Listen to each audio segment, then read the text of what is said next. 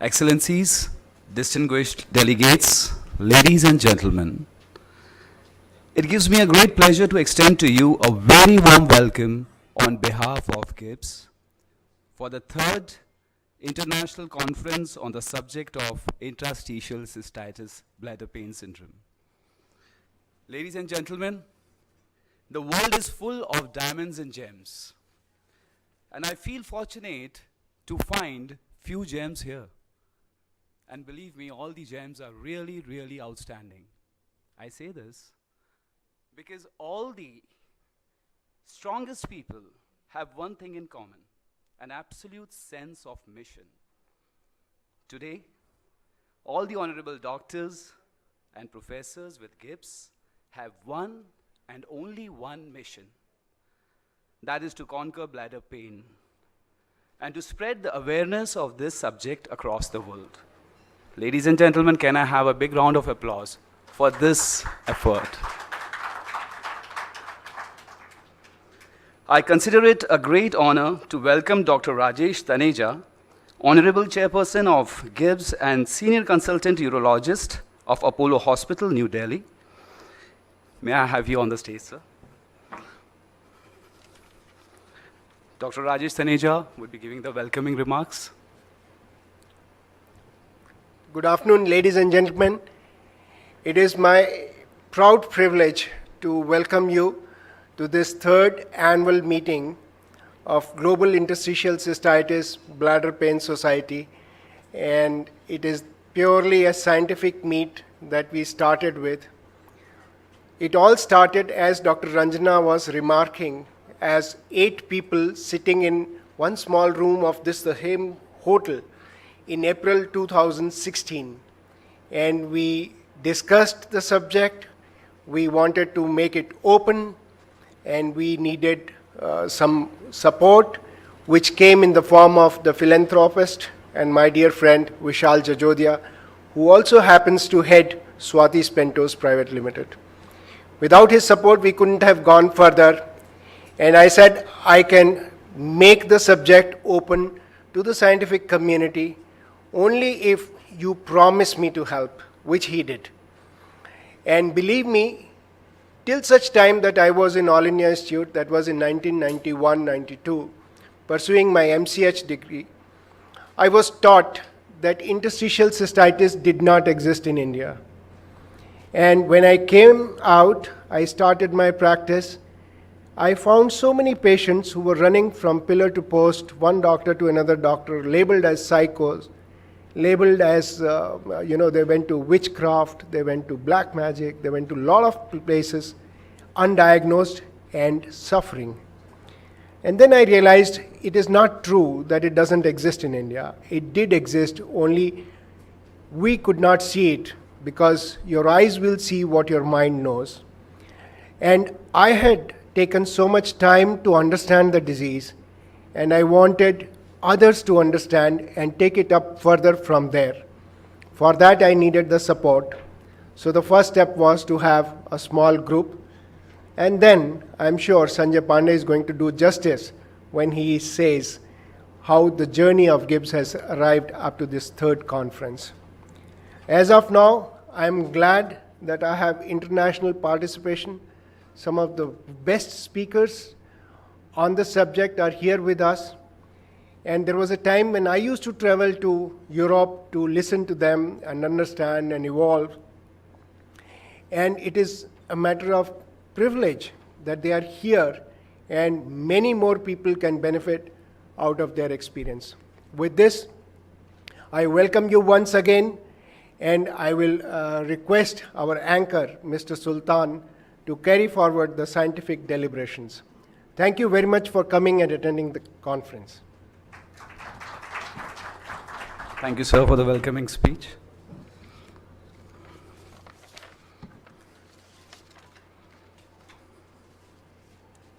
Now we will start the first scientific session of this conference. Ladies and gentlemen, we rarely get the kind of opportunity to listen to the words of great knowledgeable speakers, and I'm talking about following honorable chairpersons. Lieutenant Colonel Dr. Amit Shah, He is a urologist and renal transplant surgeon in Ashwini Command Hospital, Mumbai. Dr. Vicky Ajwani, consultant urologist from Vadodara. Dr. Suresh Pattankar, senior consultant urologist, ACE Hospital, Pune. Dr. Narendra Mohata, senior consultant urologist and director in Kamal Institute of Endourology, Nagpur. Dr. Atul Shah, senior consultant urologist in Nilgiri Hospital from Amchi, Mumbai. A big round of applause for the esteemed gentlemen, ladies and gentlemen.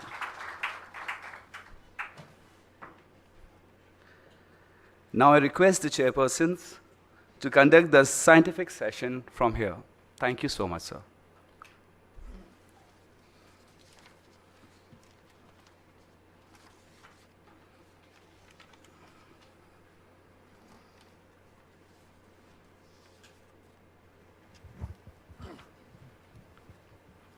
A very warm good afternoon. At the outset, I really thanks Dr. Rajesh Taneja for this global crusade of bladder painful syndrome. Like a terrorism, it has become a global issue to my mind. To what I'm going to talk about it, our own research innovation about this. For a urologist, this is going to be a major practice, earning and solving problem. Let me tell you, stones, prostates are already getting treated. But the painful bladder syndrome is still an enigma to all of us.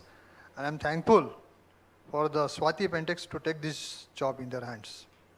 With this word, I just like to introduce Dr. Sanjay Pandey. Sanjay, a very close friend of mine, a very dedicated urologist doing a lot of things, highly interested in PBS. I think he needs no introduction to all of us. But Sanjay is a very busy urology practitioner, and I'm happy, in spite of his busy schedule, he gives so much of time to this problem. Thank you very much. I think Sanjay, you can start with the journey of GIBS. Lights off.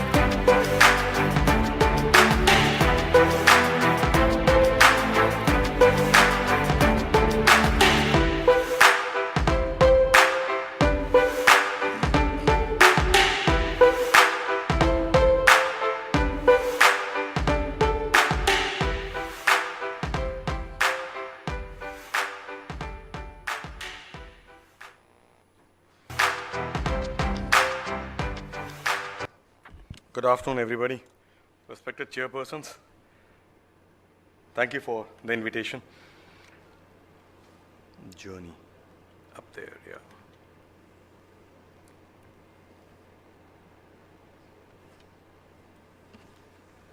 Yeah, truly.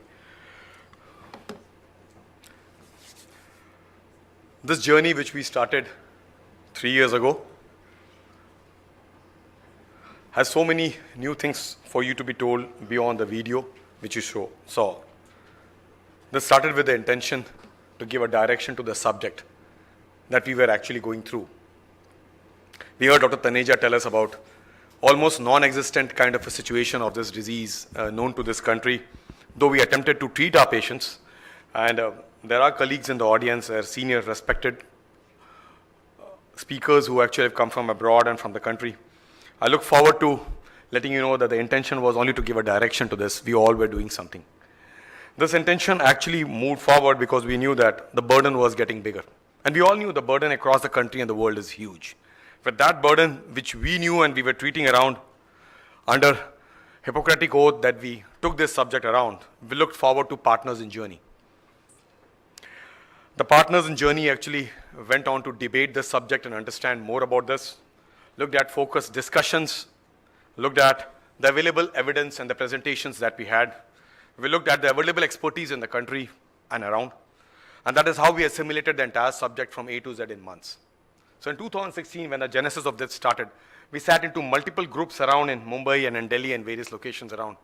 And we looked at our colleagues and partners in the subject, which are general practitioners, physicians, gynecologists, the entire society, and various major organizations which actually did participate and did subject the justice in the last many decades.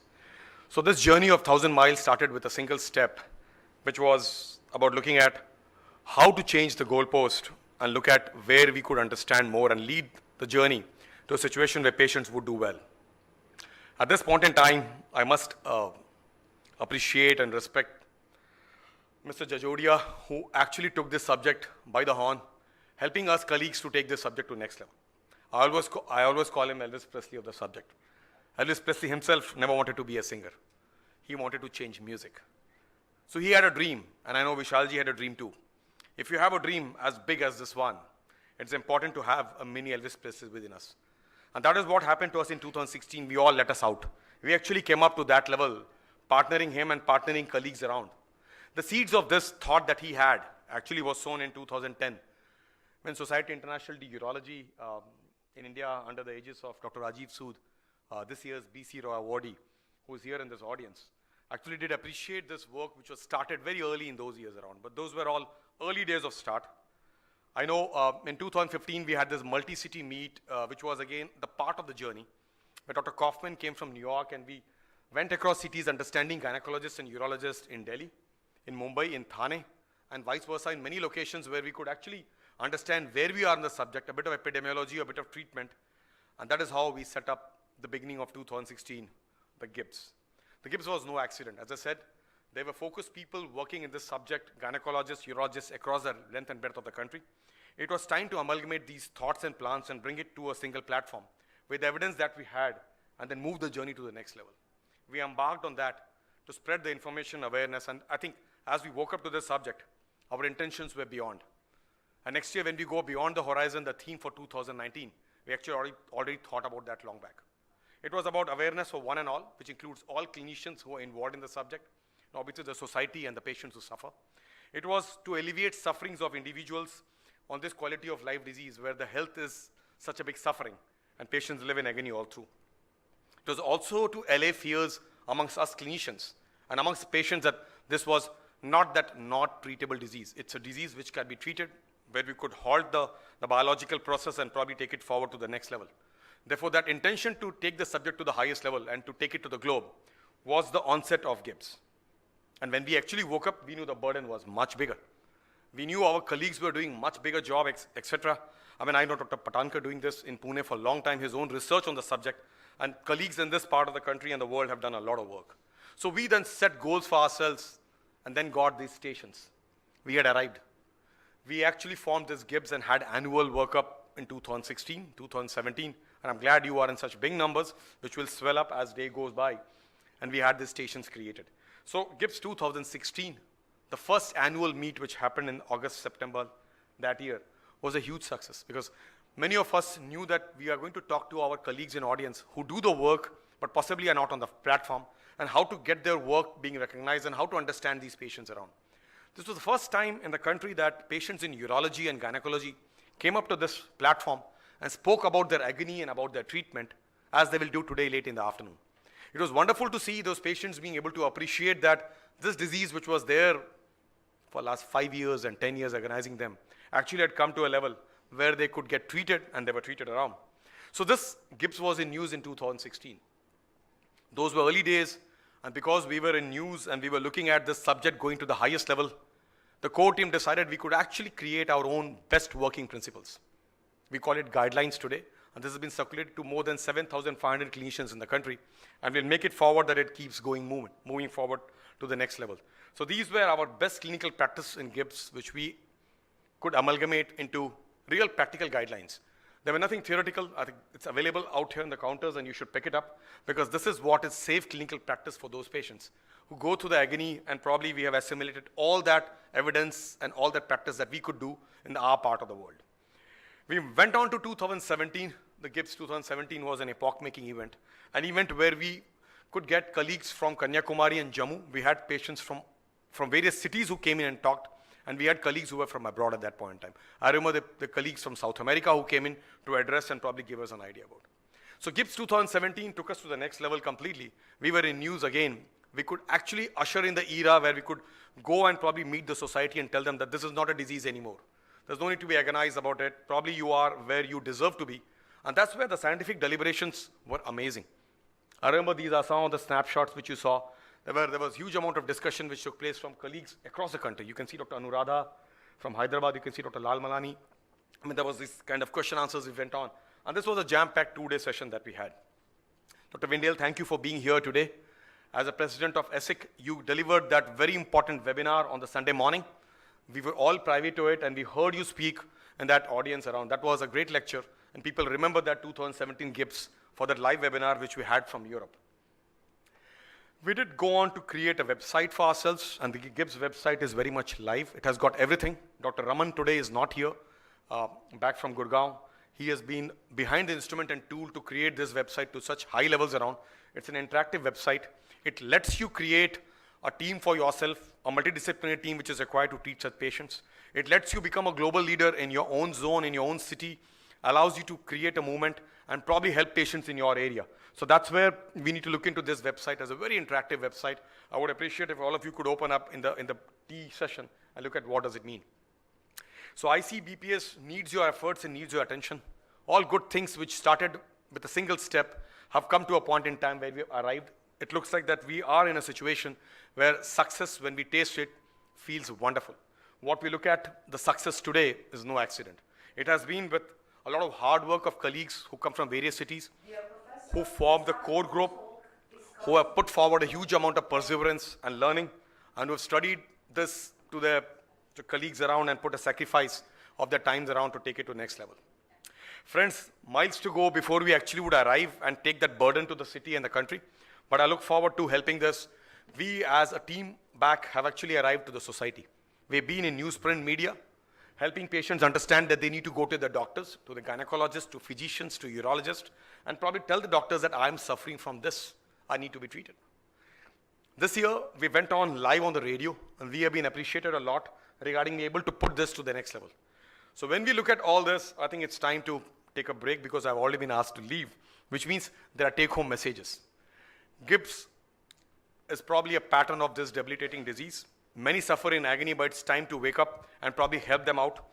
Identifying and treating centers a lot about the need of the hour for these patients around. I know there's no ideal quick fix. One needs to be prepared with the armamentarium to treat A to Z of such patients around. We need to leave it to the practitioners of the art, which we used to do in the past. But it's time for us to treat few every year like we do now. It's to attempt and spread the awareness that you and I are doing by GIBS. Therefore, the teamwork that we have created is strong. We stronger than I. And finally, we have assembled on the horizon in 2018 our theme. We look forward to assembling in a bigger number beyond the horizon in 2019. So truly, this has been a teamwork. Because we live in an era of stress, innovations, competitions, and improving quality of life, I think it's time to set very high standards for patients of IC, for our patients out here in this country and a global scenario. Therefore, truly, it's a challenge that we're taking forward. We've realized a dream till now. Beyond the horizon, we'll still realize dreams around. Thank you so much. Thank you, Sanjay, for for taking us through a very wonderful journey of GIBS and this painful syndrome, which really make it painless for all of us. Thanks a lot. I request my co-chairman to announce the next speaker. Now I request Dr. Apul Goyal from KGMC Lucknow, a very well-famed urologist of our country, to take on the next topic on BPS in a large government department of urology. Over to you, sir.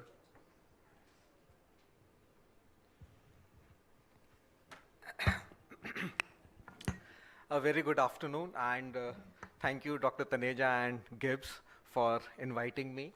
I have also been part of the GIBS since the very beginning, 2016, and it has been a learning experience personally for me. In fact, I have learned much about this disease, what I knew initially. So my perspective today is to tell you something about the IC as regards a government, a large government. I have added, this was not there in the brochure, a teaching training hospital from where I come from. So why we want to discuss this scenario of IC in context for in a government hospital? So probably the reason is that if you see the natural history, there's often a delay in diagnosis, and usually the patient sees a number of doctors, consults a number of doctors before actually getting the right treatment or getting the right diagnosis. So apparently there's some mismatch in the training actually. So that was the reason why we chose this, because the patient has to consult many physicians or doctors before finally being diagnosed as a case of IC. So where is the problem? So most likely we do not know. Maybe there are so many factors why this is happening, that the patient is running from pillar to post, as Dr. Taneja mentioned, before actually getting the right treatment. So one reason of this multifactorial etiology of what I mentioned is the IC is a different type of disease. If you see, the etiopathogenesis and the symptoms are bizarre. The diagnosis still remains a dilemma. It's primarily a diagnosis of exclusion, if you say, and the treatment remains empirical. So everything from the etiology, the diagnosis, the presentation, everything is bizarre. So one reason why we are not training, why the students are not getting the right message, is probably the diagnosis. The disease itself is so vague. If you see, IC is a relatively new disease entity. It was only in 1988 that it was scientifically, the definition came scientifically actually. Before that, yes, everyone knew that this condition existed. There were patients who had this pain problem. But it was only in 1988 that we could have some sort of a definition, so which gave direction to research also. Because before that, there was no clear-cut definition. So it's a relatively new entity if you talk scientifically. Even today, it's considered a diagnosis of exclusion, and maybe this quotation from one of the articles which was published holds very true for this condition. When a thing was new, people said it's not true. Later, when the truth became obvious, people said, anyway, it is not important. And when its importance could not be denied, people said, anyway, it's not new. So this is what is happening with IC. I'll be sharing my experience, what we see in KGMU, the King George's Medical University. It's in northern part of India. And we started our MCH program in 2005. The first batch came out in 2008. So the 10th batch passed this year in August 2018. We have 7 full-time faculty members. We get 6 residents each year. So at any given moment, we have 18 residents. So it's a fairly large department. We have an extremely busy gynecological department. So these are the 2 departments who are dealing primarily, who get probably patients with IC, primarily women. So we have, it's a big department. It caters to a large population. UP is a very populous state with relatively scant medical facilities. So we cater to a very, very large population. And this is the monthly statistics that we have. We get about 4,000 patients who come to us per month, of which about 1,700 are new patients and about 2,000 are old patients. And this is the male-female ratio. It's about half to 1/4 is the female population of the total footfall that we get. And although we don't maintain this number of IC patients, which I have written as 2 to 3 per day, this is just an approximation because we do not keep OPD data. So I don't have the types of patients who come to us. We don't have this data actually. But this is my approximation, the patients we get. We have about 170 patients who get admitted each month in our hospital. So if you see the proportion of patients who get labeled as IC or BPS is not too many. We have, for example, this boils down to about 170 or 180 patients every day. So out of those 170 or 180, we have about 2 to 3 patients who probably are suffering from IC. So what is happening? So is IC or BPS uncommon? So if I again quote Dr. Taneja, till 1991 or 92, what he mentions, All India Institute again has a huge footfall. It's an extremely busy hospital. And if you say that IC you were not diagnosing IC at that time, so maybe our experience is similar to that in 1991. So in a busy government hospital, I don't think IC BPS is very, very common. But when I interact with my colleagues who are in private sector, they say that it's not so uncommon also. So they do see patients, they do treat patients with IC. They have this, so it's probably not uncommon. And if you see the literature, if you see the international literature, it is common. It is not uncommon. For example, this is a study which came from the United States where they looked into the prevalence of this condition. I'm not sure whether you can read it from there. So in the conclusion, they mention bladder pain syndrome, interstitial cystitis symptoms are widespread among United States women and associated with considerable disability. So this condition is not uncommon. And if you see, this table is from the Campbell's Urology. Unfortunately, various investigators have used different definitions, so the prevalence is varying very, very widely. Even in the United States, one figure is for 60, and at the bottom you can see 2,700 per 100,000 women. So the figure is, there are lots of variation in the figures, but if you see Asian countries, Japan 4.5 and China is 100. So if we believe our incidence to be similar to that of China, so India has a minimum of 1.25 million patients. This is from a paper by Dr. Nagendra Mishra, who's in the audience today. It is not uncommon. So what is happening? If it's not uncommon, what is happening? So are these women suffering silently? So even if, it's going to be over. Okay. Thank you. Even if you see the US data, where they anticipate that there are about 3.3 to 7.5 million women who are suffering from this condition, only 9.7% are being diagnosed with IC. So I suspect it's a similar scenario even in India. So apparently they are seeking more treatment in the private sector because there they get more time.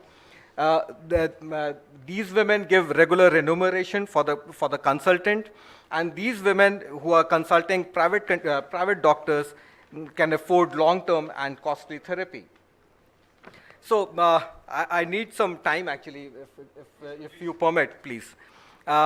So is there a problem in the training? So one reason is probably yes, and the reasons could be that the patients that we get in our government hospitals belong to the poor socioeconomic status, and maybe in India, IC is more common in higher socioeconomic condition, although I'll just mention in the next slide, the literature is opposite. It says that it is equally common in poor socioeconomic conditions. These women need long-term follow-up, and in a government hospital, there's always a change in doctors. So the residents keep rotating. We also sometimes are on leave. So the patient sees another doctor and probably doesn't come again and again. The therapy also, even today, is not very effective, and this is one reason why these women are not coming to a government hospital. Another problem is that these patients need time for counseling, and in a busy government hospital, the time given to each patient is short. So these women are probably running away. They don't understand that the treatment is long, and it will take time for them to improve. So these things are probably not conveyed, and they don't come to us.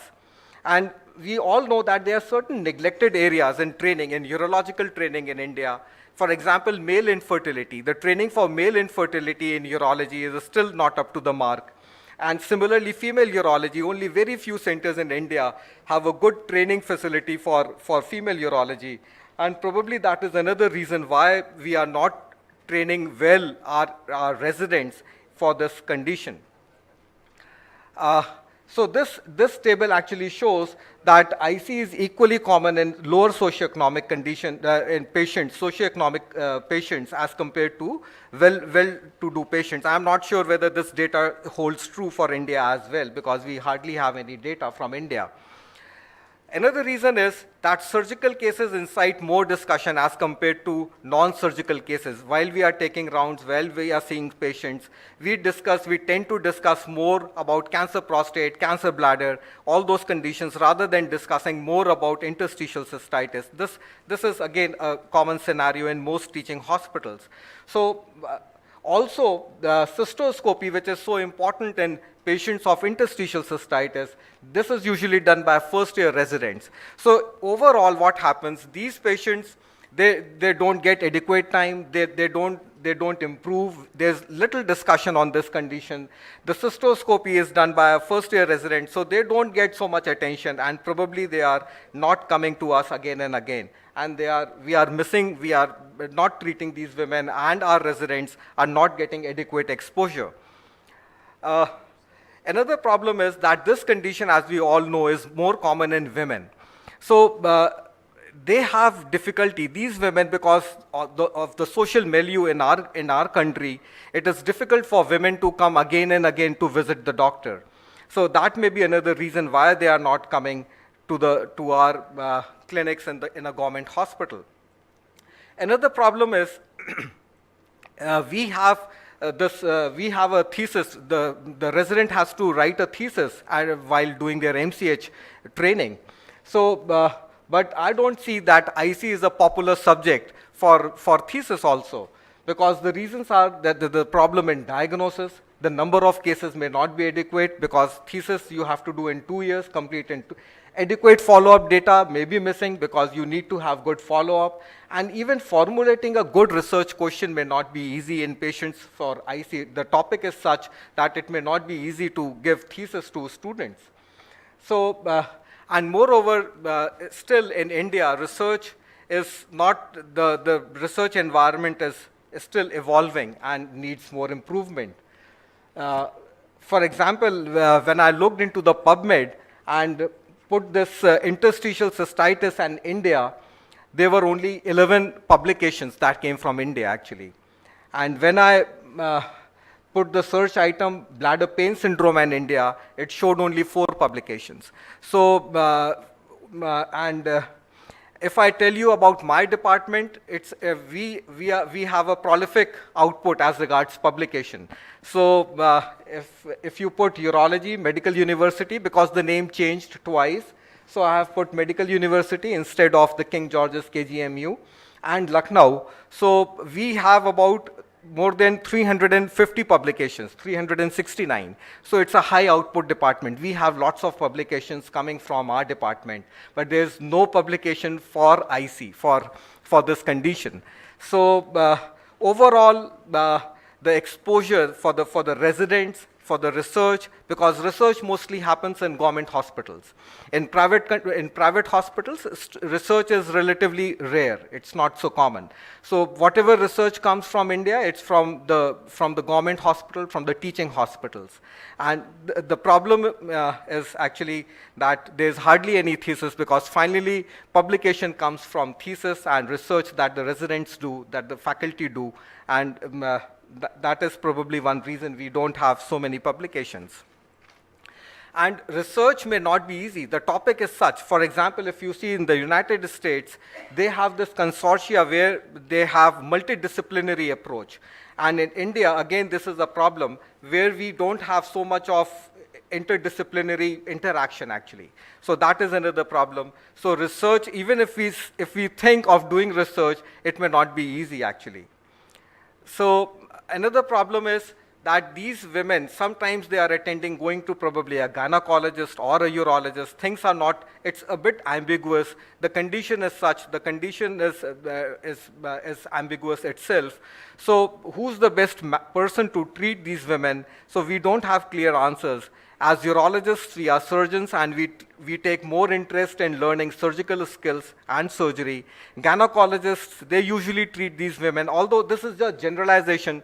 We do have gynecologists who take interest, so don't take it otherwise. So usually treat these women half-heartedly. They are not so keen. And there's hardly any discussion on this topic. So, and these women, my feeling is they are just treated by default. It's not a well-planned manner in a proper fashion. So moreover, this condition, if we say, is a bit unglamorous, because there's no role of CT, MRI, or a PET scan. There's hardly any skill needed to treat these women. And you don't display your skills in an operative workshop, as surgeons are usually, they love displaying their skills somewhere. There's so much of bias associated with IC also. If you see, from a disease perspective, patients in a busy government hospital, there's always a bias to treat trauma, give bed to a trauma or a malignancy case first. There's a physician bias and the residents bias also, because they are more keen to learn. Professor, the time that we talk is going to be over. Thank you. Okay, so what can we do for this? So I think GIBS is one platform which is doing so much to educate, because every time we have new participants, new people coming, and so we are spreading awareness. GIBS is one platform, ESSEC is another. We had this meeting of ESSEC in 2016 in New Delhi. So all these things, create more awareness. And we have some good news also. For example, this paper, which was published in 2015, where they looked the impact of internet and modern diagnostic criteria on internet search activity by the public, they noticed that this topic is being searched more and more on the internet. So people are taking attention, they are giving attention to this condition.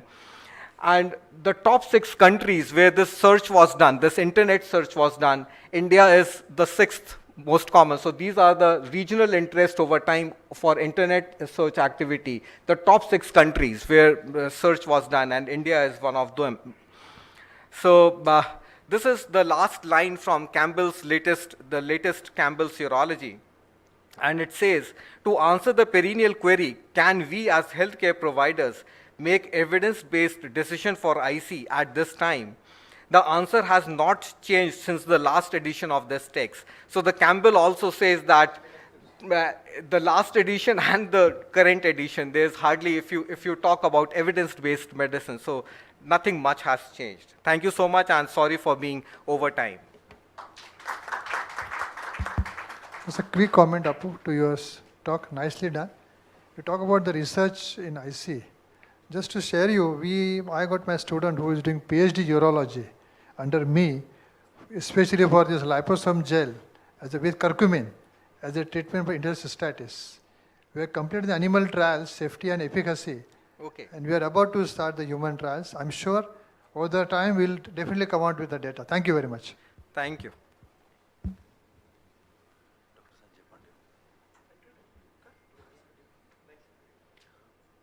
Thank you so much, Dr. Apul Goyal sir, for giving such a wonderful presentation. Again, I would like to invite Dr. Sanjay Pandey sir for the next topic, that is practical implication of ICBPS in gynec practice. Okay, somewhere there, gynae practice.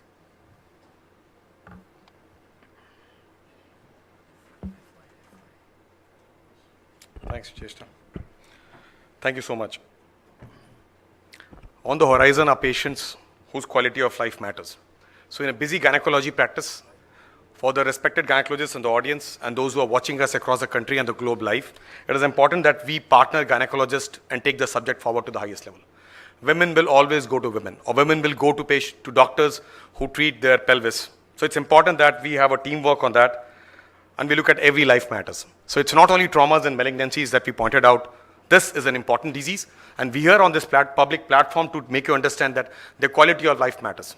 Greetings from the Kokalaben Dhirubhai Ambani Hospital, which partners this important event today.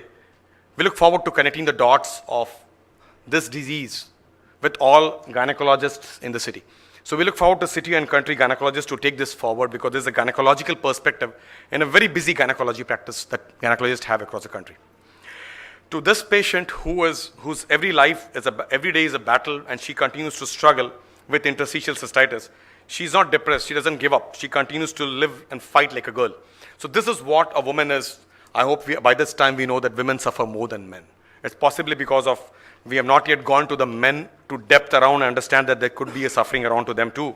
But important to improve their quality of life, because they suffer with all this.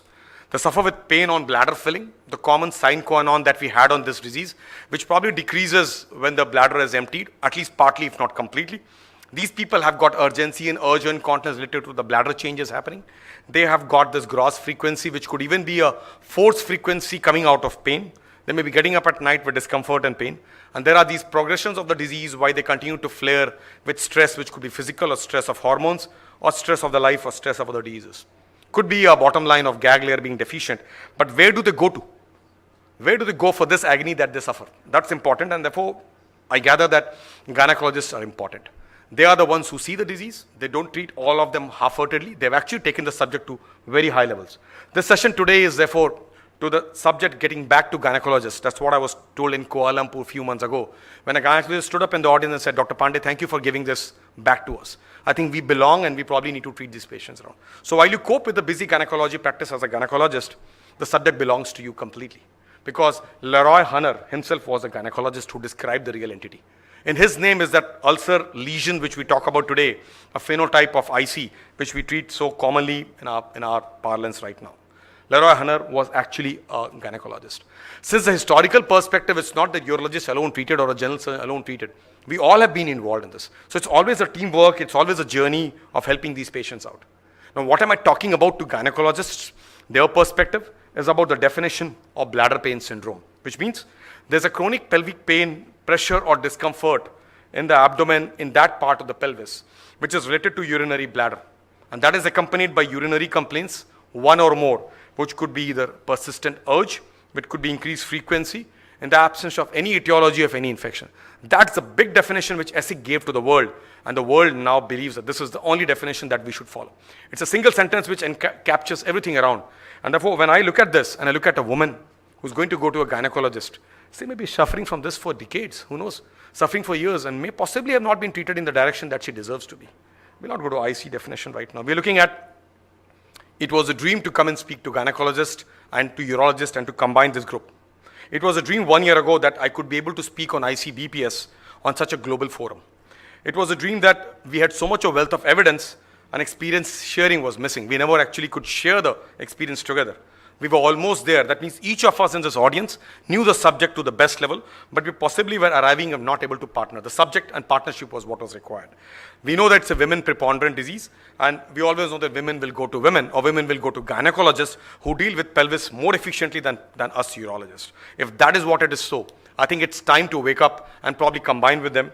We is always stronger than I. Why? Because this entity called bladder pain syndrome is associated with so much of negative cognitive, behavioral, sexual, emotional, and the consequences that they go through in their life.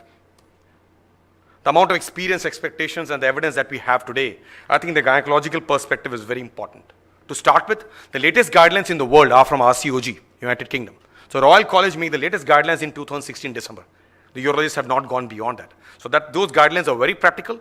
Please open up that and probably look into that as to what gynecologists are doing across Europe and Americas and UKs around. So I think they're working on that. But an individual patient to a gynecologist continues to suffer. That's a young lady on the other side, and there's an elderly woman who probably is suffering and doesn't know whom to go to. If that is what it is, we need to identify the right patient for the right therapy. And that identification will only happen with that kind of a busy department which you saw picks up 2 to 3 ICs every day in King George Medical University. It's important that we take these patients to the right and logic conclusion. What are they suffering from? They're suffering from everything which translates into agony, anxiety, and expectations from a doctor across the globe. They go through this increased frequency, which is a forced frequency because there's a pain on bladder filling. It's an automated behavior that they learn through. They have to go through it, unfortunately. There's a sudden urge to urinate, and they really can't postpone that. It's difficult to control, partly because of pain and partly because of other issues. The pain, which could be in the bladder to start with perhaps, could be anywhere in the pelvis, in the vagina, in the rectum, in the groin, in the perineum. They go through all those agonies around, difficult to define to all of us. They go through that waking up at nights, not like you and me with urge, but wake up with difficulty, discomfort, and pain. So if that is what it is, the quality of life is hugely impacted with all aspects of the life. I think it's important for us to wake up and probably be partners with gynecologists and urogynecologists because we all belong to the same subject and the same team. So let me just give you a short perspective, which will be the beginning of how you as gynecologists will be treating it.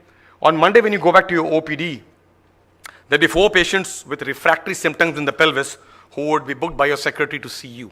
And remember, Monday is a very busy day for you to start. Each of them is seeing you for the first time. They have seen somebody else somewhere. Monday being a very busy day, let's share the profile so that you know them when they come to you in the OPD. Let's know that they deserve your expertise and deserve your care. Look at this Mrs. B. She is 44 and she's a journalist in Mumbai. She has got gross frequency of urination day and night. She has burning sensations in the lower zone. She describes some discomfort and burning in that area. She doesn't associate it with urination all the time. She has got dyspareunia and she has got regular menstrual periods. Complaints for which a patient would come and see you as a gynecologist.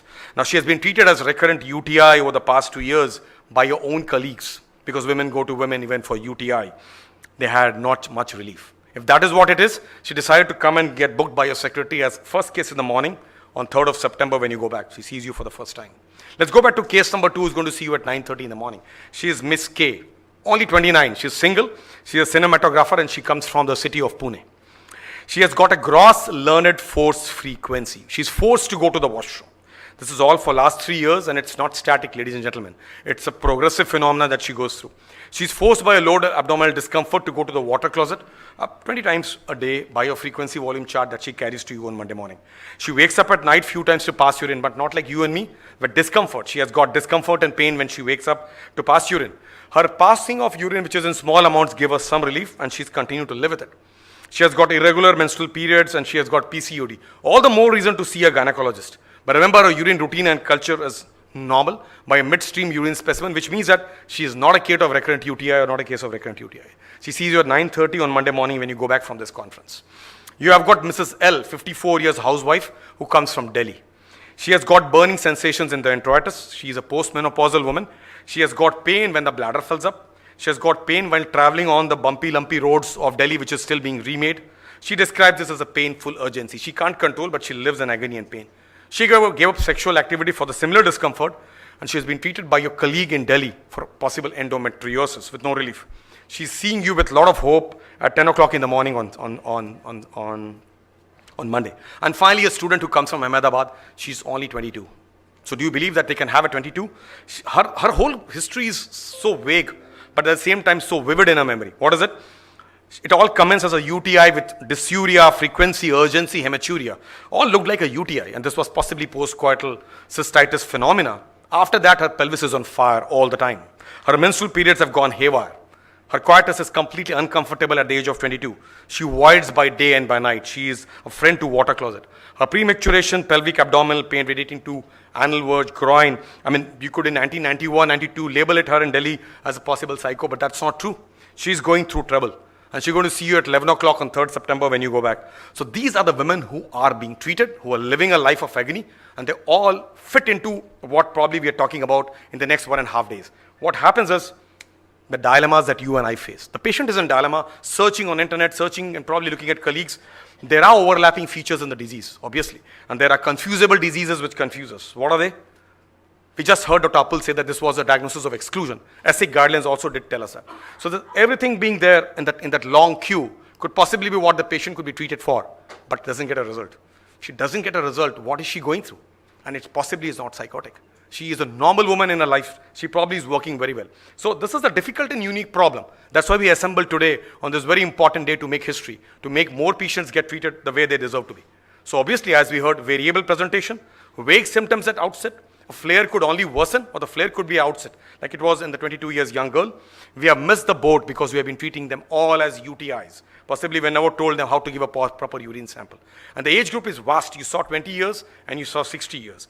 If this is what it is with a female preponderance, and the disease is progressive, disease is disabling, there are many treatment modalities now that we know about. If that is what it is, what were we busy doing it? We possibly never had guidelines in the past which could make it stronger. We possibly never had multidisciplinary teams. And therefore, I think it's important that gynecologists, urologists combine. We always are learning. Each patient is a teacher. There was a multimodal therapy which we never thought about. We only thought about one aspect. The lady deserves multiple aspects of treatment: overactivity, pain, discomfort, etc., etc. So we don't know when does this IC or BPS begin. We never know that. But we know there's a journey that the patient goes through, like the journey that we are going through. Somewhere there could be a misdiagnosis, somewhere there could be a stagger, somewhere the patient may be good enough, somewhere it could be a progressive disease. But at the end of it, she goes through the vicious cycle that probably we will talk about in the next 2 days. So finally, to all gynecologists who treat this subject and are treating, it's important to classify and identify these patients and stratify them into right. What does it mean? All women who visit your clinic from morning till evening, there could be patients who could be having pelvic pain, pressure, or discomfort. If there are women who have that, and of them, those patients who have got that, plus urinary frequency, urgency, dysuria, etc., possibly they could be the patient with target disease. Is it okay to wake up to these patients around, give them what they deserve? If that is what it is, let's revise the history. Let's look at what kind of patients we see. We see new patients every day, and we see refractory patients. So who are the refractory ones? Possibly because they missed the boat. They could be labeled as recurrent UTIs, chronic pelvic pain, exacerbated symptoms on and off, various psychological disorders. Remember, overactive bladder without a discomfort could be one. And there are concurrent endometriosis or mistreated as endometriosis. These are your refractory patients whom you probably go back and think of, oh, these are patients I missed off. And there are those new patients who would come and complain of, I have got urgency frequency. They will not possibly talk of pain, or the pain is good enough, they're living with it. But there could be those patients who would have pain relieved with voiding, or the pain could be because of dyspareunia, or many ways that you could probably elicit in the history. So if you look at that, for a gynecologist and the perspective to a gynecologist today from this setup, setting up an IPS clinic is probably a huge thing to talk about. It's too much of an innovation to talk about. But is there a need? Is there a need to wake up to it? Is there a need to have a multidisciplinary team on that? Will this be a boon to all those patients who come to you and come to you alone, or possibly come to you and miss out and probably go to somebody else? So I think it's important from a perspective of a gynecologist, because you see women of this kind, it's important to wake it up. We know that it can be fixed, though there's no quick fix. Finally, pain, discomfort, and pressure on bladder filling, possibly relieved on voiding partly or completely, increased frequency, urgency, and pain, or a forced frequency that makes the pain wake them up earlier. There's a pelvic discomfort and a multi-organ crosstalk between the bowel, between the vagina, between the muscles, and between the pelvic floor. They adjust to life with diapers, they adjust to life with drinking less water. They're labeled as possibly various kinds of diseases. Ineffective treatment goes on for these patients in urology, in gynecology. Your patients are coming for first visit to you on Monday morning. I showed you 4 patients who are coming to you. I think they all fit into somewhere the phenomena that we're going to discuss in 1.5 days of very intensive conference that we have. Ladies and gentlemen, we don't want end-stage bladder. We don't want the bladder to go forever.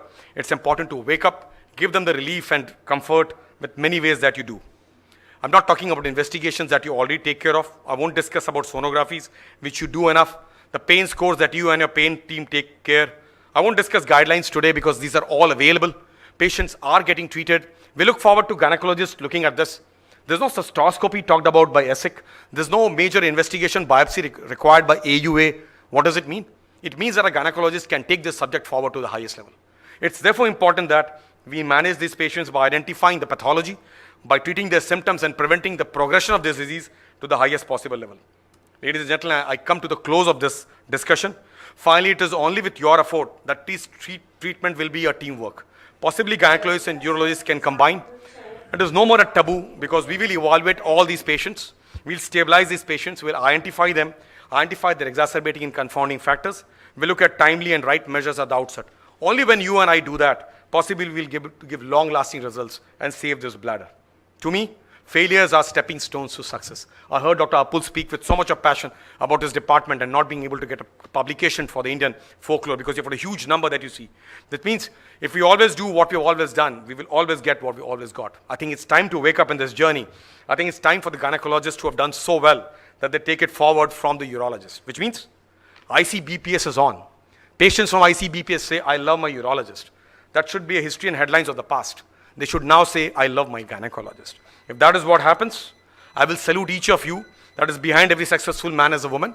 And behind every successful urologist is a gynecologist. You have given the case to me. I think the case needs to go back to you. Which finally means behind every successful ICBPS program like the ESIC, like the GIBS, I think it's important that we put intricate teamwork with all doctors who work in the pelvis. Thank you so much for allowing me this. ICBPS will always be a jigsaw puzzle. We are on threshold to achieve something we never achieved. Ladies and gentlemen, it's time to identify them on Monday morning when those 4 patients come to you. Thank you so much again. Thank you, Sanjay. Brilliant and crisp as ever. And I don't think there could be any better motivational initiative towards the gynecologist by a urologist.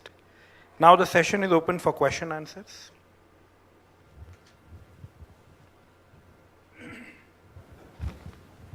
You can pass this.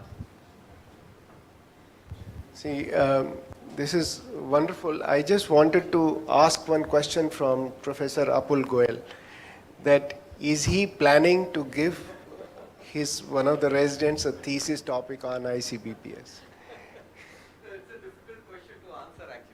It's a difficult question to answer.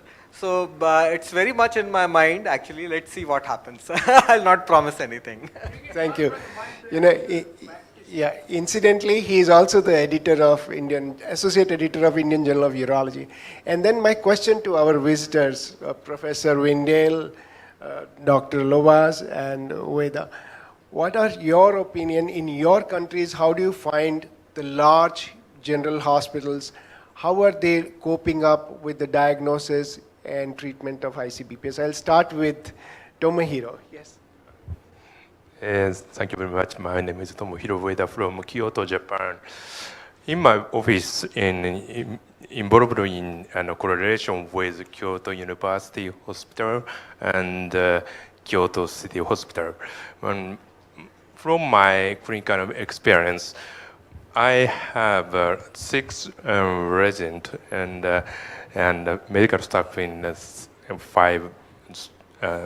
But I have been involved in a clinical professor in Kyoto University, but I have no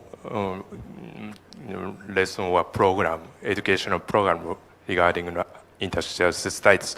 So I started and making a program to teach an educational program on IC. So, but in the first, I tried to show the pathology on the bladder using a cystoscope. And after mentioned here, and I will present a narrowband imaging.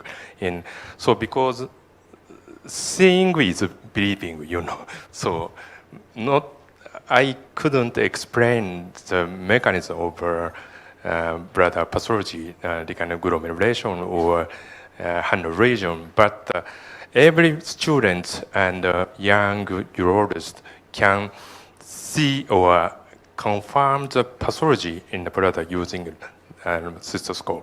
So this is the first step.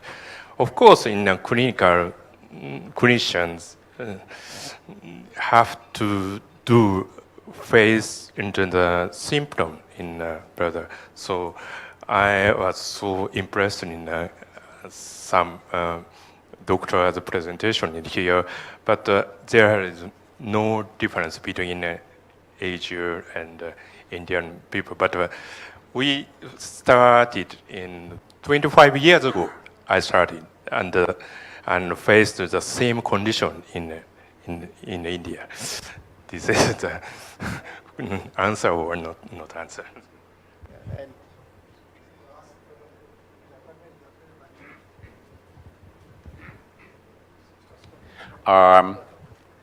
I think it's rather difficult, okay? Because now I look into our situation, which is completely out of line if I look at India, because you have how many people? 1 billion and something? We have a total for the country 10 million. Okay? So that means in my country we have accounted for about 2,000 patients with IC BPS. There is one dedicated center in the kingdom that is in Antwerp. Okay. But usually the university hospitals deal with it in a sort of essay guideline way. Okay. But the majority of the patients, just like I heard reporting here, is for years dwelling around in all kind of levels of medical care, and our medium time before diagnosis is 4 years. Okay. 4 years treatment. That means that the cases you see in a dedicated center are usually already quite progressed, and that makes our task difficult and easier. All universities talk about BPS and IC to the students. Usually it's in the 4th or 5th year, but the time allocated for urology and gynecology is so small, okay, in the total of program, because a lot of the time goes to communication and good news and bad news discussions with the patient, okay, to teach them how to do it. For urology is small, but even in this time frame, I think it probably is the case that they would have a sort of getting to know, but the sort of getting more familiar, but not longer than 25 minutes during their entire education.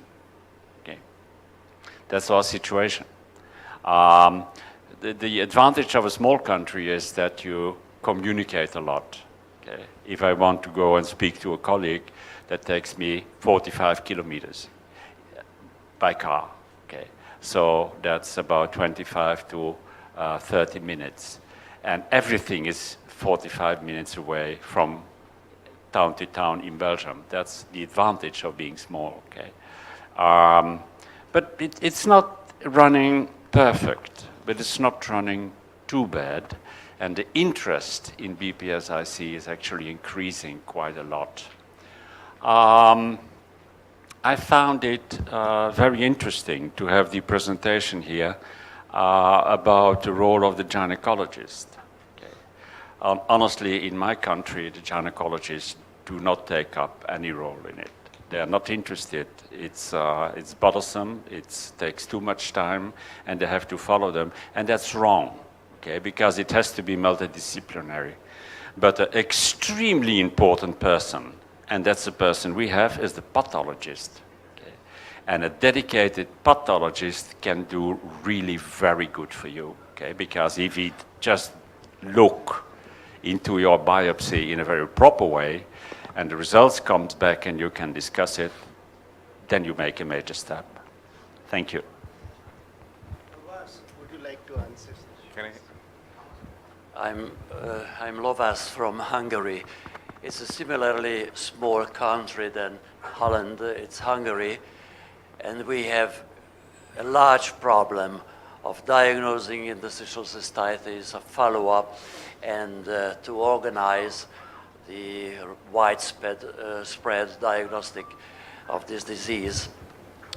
The main problem is that in big centers, big hospitals or clinics, state clinics, usually there is 5 to 6 minutes for a patient at an outpatient clinic, which is absolutely insufficient to diagnose an interstitial cystitis patient with a long-lasting, history of disease, a lot of papers, documents bringing with her. So only private clinics have sufficient conditions, time for diagnosing the patients. This is one problem. The other is similar to Holland. We have no really establish good connections to gynecologists. They look as really competitors in this disease and not to cooperate in this direction. We must solve this problem. We made a few steps already to go to gynecologists meeting and to have lectures about interstitial cystitis because they literally don't know anything about this disease. We have a huge task to change this. Another step is what we would like to reach, to set up a net of specialists treating interstitial cystitis around the whole country, not to force the patients to travel many hundred kilometers to the capital to get treatment and then home again. This is really a very poor condition now. So these are the problems we must face. Can I ask a question?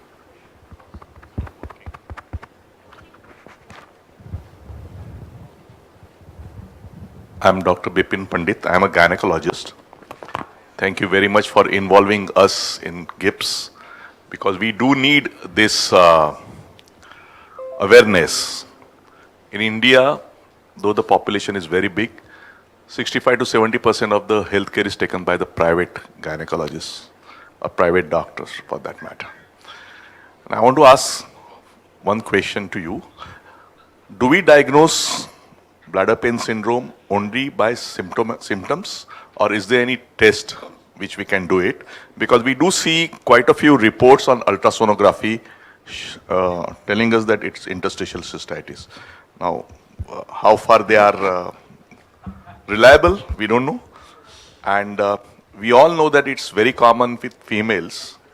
And how do we educate and make aware all the gynecologists that ultimately this patient should be referred to urologists? That's a very important thing. Yes. Pandit, I must answer you. Thank you so much for asking this question. Now, the whole motto today to invite the gynecologist and to have a platform with urologists is to look at this should be multidisciplinary work as across the world. You heard actually pioneers come from Europe and speak that. To us, we actually in India work with gynecologists many a times. You know, we have operation theaters close by and many of us share jokes and share conferences around. Unfortunately, sonography in this country diagnoses cystitis, which is sadly not an ultrasonologic diagnosis. They can't diagnose interstitial cystitis anyway. But cystitis is not a diagnosis of ultrasound either. So that's a wrong diagnosis we're going. So we have gone deep, unfortunately, into a situation where a thick walled bladder is not cystitis all the time. Yeah. Sadly, yeah. So let's not go to that today, but looking at the diagnostic criteria for bladder pain syndrome, I think the patient speaks for herself, very classically. You heard those 4 girls or ladies who will see you on Monday morning that tell you what they're going through. They're not going through a UTI. They're going through that discomfort. Now, bladder pain syndrome has actually gone through a large journey, which Dr. Vindale can tell you, to come to such a brilliant definition where discomfort is chronic. It's not a honeymoon cystitis of 48 hours.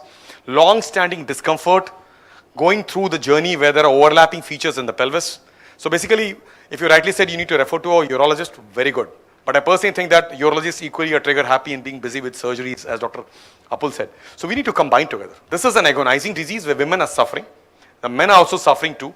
A small phenotype of this disease can lead to a bladder completely wasted and a small thimble bladder too. So I think the subset has got a large disease population with A to Z kind of symptoms around. There's no single diagnostic test today. In the yesteryears when I was a student and my teachers in this audience taught me, the disease was different. We used to do a cystoscopic biopsy and take that as an interstitial cystitis diagnosis. The patient must have gone through a journey of a decade of trouble at that point in time. But today, with a patient coming to you with those complaints, you can pick it up, you can probably treat her symptoms, you can go to a level and understand. Obviously, some patient may come in a very serious condition with a lot of symptoms compared to somebody very mild. So it could be a flared up patient or it could be a patient going through agony and trying to seek one more help. So this is a large subject. I don't think a one question answer could sort it out. Yeah, one more thing. Many a times patients come to gynecologists, there are also associated conditions. All these years we used to diagnose like endometriosis or pelvic infection or chronic PID, labeled it. Now, if there are associated symptoms, how do we label that this is a case of chronic pelvic pain or interstitial cystitis? I showed you that very important characteristic characterizing these patients. Patients coming with chronic pelvic pain, pressure or discomfort in the pelvis, relating it to urinary complaints too. That means we're getting into bladder pain syndrome. I'll come to gynecologist again and talk to you. Sure. But this is a combined platform. Yeah, we're doing that only. So you're spending time on this. So we'll discuss that. Yeah. Is this working? I'm Nagendra Mishra. Now coming to, who's doctor? I didn't see you. See, coming to ultrasound diagnosis of interstitial cystitis. Now, if you on a patient having similar symptoms and ultrasound, there is a small capacity bladder with normal upper tracts. So 99% you are dealing with a patient of interstitial cystitis. That is my hypothesis on ultrasound diagnosis of interstitial cystitis. And my radiologists who are in touch with me, they always send me with a diagnosis of interstitial cystitis. So a small capacity bladder with normal upper tract, no ureteric dilatation, nothing in the kidney, no post-void residue.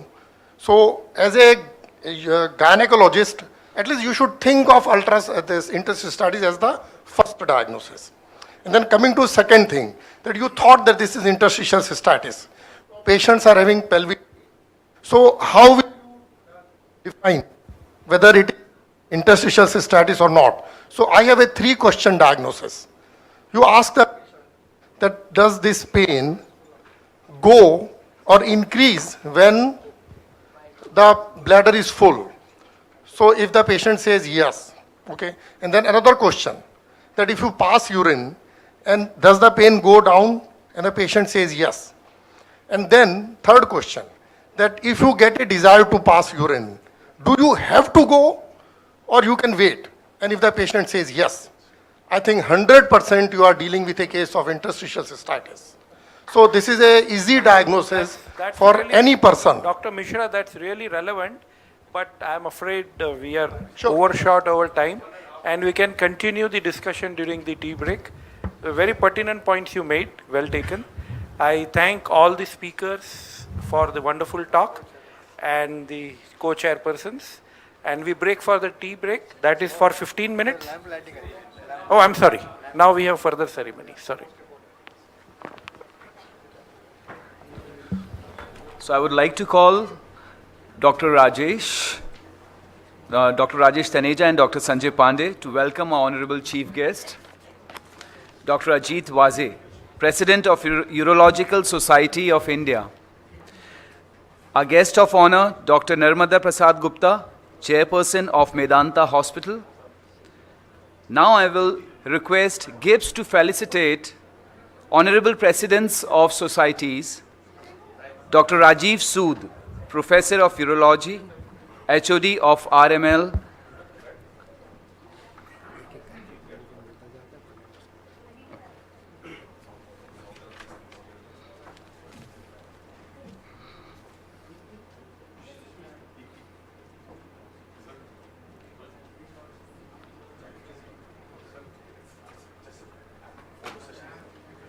this is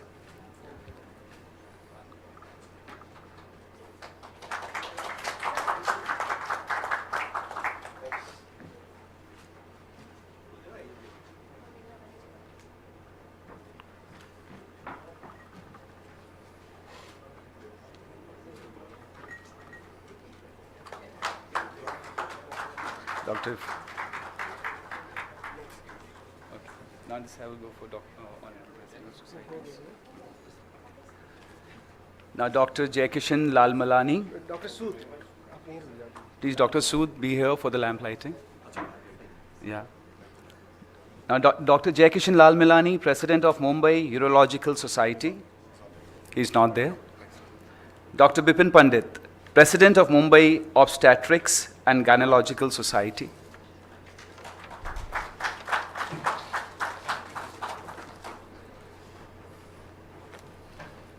So thank you for coming. Thank you so much. Dr. Girish K. Mandarkar, President of Physician. He's not there? Okay, even he's not there, sorry. Now, honorable international guest faculties, Professor J.J. Windale, President of European International Society for the Study of Interstitial Cystitis Bladder Pain Society. You are welcome, sir.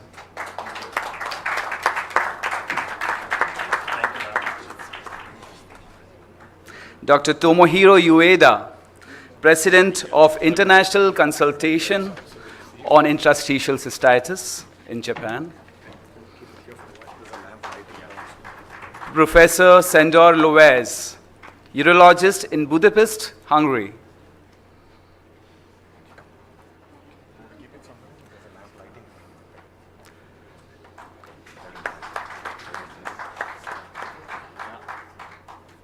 Dr. Angela Beecroft has not come, but she has sent her video. Can we play it? We can now have the lamp here. But you don't want to see that? Okay. So now, with that, ladies and gentlemen, I would like to say that light and brightness has always been equated with positivity, motivation. To make this occasion a blessed one, we will now have the lamp lighting ceremony. Ladies and gentlemen, do the honors. We have esteemed gathering among us. May I please request all the members, please, to light the lamp. Can we now please have the...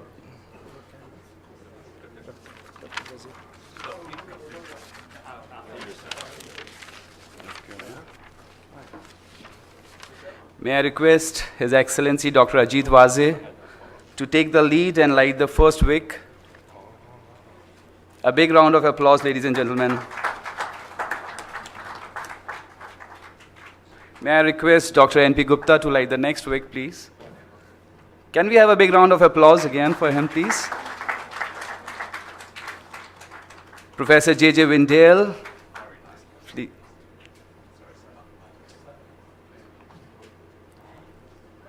Dr. Tomohiro Ueda, big round of applause for him.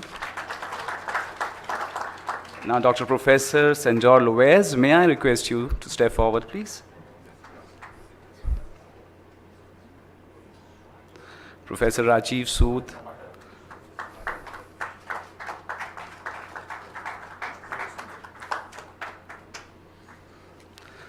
Now it's time to tea break, and I would like to request all our guests to move towards the refreshment area. The refreshing tea is ready there, and we'll resume by 4 p.m. Welcome back, ladies and gentlemen. Hope you have been enjoying yourself at this conference so far. Now we are entering the second scientific session of today, which is based on interstitial cystitis bladder pain syndrome. It will be my honor to invite our honorable chairpersons, Dr. N.P. Gupta. May I have you on the stage, please? A big round of applause for Dr. N.P. Gupta. Thank you, sir.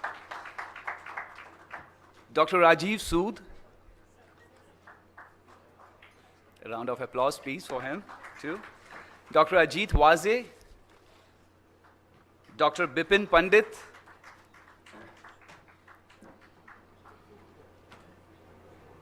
And Dr. Lal Malani. A big round of applause for them, sir. Ladies and gentlemen, I would like to inform you that Dr. Angela Beecroft, a very special guest of ours, is not able to come here in the conference. On behalf of her, Mr. Vishal Jajodia would be taking care of the presentation. May I have him on the stage, please? Thank you, sir.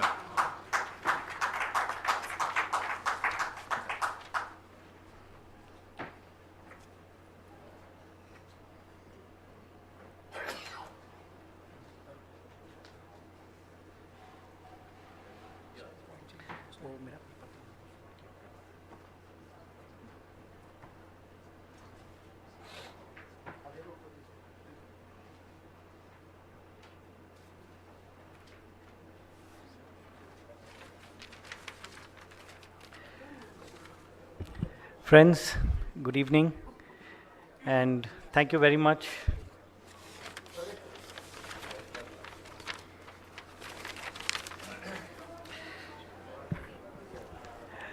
So, for those who may not know me, I'm Vishal Jajodia from Swati's Pentos. And we had started this journey of interstitial cystitis 15 years back in 2003 to reach where we have reached here today. And I can only say that my journey is defined by one statement somebody said, that just be yourself. And when we started this journey on interstitial cystitis as a subject, it was like we could not find people who would respond to the subject because it was not known. That we have reached here purely because we were ourselves. And I will share with you something different in this talk. Before I share with you Dr. Angela Beecroft's some work on gut microbiome. We are trying to do something very radical. We have done something radical to reach here. And we have honorable doctors who will be sharing a lot of work on urology, BPS and IC. So I'm trying to take a different path by trying to tweak everybody's thinking to see how we can take this subject radically to many levels. Like Dr. Apul mentioned about the statistics where there are lakhs of people, probably a lakh plus people suffering with this related disease in India. We have just started. So I'll start with this statement of Karl Marx: to be radical is to grasp things by the root. So that's what we have done. We have gone to the root of the subject, and we are able to support the clinicians with multifaceted scientific dimensions of the subject. So the world is changing radically. Radical innovation is at the core of this change and progress. Radical innovation is happening across science and industrial domains. Everywhere we see the progress in science and innovative fronts is going multifolds. I'll just show some small videos. Tegra Medical is a medical device contract manufacturer with operations in the US and Costa Rica. The company So these are some videos on radical innovations, what are happening on different fronts. Some of you must have known it. And collaborative robotics is something which is coming very new in every front. So this is one of the videos.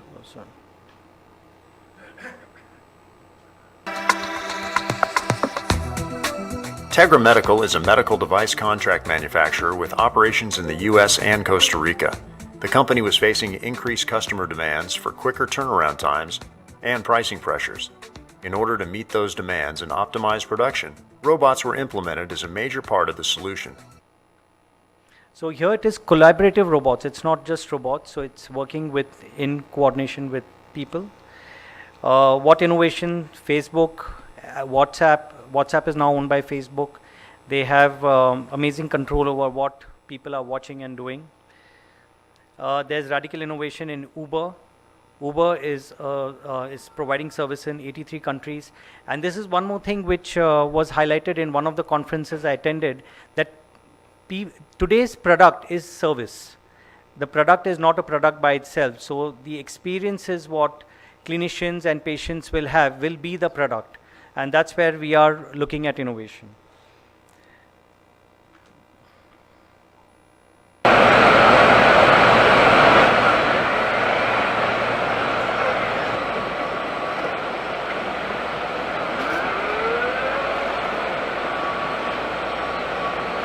So you can see in the earlier video that the shelves are coming to the people, and this is where the innovation is going at multi-folds, and where work was done in few days is now done in few minutes. This is another video which I'm sharing on knowledge management, and this is what we are now going to take our work on GIBS to the next level, is information management. And that's where the role of each of you clinicians is going to be very vital on how we share knowledge and build the foundation of the subject. If your company was sharing knowledge as well as they possibly could, how much do you think it could improve the productivity of your employees? McKinsey reports that employees spend over 9 hours per week on average searching and gathering information. To put the statistic into context, let us say your business hires 100 new employees, but only 80 were productive as 20 are off searching for answers but not contributing any value. From a consultant searching for project information, to a technical engineer accessing the latest technical bulletin, to a director finding information they need to make better business decisions. Knowledge management can significantly improve information access across your entire organization. So we are going to approach you to see how we can share knowledge, because a lot of clinicians have very good experience on treating the patients and diagnosing them. You can also see in medical distribution, medicine distribution, the formats are changing completely. Again, very radical. NetMeds and many other companies have come forward, and the government is tweaking the regulations to accommodate them. So what stops a sudden radical innovation in the way urology and gynecology is practiced? We all know that patients change 6 to 8 urologists before reaching to the final destination. And probably this challenge itself is an opportunity. So at Swati Spentos, we have always been very radical. We have, last 15 years, we have collaborated with universities and clinicians to work on interstitial cystitis. We have patents, and we have done work with Mount Sinai, New York on diabetic nephropathy, and one of our drug in collaboration with Mount Sinai Hospital is in the anvil for diabetic nephropathy. Mucopolysaccharidosis, there is a team of members in Bangalore who have just recently got an Orphan Disease Act established in the Ministry of Health. And prion is another area we worked. Something new what we are now coming up with is the gut microbiome and the hormone balance. We know that we are now collaborating with a group of nutritionists, clinicians, and medical diagnostic companies to map the microbiome of patients along with mapping their hormonal statistics. And we believe, since we know that 60 to 70% of the hormones are made in the gut, there is a lot of importance on gut healing, inflammation management, and the hormone balance for individuals, especially for women, where 70% of women are suffering with this related disease. So gut mapping, the gut assay is the first and the only gut test in the world to be running full PCR on multiple GI targets, including pathogens, bacteria, worms, yeast, parasites, comprehensive antibiotic resistant genes, alongside interstitial health, digestive and immune markers. So we are now coming up with a diagnostic solution to map 110 specimens in the stool of the patients. So these already are under sample evaluation with certain set of patients, and in few months you will have a lot of new things coming from our desk to you.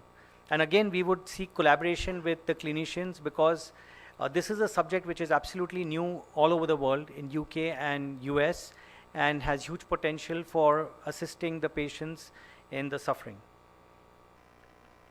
We are also bringing single test hormones for hormone testing, which test the melatonin, serotonin, metabolized cortisol, free cortisol, basic hormones, estrogen, and androgen analysis. We are also bringing a test for cortisol mapping at different time zones of the day, and it is understood that the cortisol level should be down before people go to sleep, and that's one of the major problems people are suffering with. So we plan to bring an array of analysis, diagnostics on GI map, hormones, and we hope that we would be able to assist you in bringing solutions for the patients suffering in bladder disease as well. So eventually we hope to collaborate on bladder, gut, and kidney as a holistic solution for patients who are suffering with various diseases. So to conclude, my point is that at our company we are constantly looking at innovation and how we can radically make a mental shift on the way we look at things and the way we collaborate and the way we participate with different stakeholders. Thank you very much. So I will ask Ms. Cheshta to share the audio recording of Dr. Angela Beecroft. Due to certain logistic reasons, she could not join us on the Skype call, but we'll have an audio hearing from her. Thank you.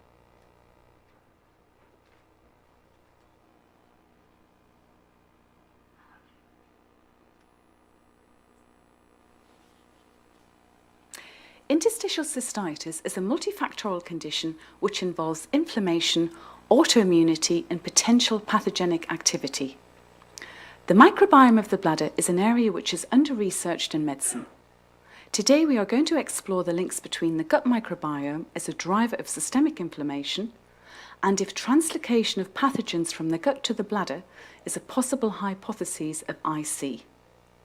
The field of microbiome research has exploded in recent years.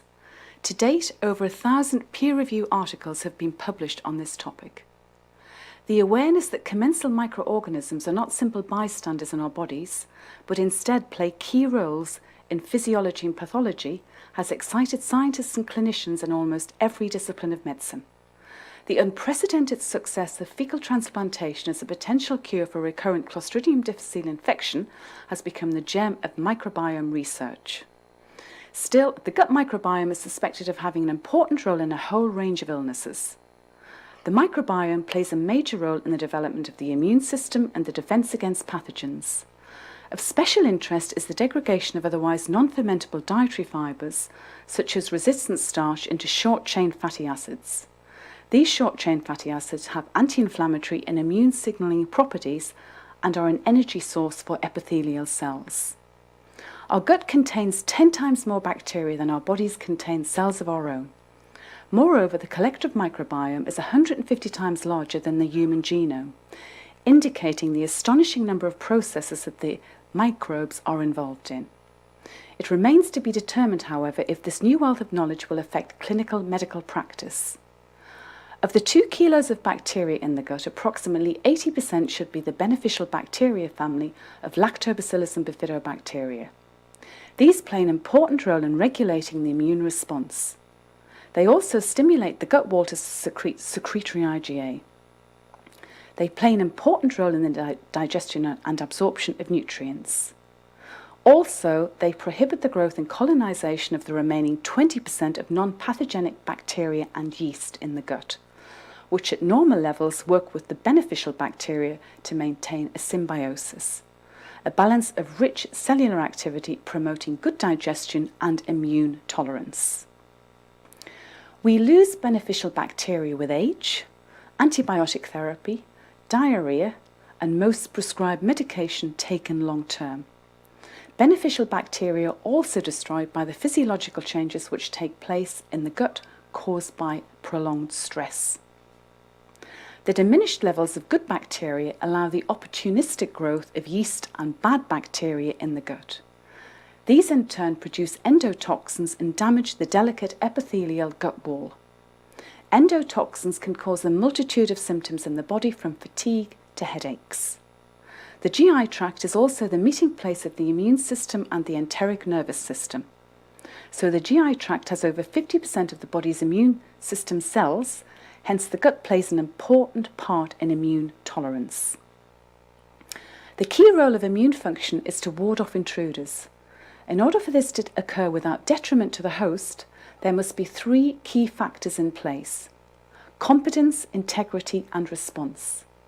There must be a competent, functional, and complete immune system capable of delivering a response appropriate to the challenge.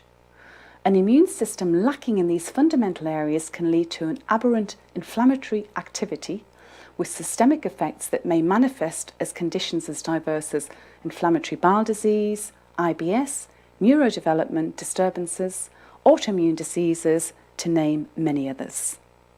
Our immune system is present in greatest abundance within the GI tract. Here, mucosal surfaces, found also in the respiratory and genitourinary tract, make up a vast area of delicate epithelial barriers. These tissues are points of continuous and intimate interactions between the immune system and the outside world. Under constant antigenic pressure, they are the site of the greatest volume of immune and neurological decision-making in our bodies. If there are good levels of healthy bacteria, Lactobacillus and Bifidobacteria, the individual is able to achieve immune tolerance. This is most desirable as the immune system is inactive and manages to stifle an appropriate response to antigens, which include pathogens, food proteins, chemicals, additives, and pesticides. Immune tolerance is most desirable and synonymous with good health. We lose immune tolerance when the immune system overreacts to meeting an antigen. Immune tolerance is often lost by a dysbiosis, an imbalance in the gut, leading to a damaged intestinal wall. Intestinal epithelia are composed of continuous sheets of cells which serve to drastically limit access of food proteins and pathogens to the rest of the body. Inflammation in the intestine can lead to an increase in the permeability of the intestinal walls, resulting in increased absorption of pathogens and food proteins. This triggers an increased immune response, leading to cytokine and histamine production. This reaction to pathogen and food antigens is thought to produce a number of inflammatory responses, including inducible nitric oxide synthase, NF-kappa B activity, and inflammatory cytokine induction. NF-kappa B is a protein that binds to certain genes, stimulating their activity, thus increasing the protein encoded by these genes drives inflammation, especially inflammatory cytokines. Many of these act as chemical messengers involved in the inflammation of all systemic tissue. Certain stressors act to increase NF-kappa B activity, include bacterial and viral infections, dysbiosis, intestinal permeability in the gut, stress, and the consumption of pro-inflammatory foods. The resolution is to look for and identify the presence of pathogens, absence of normal bacteria, and the ability of the mucosal tissue to produce secretory IgA. The use of correctly administered probiotics can have a profound effect by stimulating the immune system, decreasing the inflammatory and immune response, providing nutrients for the intestinal cells, suppressing gut pathogens, helping to maintain the effectiveness of the mucosal barrier, assisting in the detoxification of gut-derived toxins, and lastly, offering protection against free radicals. Arguably, the largest detoxification component of the body, the endogenous enteric bacteria, are an enormous reservoir which can be constantly and safely replenished. The nerve tissue mass in the bowel is enormous. Indeed, the total number of neurons in the bowel probably exceeds that in the spinal cord and the aggregate of all other neurons of the peripheral nervous system. What is clear that once the ENS goes awry, whether through infection, immune insult, malnutrition, toxicity, or poor dietetic practices, the complexity of correction becomes like a maze, like a metabolic hall of mirrors. As the role of bacterial communication within the gut, bacterial epithelial crosstalk, is clarified, physicians will be able to modulate gut immune responses, for example, with the use of probiotics and dietary changes to correct the gut imbalances, improve digestion, reduce the inflammatory cascade, and establish immune tolerance, therefore ending systemic inflammation.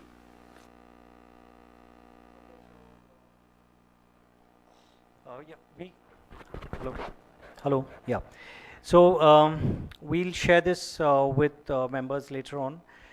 Just to conclude, I would like to mention about collaboration. When we started this journey, later on we got Sun and Sipla who have joined us in this journey, and we are greatly thankful to them for joining in this initiative of GIBS and interstitial cystitis awareness. I'd just like to mention like how Apple and Samsung phones have collaborated. It has only grown both of them together. So if I don't know if you all are aware, but Apple phone licensed the grid screen to Samsung, and Samsung screens are on the Apple phones. So I think this is the way we have to collaborate with each other on different dimensions to really open the subject of interstitial cystitis. Thank you very much, and thank you very much.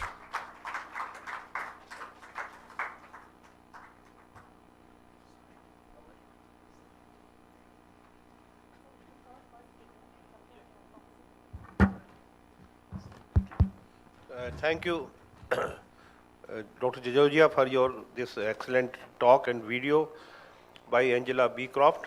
We really enjoyed, and we look forward something new may come up because what she talked mostly it is because of the intestinal microbiome, but we look forward for bladder, what happens there actually, Now may I request Professor J.J. Windale to please come and give his talk on anatomy and physiology of gag layer. You all know he is the president of the European Society of Interstitial Societies.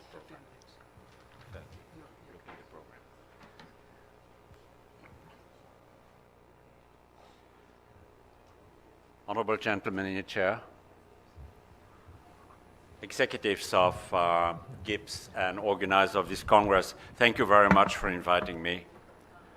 I always enjoy coming to India, and I've been here many times, and it always has been nice. And what I've heard so far concerning BPS and IC, something is growing here, definitely, and of very good quality, and I'm sure that we all will be able to benefit from it in a not too long away future. So please continue to work. It will benefit much more than for India alone. I was asked to talk about anatomy and the physiology of GAG layer. And first, a word of warning. Don't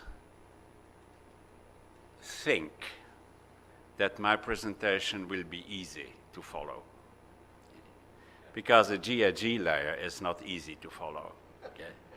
But I will give it with the knowledge that exists today, underlining that if we easily talk about GIG and GIG replenishment, we actually know fairly little of what it actually means, urging us all to try and stimulate more research if we want to improve the results we have with this type of treatment.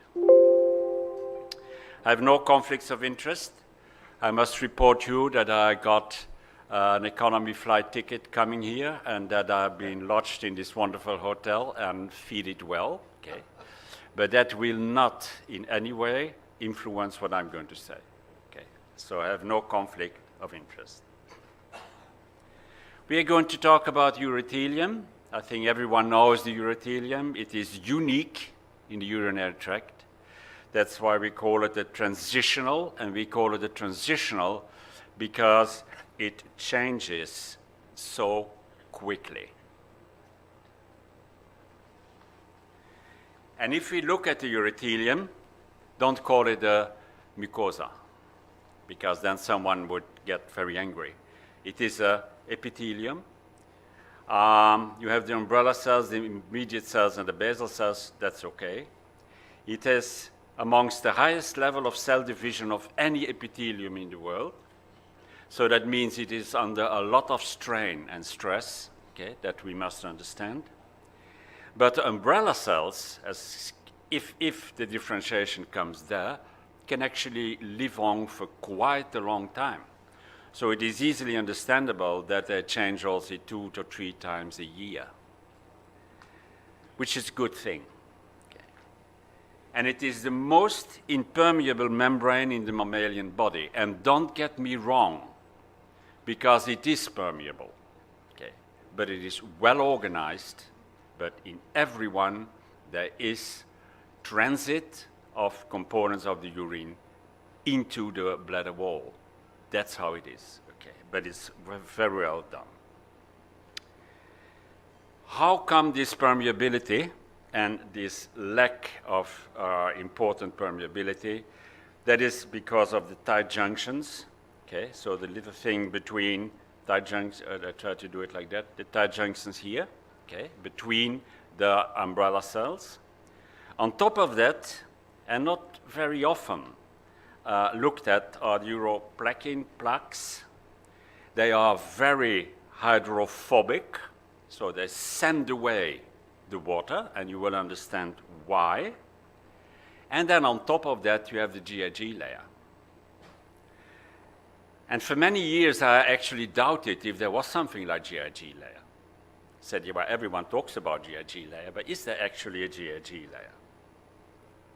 And therefore, you have, of course, to go and look under microscopy, electron microscopy, if possible, and have coloring with very special techniques, and I will come back to that. And what you see then on top of the epithelium is a sort of fuzz-like coating, like a black precipitate. Something is coming up, I don't know what it is. Okay. And if we look then at this fuzz-like coating and enlarge it, then you see some structure coming in. And if you enlarge it more, you see that there actually are two layers. A deep one and a superficial one. Do they have a role? Yes, I will try to explain. It's just no coincidence or just a rarity that it is there. No, it is built up like that for reason. What do we have in these layers of molecular content? Well, superficial, we have the polysaccharides. Hyaluronic acid and chondroitin sulfate and hyaluronic acid in the superficial layer. There is much more chondroitin sulfate than hyaluronic acid, but you cannot have one without the other. Okay. And in the deep layer, you have carbohydrate functional groups linked to lipids and linked to proteins, and I come back to this. And then is something that I'm not sure you heard about, and which is extremely important, that are the lectins. We almost have never looked into them, but they are there. Okay, let's go first to the deep layer. And in the deep layer, we find carbohydrate. And what are carbohydrates? Sugar. So if we say to your patient, your bladder inside is protected by sugar, it's actually true. Okay. It's sugar and starch. That's what you find. Okay. These can be bound to lipids, fat. And what is their role? It's not a minor role, because they arrange for the formation of the proteins for filtering by the coating. So the coating will filter, and actually that's the function of the lipids with the sugars on them. Secondly, they are very important for the uroplakin function. And the uroplakin function is one of the things for permeability, but much more, because they have a signal transduction for cell development, activation, growth, and motility. And why is this important? Okay. Because I just told you how quickly this layer can restore itself and grow again, okay, if we give the good environment. The other ones are not linked to fat, but are linked to proteins, and they are the major components. Protein with a sugar. And the sugar can be in different sizes, but why are they there? They are the backbone for the support. Okay? It's like a sort of frame they built to put the rest on and in. Differences between proteoglycans and glycoproteins are, okay, one is long, the other is short. One gives modulation of cellular development, the other cellular recognition. That goes very far, okay, that needs half an hour reading and rereading before you actually get the difference. So it's really not very important now, but it is important to know that it is there. And if you want a nice drawing, you see them here, glycoproteins, small, like branches of a bush, okay, and the proteoglycans, like very long chains. and then the lectin. I'm so excited about the lectin, okay, because it has been shown already some time ago and published in the Indian Journal of Biomechanics and Biophysics that urinary lectin is decreased in BPSIC. We never seem to have done something with it. And perhaps it is a new way of tackling this problem if we could be able to give lectin. What is it? It is a carbohydrate binding protein. So it is a protein, but you need it to bind these carbohydrates. A drawing is coming up, and that will hopefully make it a little bit easier.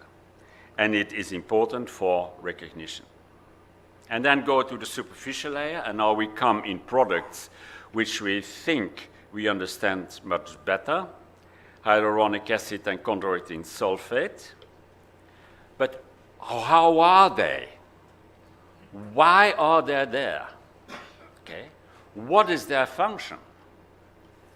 Well, some of them are very stable in their interaction with the deep layer, and others are quite unstable. That means that they can get loose in normal conditions, okay? And now we come to GAG, because that's what we say, the GIG layer. GIG in all these systems are long, linear polysaccharide chains. Thank you. And you have all the different ones. They can be part of the proteoglycans through the linking protein, and they listen now very carefully, okay, because they can create a free pool. I told you about binding, which is a sort of quite loose, so you have a sort of holes in your system of GIG layer where this GIG is present as a free pool. And if you give it externally, it is possible to fill up these gaps. Almost impossible to actually get them in the stable linked. Okay. Chondroitin, most common. You have them in the deep layer, you have them in the superficial layer. Okay, but let's first look at hyaluronic acid. It's an acid, it's not a sulfate. It's extremely sensible to water. It sucks in water that you wouldn't believe. 1,000 times of its weight in water. It is a super magnet for moisture. So quite extraordinary. And extraordinary also, it is actually synthesized inside of the plasma membrane and then travels across the plasma membrane as long chains to the extracellular matrix. That means that you have a sort of like a pole for a flag, okay, which is very strong in its basis, and where you get the flag hung, flying one side or the other. It has no sulfate. It can bind with proteoglycans, we have seen, and there are free pools with weak binding, we have seen that. What about chondroitin sulfate as the most abundant one? You have them mostly linked to protein, superficial and deep, and has many, many functions, chondroitin sulfate, like cell proliferation. So they can, if there is something wrong, help for restoring these cells. Heparan sulfate, well, you find heparin, which is an anticoagulant, and which gives a defense against invading bacteria and foreign substances, that is well known, in the bladder. But you find them also in the mast cells. And mast cells is another structure that we do understand. So, and if they come out of the mast cells, they can, of course, have this special function. Dermatan sulfate is usually in the skin, not going to elaborate this. And keratin sulfate in the eye are the skeletal and the brain. Okay, wow, complicated. Okay, all these things in the layer, GIG and the deep layer and so on. How can we now look at it? Because it's nice to know that it is there, but first you have to prove that it is there, so you have to see it. Okay. You can do it, if you're lucky, with simple isochemical techniques, which are to be used routinely by your pathologist, alkaline blue in sodium acetate. It's not really very strong. And if you have a very dedicated pathologist, he will use silpyridine chloride and ruthenium red, and then you actually see this fuzz-like layer. And then there are other techniques that perhaps will be discussed more. But important, there are techniques now that the pathologist can differentiate between sulfated, and I call chondroitin sulfate and heparin sulfate, and non-sulfated, I mean hyaluronic acid. That means that you could, on a biopsy now, where the biggest problem is. Is it in the sulfates or is it in the acid? Okay, here you have them. The black one at the left side is chondroitin sulfate. Then you have the core protein, the lectin. We have a linker protein, just like a sort of glue that puts things together. And then the green one is the hyaluronic acid, the long one, as I told you. Okay, let's go. We have the core protein. What happens now is that I put on all the chondroitin sulfate. That's how it is. It's like a tree. This is with a linker protein. The core protein with a linker protein is linked to the hyaluronic acid. And that is the basic of how exactly our gags are. So far, the treatment is either we give hyaluronic, either we give chondroitin sulfate, but you see it's much more complicated if you want them to bind in the proper way than what we think. Okay? If you want a drawing which is much nicer than my drawing, you see them again. Okay? You see them, the hyaluronic, and then you see the linker proteins, and then these little strands with the branches at the side, which are the glucosamine glycans. And if you take the part with the core protein in the right side, then you see exactly how they are. That's how they are. So, summarizing, what do we have? You have the umbrella cells, you have the tight junctions, you have the uroplakin plates, which are not designed here, and on top of that, you have the deep layer, okay, of the GIG with glycolipids and glycoproteins, okay, and with already some starting points of your hyaluronic acid. And then all beside this, it's filled up with these branches of proteins and polysaccharides, making a very, very strong defense area. Okay, summarizing, what is it? A GIG layer. It is a polysaccharide coating of the umbrella cells. Agree? It is a sugar layer on top of the uroplakin, on top of the tight junctions, on top of the umbrella cells. Where does it come from? It is made by the transitional cells themselves. Okay, they produce it. Interesting also, there are clear indications that it also comes with urine. Okay, because the transitional cells and epithelium you have in the kidney and in the ureter also produce it, and it comes with the urine then in the bladder. So you have created locally and created by being present in the urine. It's very highly polar. It's very highly negatively charged. But this charge disappears when it's fixed, okay, because the charge fixes it. And what we say to our patients, yes, your bladder has no problem, because usually it is covered with a sugar layer, which is electrically fixed to your bladder wall. We have a sort of put it very basically, but basically correct. Okay, that's exactly what there is. And it attracts water.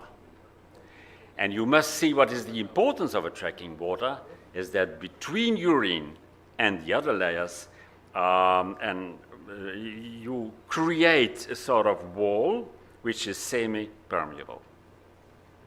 And what is it then? It is soft, we know that. It is flexible. Okay? You can sort of pull on it. But you can not easily compress it. So it is by structure. The viscosity is very high, but it's not compact. So it's not stone, no.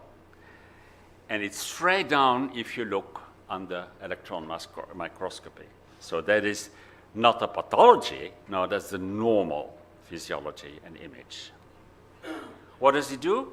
It modulates small molecule transport, like, for instance, urea from the urine. But on the other hand, it prevents that there is a complete blockage, because there is no electrical charge anymore, because it's linked by its negative charge, but therefore the negative charge is absent. And so ions and molecules cannot bind. So that way it protects also. And it prevents also calcium, if it is in too high concentrations in the urine, to encrust the epithelium and to the formation of microcrystals. That's nice. I think it's nice, okay? Now we have this knowledge. But tomorrow we will see where it brings us in the pathophysiology. What is the role of a deficiency of this structure in IC-BPS, and a little later tomorrow, and what can we do about it? Okay. Thank you very much. And that's actually my sitting. Thank you. Thank you, Professor, for the excellent lecture. Maybe some questions, Professor. So at the end. Okay, we'll have Professor. We'll have questions. We'll call your. Okay, thank you very much. Yeah. Thank you, sir. It gives me great pleasure to invite our next speaker, Dr. Uttam Mete, who is a professor of urology at PGI Chandigarh. He's going to speak on diagnostic tools on the horizon.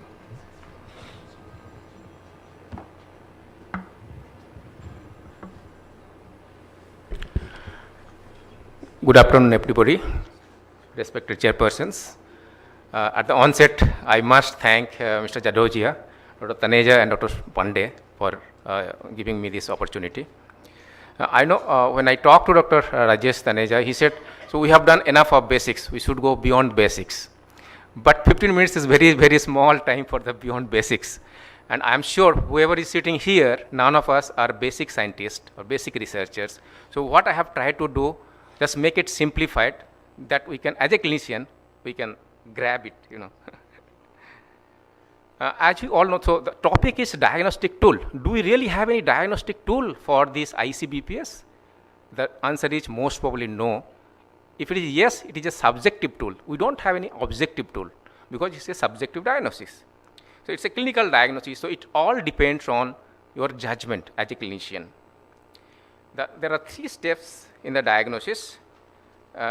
First is, you have the symptomatology, the patient has entered into a clinic, so you diagnose based on symptomatology. And next step is the physical examination and basic investigation, so you exclude other confusable diseases. And third step is you phenotype these patients, because the treatment is totally different, whether the patient has got an ulcer or no ulcer, the treatment and outcome prognosis is totally different. As a clinician's perspective, it has 3 components. Patient has a symptom, chronicity and absence of infection. At the same time, you might find some patients who have straightforward ICBPS, and other cases may not have the straightforward case. It has a overlapping symptoms or a combination of both the diseases. Suppose, say, for example, a patient has got a tuberculosis. Can the patient also have ICBPS? We don't know. So these are the patients where you will have some problem or difficulty as a clinician. As you all know, what are the investigations to be done? I don't think we should tell all these things, but these are not all diagnostic tools for ICBPS, because none of the diagnostic tools, whatever is available today, is not really diagnostic for BPS. That is for the exclusion of other diseases. Again, I'm telling, as a clinician, not as a researcher, when the patient is in your clinic, most of the time they come with urine culture, urine investigations, and an ultrasound. Most probably, you have to have a working diagnosis only. And for a male, the common working diagnosis will be, are you dealing with ICBPS or CP-CPPS or OAV? Or in a female, I believe all of us know all these terms. In a female, most probably you are confusing a patient whether she is suffering from OAV, ICBPS or endometriosis. Now, as a clinician, our patient also wants on the spot whether really I am having a OAV or an ICBPS. That means we need some sort of investigations or a diagnostic marker which can tell us what exactly I am having. Definitely cystoscopy and biopsy, barring all controversies, most of the people, they practice cystoscopy and they try to find out whether there is glomerulonephritis or ulcer, because those two patients are really different phenotypically. And of course the biopsy. Biopsy is also not diagnostic, because it cannot really diagnose ICBPS. It can exclude other diseases, but it can support your diagnosis. So that's why we need another tool, objective tool, that is a biomarker. Now, which can act as a biomarker? It should be very sensitive and specific. That means there should be no false positive result. And it should be very easy to perform, like in the clinical setting, you can easy to perform. And as according to applicability, it may be a diagnostic, or it can be prognostic, or it can be therapeutic, or a surrogate marker. Now, what all can be a marker? Marker can be a molecular marker, it can be a radiological marker, or it can be an electrical signals which also can act as a marker. And from where we can get these samples? Either you have urine, stool, I think the first lecture was on stool microbe, gut microbe, then blood and bladder tissue. Again, I am telling, as a clinician, you should know this disease is not related only to the bladder. It involves other organs, like the pelvic organs, gynecological organs, spinal cord, and the brain. That means we should focus on those other organs for the biological marker. Now, before we come to the marker, we should know what is the etiopathogenesis of ICBPS. Definitely, this is not my talk. But whenever we are talking about this, see, there are two group of people. One are the researchers, another is the clinicians. From the researchers' point of view, what they want to know, they want to know the pathophysiological mechanism. And that's why they have done a lot of marker studies. So if you read so many articles, CP51, CD44 proteins, so many things, which are really not applicable for the clinicians. But we should know, unless we know the pathophysiology, we will not be able to apply or the outcome of those pathophysiological mechanisms into the clinical practice. That's why we should know. Now, barring all controversies, and there are 7, 8, 9 factors which are written in Campbell's textbook, you should remember only the 4 things for your understanding: urothelium, mast cell, neuroinflammation, and immunological abnormality. So if you just integrate all these 4 levels, most probably you will be able to understand better what should be the biomarkers. Why I am telling again and again? Because the researchers have tried to focus in all 4 areas. So therefore, there cannot be a single biomarker which can really identify which marker that all 4 layers. As after the lecture of Professor Wendell, I don't think we should need anything to tell about the urothelial dysfunction. As you all know, the dysfunction of urothelium can be divided into 2 main categories. One is barrier function dysfunction or signaling pathways. What is signaling pathways? Because this urothelium, it responds to the stimuli, that may be a mechanical stimuli or a chemical stimuli, and that will produce some sort of molecules, usually in the basal layer, that may be a nitric oxide or ATP, and that will interact with the nerves. So people have tried to find out whether there is increased production of ATP or increased production of nitric oxide, and that can act as a biomarker or not. So I'll go one by one. Now, as a researcher, what are those biomarkers? From chemical point of view, it can be growth factor, it can be the immune molecules, it can be the cytokines, it can be the receptors or the ion channels. Why the receptors? Because how do they work? Now, those molecules which are produced because of the stretch, they can change the afferent nerves signals. How they are going to change the signals? Because there are sodium and potassium channels. Now, there are genes for the sodium channels. If the genes are overexpressed, most probably these channels are going to be hypersensitive. So, when you are studying these channels, it may be giving the direct or indirect evidence that there are changes in the genetics. That's why you should know what are the things which you study for these biomarkers. So, normally, whatever biomarkers have been studied in the lab, they are related to the bladder epithelium based or mast cell based or neuronal based or dead tissue muscle based. So, I'll go one by one. Now, next best challenge for any researcher is how we are going to assay these things. That is the main thing. Now, how we are going to assay, that can be by thymidine incorporation or some immunological assay, like for example, when we go for APF, the anti-proliferative factor, we are assaying by immunological test or a thymidine incorporation study, or you can have a chromatography or this spectrometric assay. Now, why do I want to know this? Whenever I am reading an article of basic research, you should know what method they had used, because somebody has used a mass spectroscopy, somebody has used an NMR spectroscopy. You know that NMR spectroscopy is more specific and that is more applied for a metabolomic study rather than a proteomic study. So, that's why you should know the basics of these things. Again, the same thing, I think the same layer. Now, why I am telling these things? So, as you all know, for the normal functions, we have the gag layer, the uroplakins, the tight junctions, the cytoskeletal protein, and the matrix. One of the theory nowadays for a cancer is epithelial mesenchymal transition. That means the epithelial cells will elaborate some proteins which will destroy the matrix so that they become free and they metastasize. This EMT is also being studied in these conditions, that is the ICBPS.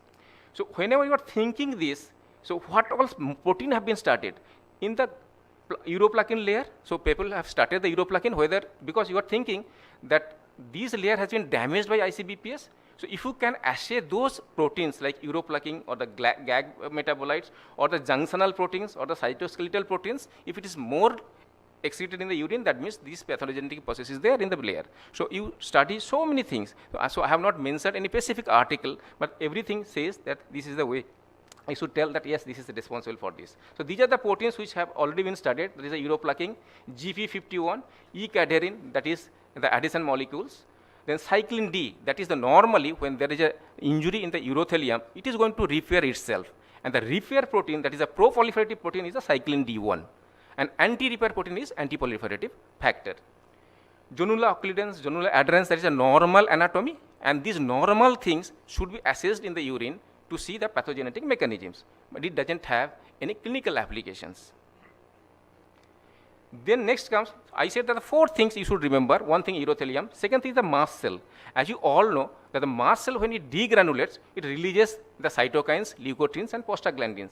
And what do? They have effect on the nerves, the vessels, and the immune cells. So, you can study all these three angles, and you can say whether the mast cells are involved or not. Now, the question is, the mast cells are involved in overlapping diseases also, like in OAV patients also. If you do the histopathology, you can say the mast cell. So, then how can you differentiate whether you are dealing with the BPS-IC or this thing, OAV patients? They say that, okay, the mast cells of ICBPS is totally different. You do an IHC, I mean immunohistochemistry, and CL140 antigen. If it is expressed on the mast cells, most probably you are dealing with ICBPS, because those mast cells are responsible for fibrosis, and which is a common feature of ICBPS, which is not a common feature of OAV. So, you can also differentiate, but for that you need the bladder tissue. Not only that, they produces lot of metabolites. What are the metabolites we can assess? That is histamine, methylhistamine, tryptophan, PGU2, and IL-1 beta. These things have been assayed to understand the basic pathophysiology, which doesn't have any clinical application. Then comes the neuron. As you all know, ultimately 1, 2, 3, and 4, epithelium, endothelium, mast cells, and neuron. They are in the feedback loop. So, the mast cells releases the histamine, it then stimulates the release of substance P or the neurotransmitter, and it makes a loop. That substance P also makes the vessel leaky, and that also invites the immune cells to come in the play. So there are 4 major players in this game. Now, who is the major player and how to identify, that is where it lies the basic researcher's role. Now, what we have done normally, so you have seen the nerve cells, so we have got the nerve growth factor, BDNF. Now, what is the role of this nerve growth factor? Okay, I'll come later on. This normally, in the embryonic period, the nerve growth factor is there, which is responsible for differentiation and development of the normal nerves. And in adult also, we need the nerve growth factor.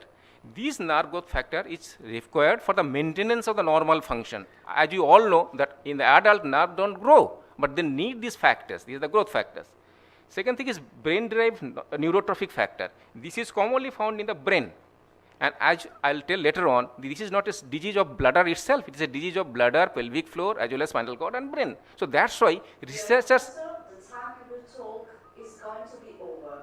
Oh, I'm sorry. Then I have to run through. Okay. Can I continue? Because I think this is a topic which needs a little bit of time to understand. So why do we need it? So these things have been done. And then next, third thing is the inflammatory or immune-based marker. So what we will have done, so you remember the cells. What are the cells which are responsible for the inflammation in IC? That is the eosinophils. So people have done eosinophilic cationic protein. They have seen the macrophage functions by macrophage chemotactic protein or monocyte inflammatory protein, and CRP, which is a non-specific marker of inflammation. As you all know that it is a disease of inflammation. So to prove that it is an inflammation, we have a non-specific marker like CRP. People have measured CRP in the blood, in the urine, and they have found that the patients with IC-BPS, they have elevated level, but it doesn't tell. It tells that yes, there is an inflammatory process in the bladder. Whether this inflammation is due to IC-BPS or not, that we don't know. So ultimately, at the end of this the research in the laboratory, as a clinician, where do you stand? You stand, okay, there are 3 major factors or pathophysiology in the endothelial cell. As you know, in the endothelial cells, we have a VEGF, IGF, and PDGF. All these growth factors are responsible for the growth of vessels, as you have already, and I think time is very short. I have to just, that's why Dr. Tanej has given me a topic which needs a lot of time. Okay. Now, next is the brain marker. So I had told that it can be a biomarker, molecular marker, or imaging marker. Now, what is the imaging marker for IC-BPS? That is the functional MRI of the brain. Now, as you all know, for recapitulation, the sensory endings, they take the nerve's impulse and go to the spinal cord, and from the spinal cord through the tract, and from the second neuron, then it goes to the thalamus and to the sensory cortex or amygdala. Now, it has been found that the patients of IC-BPS, they have microstructural changes in these tracts as well as in the brain. Volumetric study has been done which shows that the patient of IC-BPS, they have a change in the volume in the brain, that particular area. So those things can be studied by this functional MRI. So how does it help as a clinician to me? It really doesn't help. It helps for the researcher only, because you are not going to diagnose IC-BPS based on this your MRI findings, but it can support your diagnosis. Now, for a molecular diagnosis, for a clinical diagnosis, you need a clinical data. For a molecular diagnosis, you need a molecular data. Now, how we are going to get the molecular data? It by the omic approach. Okay, and that omic approach, you collect the samples, and then you have to analyze those samples, and then you have to integrate those by the bioinformatics. Now, what are the omics marker? As you all know, we have a genomic, transcriptomic, proteomic, or metabolomic. That are the 4 omics which have been studied extensively in the literature. It has been published. Now, first is genomics. So how do we study the genomics? People have studied clinically as well as in the lab. Clinically by the twin study or by seeing the familial clustering. If the clusters of patients are there in the family, you study them.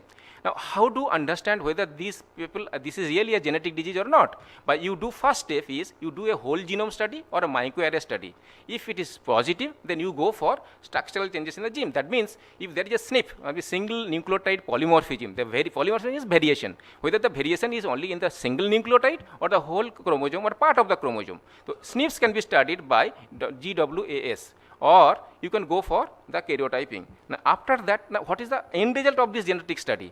Actually, what has happened, it has really not been able to pinpoint what is the genetic marker for this disease. What they have studied, the genes which are overexpressed because of the immunological process, because it's an inflammatory process. It can tell, yes, these monocyte or these mast cells are activated, and the genes for activation have been overexpressed. That's it. But it cannot tell whether it is ICBPS or an OAV.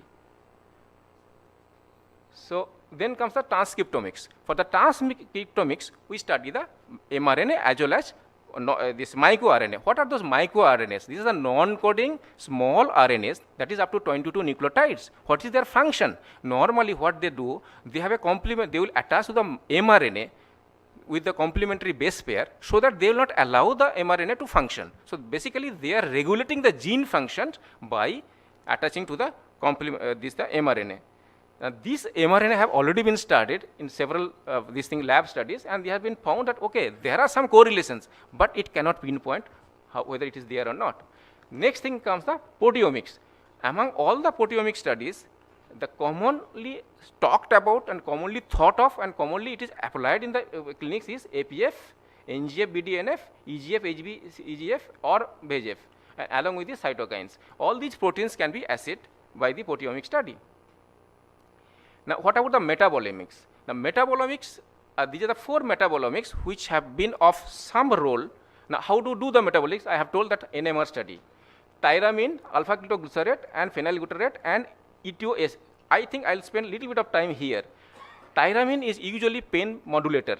So the patients of ICBPS, if you see their urine level, their tyramine is high. That means that tyramine is produced in the bladder and it is really augmenting the nerve sensation or it is affecting the sensory nerves. So it has been proven. Second is alpha-ketoglutarate. Alpha-ketoglutarate basically is a part of the Krebs cycle. And in an hypoxic condition, this alpha-ketoglutarate is changed into citric acid.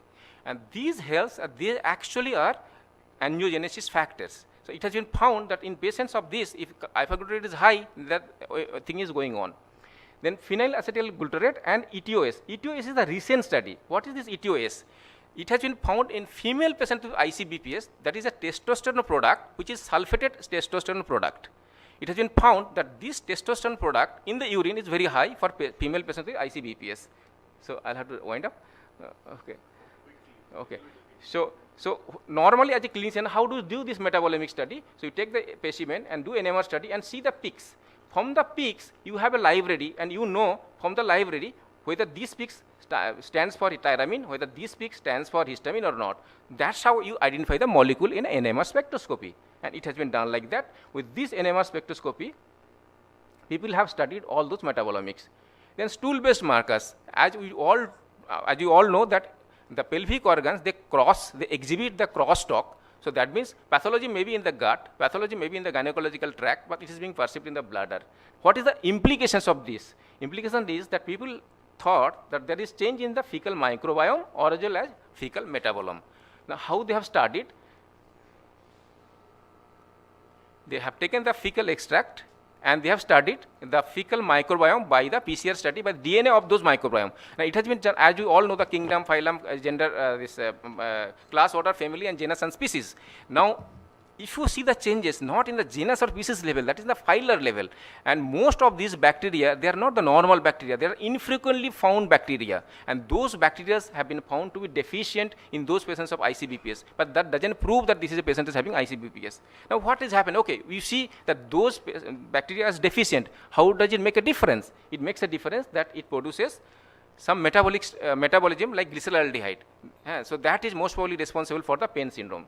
So after this research in the lab, you come to the clinics. So in the clinics, mostly studied these things are, or talked about is the 3 things. One is APF, the anti-proliferative factor, interleukins, and NGF. Now, APF is basically a homologue of fragile protein 8, which is required for the fetal differentiations. And how does it work? It actually regulates the MAPK, ATK, catecholamine, and P53 signal pathways. And it is a discriminatory marker. That means studies have been shown that as a clinician, you want to see whether the patient has got ICBPS or not, and then if he has got an ICBPS, whether he has ulcer or not ulcer. Now, it has been found that APF most probably doesn't separate, but APF along with AGF, it can separate the patients. So that's how it has been done. Now the nerve growth factor, I think I'll just skip all those things. The nerve growth factor also has been assayed, and it has been found that it can detect the ICBPS patients.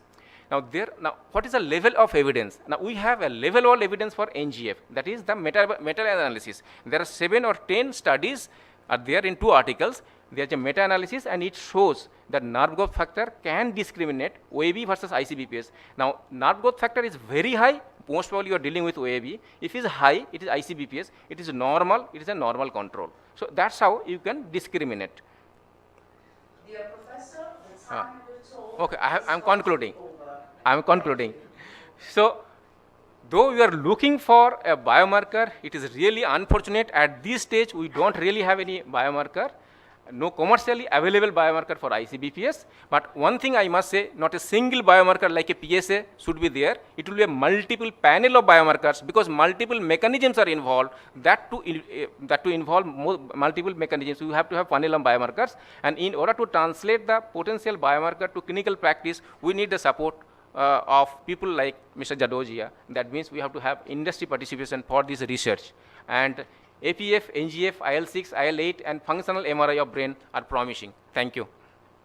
Thank you, Dr. Uttam Mite, for this exhaustive but very important insight of interstitial cystitis. We will be having interaction during question answer session. Now I'd like to invite Dr. Shivam Priyadarshi. Dr. Shivam?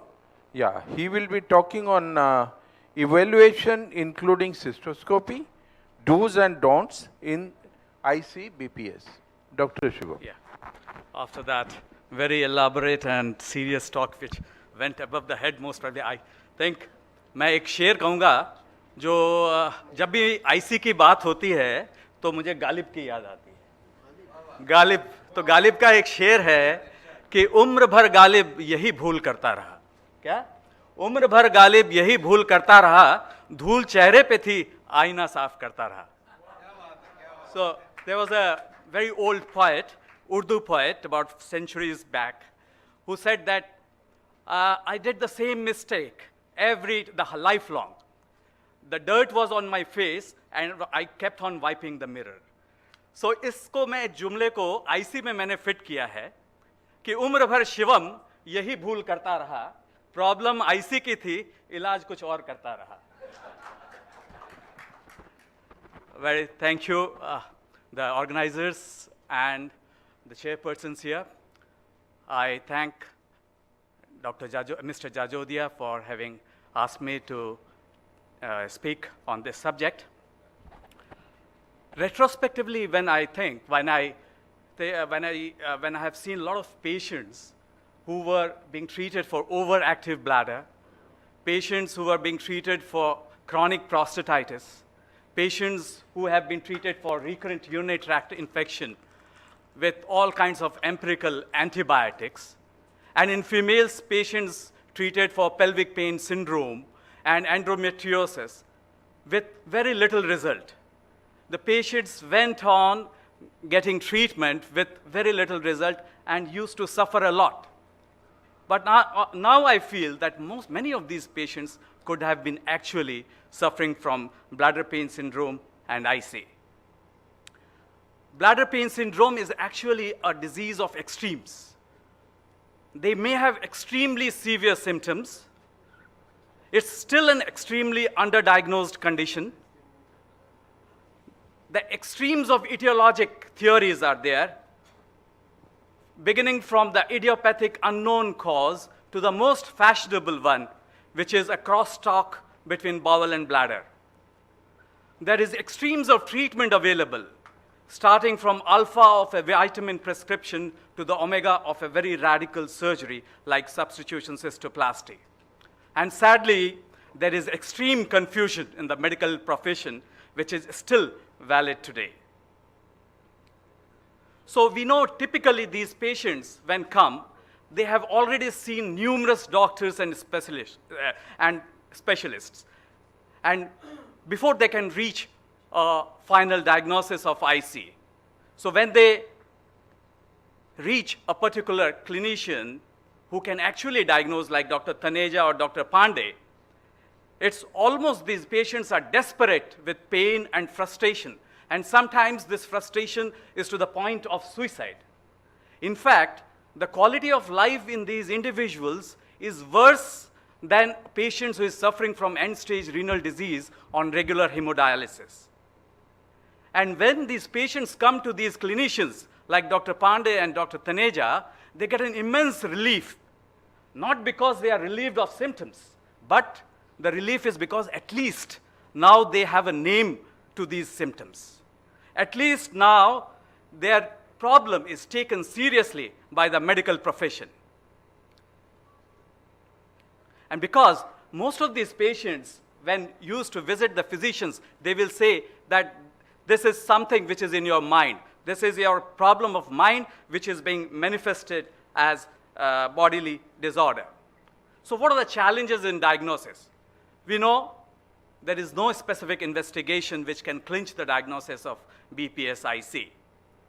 And then the restrictive criteria of NIDDK, which was actually a research-based criteria, but was taken up by all the clinicians world over as the criteria for diagnosis of IC, was too restrictive, and it almost missed 80 to 90% of the patients.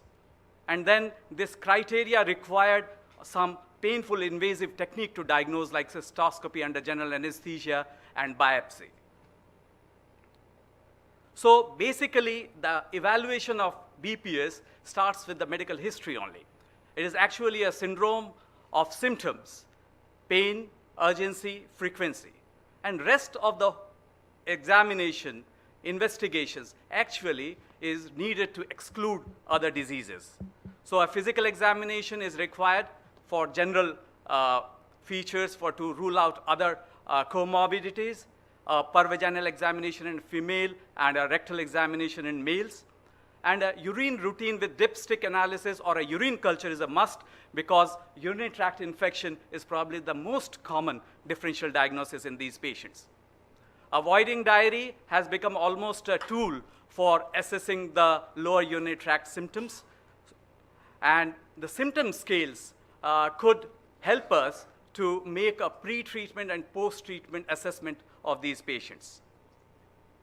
So we know diagnosis is basically based on symptoms, and we need to do other investigations to exclude other confusable diseases. And these could be urological disorders like overactive bladder, chronic bacterial prostatitis, gynecological conditions like endometriosis, vulvodynia, vaginitis, and GI disorders like irritable bowel syndrome, inflammatory bowel disease, etc. So the basic investigation is a urine routine examination with dipstick or a urine culture to rule out urinary tract infection. Sometimes special cultures like fungal culture, chlamydial culture, AFB culture could be required in a specific subset of patients. Patients who have microscopic hematuria or those who are chronic smokers would definitely require a urine cytology to rule out carcinoma in situ. Avoiding diary will reflect a typical low volume frequency voiding pattern in these patients. And some of the scales which are in use are O'Leary SANT symptom index, pelvic pain urgency frequency score. And because the pain is a central component of the disease, so pain should always be assessed on visual analog scale, and the site of the pain should be characterized and cited by a body mapping. And the typical characteristic of pain should also be noted, because it could be burning pain, it could be heaviness, it could be discomfort, it could be colicky pain. And as Dr. Navita might tell, that these all different types of pain may require different kind of treatment. In imaging, ultrasound is a very simple test which could also be considered as extension of physical examination. And it may definitely help to rule out many of these confusable disorders. So though the AU guidelines do not recommend ultrasound as a routine test, but in GIBS, we feel that ultrasound should be done in most of these patients to rule out these confusable disorders. Other imaging investigations like CT, MRI, cystourethrogram, urodynamic study are usually not recommended, but may be required in certain patients. There are supportive investigations like cystoscopy, with or without hydrodistension, that will come in detail, and the biopsy findings. And there were tests like the potassium sensitivity test and the anesthetic challenge test, which would confirm the bladder as the source of symptoms, are now almost obsolete. So when to do a cystoscopy in these patients? Definitely, cystoscopy is not an initial investigation in most of these patients. It is not a routine test for all the patients. So now it depends upon the clinician's judgment when to do a cystoscopy. So most of these patients who are not responsive to initial therapies, the behavioral therapy, the pharmacotherapy, the intravesical installations, would require a cystoscopy. Some of these patients may have a rapidly progressive symptoms or maybe of having a long-standing disease to begin with. In that case, cystoscopy could be an initial investigation.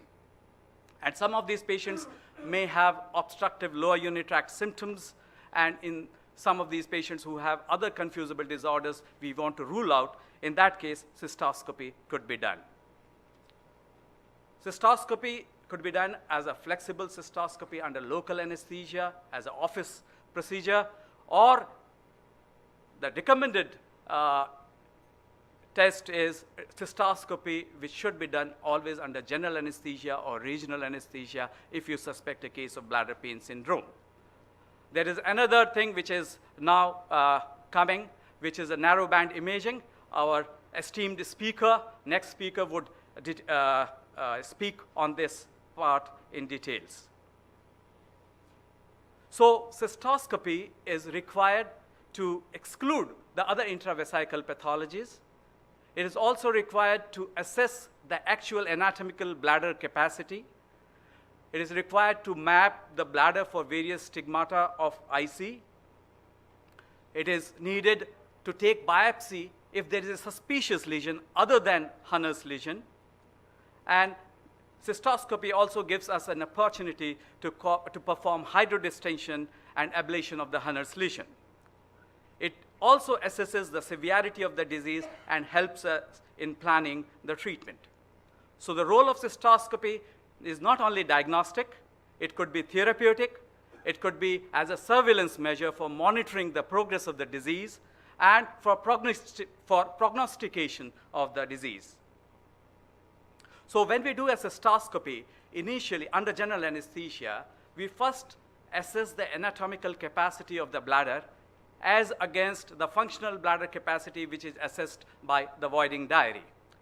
Sometimes the bladder capacity could be very small, and other conditions can also have this kind of small capacity, like tuberculous cystitis, carcinoma in situ, or eosinophilic cystitis. So once the anatomical capacity is assessed and the bladder is emptied and it is refilled again, then these glomerulations, which are actually a pinpoint petechial hemorrhages, may appear. They may appear in patchy areas on the bladder, or they may be global throughout the bladder. But it must be remembered that glomerulations is not a sine qua non for interstitial cystitis. It may appear even in normal bladders. It may appear in patients having radiation cystitis, post-chemo, patients who have chronically underfilled bladder, like in patients on dialysis or with bladder diversion. It could also be seen in few patients post-URP. So these are the pictures. On the left-hand side, you see a global glomerulation in a typical case of bladder pain syndrome IC. And on the right-hand side, you see the typical Hunner's lesion, which is a reddened hemorrhagic area in the bladder with a central scar with the surrounding radial vessels. And many a times you would find a fibrin deposit or a clot attached to this central scar. And when the bladder gets distended, this scar sometimes will rupture and will cause bleeding and hemorrhage. So these cystoscopic findings could be graded as grade 1 normal and grade 4 with mucosal disruption and bleeding. So once you have found the glomerulations, etc., then at the same time you can do a hydrodistension. So it should always be done under general anesthesia, and the pressure should not be raised above 60 to 80 centimeter of water. And at the maximum capacity of the bladder, the fluid can be kept for not more than 2 to 3 minutes. And many of these patients would get early relief, and it may last for 1 month or in some patients even beyond. ESSIC has classified this bladder pain syndrome according to cystoscopy with hydrodistension. And they have said that 1A as the normal and 3C as a patient who has a Hunner's lesion and biopsied, which shows positive histopathology.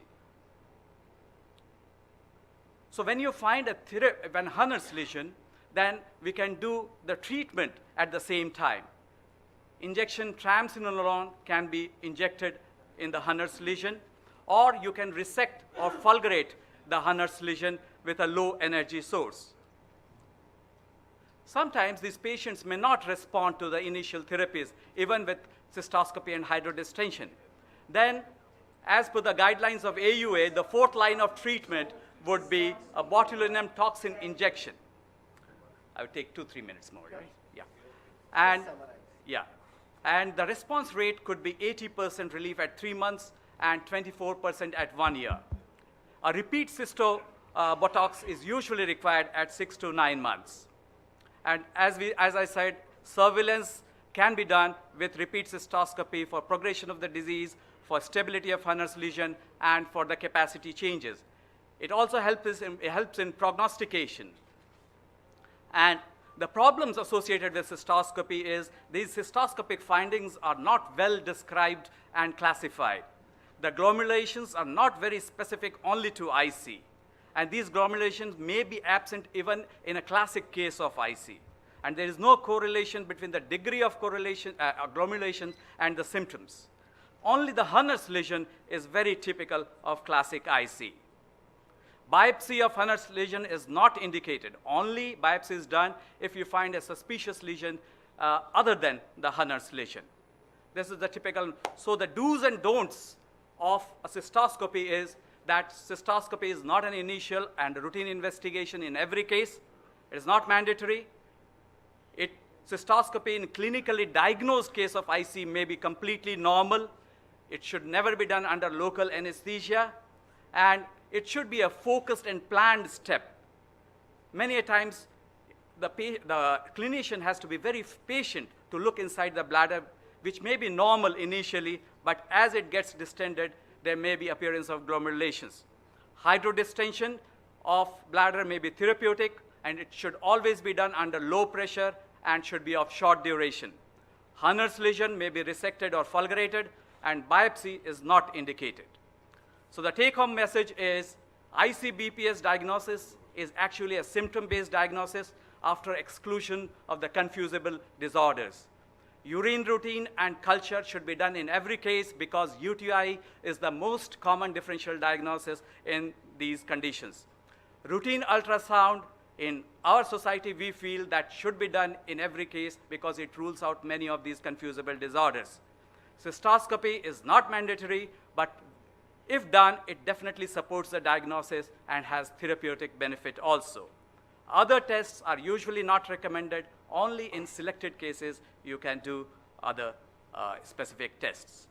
Thank you. Thank you, Shivam. So this is Thank a you very photograph much. of our city, which is a city of palaces and city of these beautiful elephants, Jaipur. So our esteemed guests and all delegates are most welcome to visit our city. Thank you. Thank you, Shivam, for taking us through do's and don'ts of cystoscopy. The last batsman is Dr. Tomohiro Ude. He's going to take us to the narrow band imaging in both IC and BPS. After Dr. Tomohiro, I will request Dr. Bipin Pandit and Dr. Lal Banani to take over question and answers. And Thank you very take much. over. It's my great pleasure to invite in a wonderful meeting. So I'm Tomohiro Ueda from Kyoto. I am managing a lot of IC patients. Every day is 80 patients a day I check in my special office. And today I'm talking about narrowband imaging. It is focused into the bladder. So I would like to present to demonstrate bladder epithelium pathology, and but from my clinical experience in 1994, I started in studying research in IC, and I had lesson regarding in hernia region and agglomeration, but I'm not sure what happened in agglomeration. So I would like to present in video. Oh, sorry.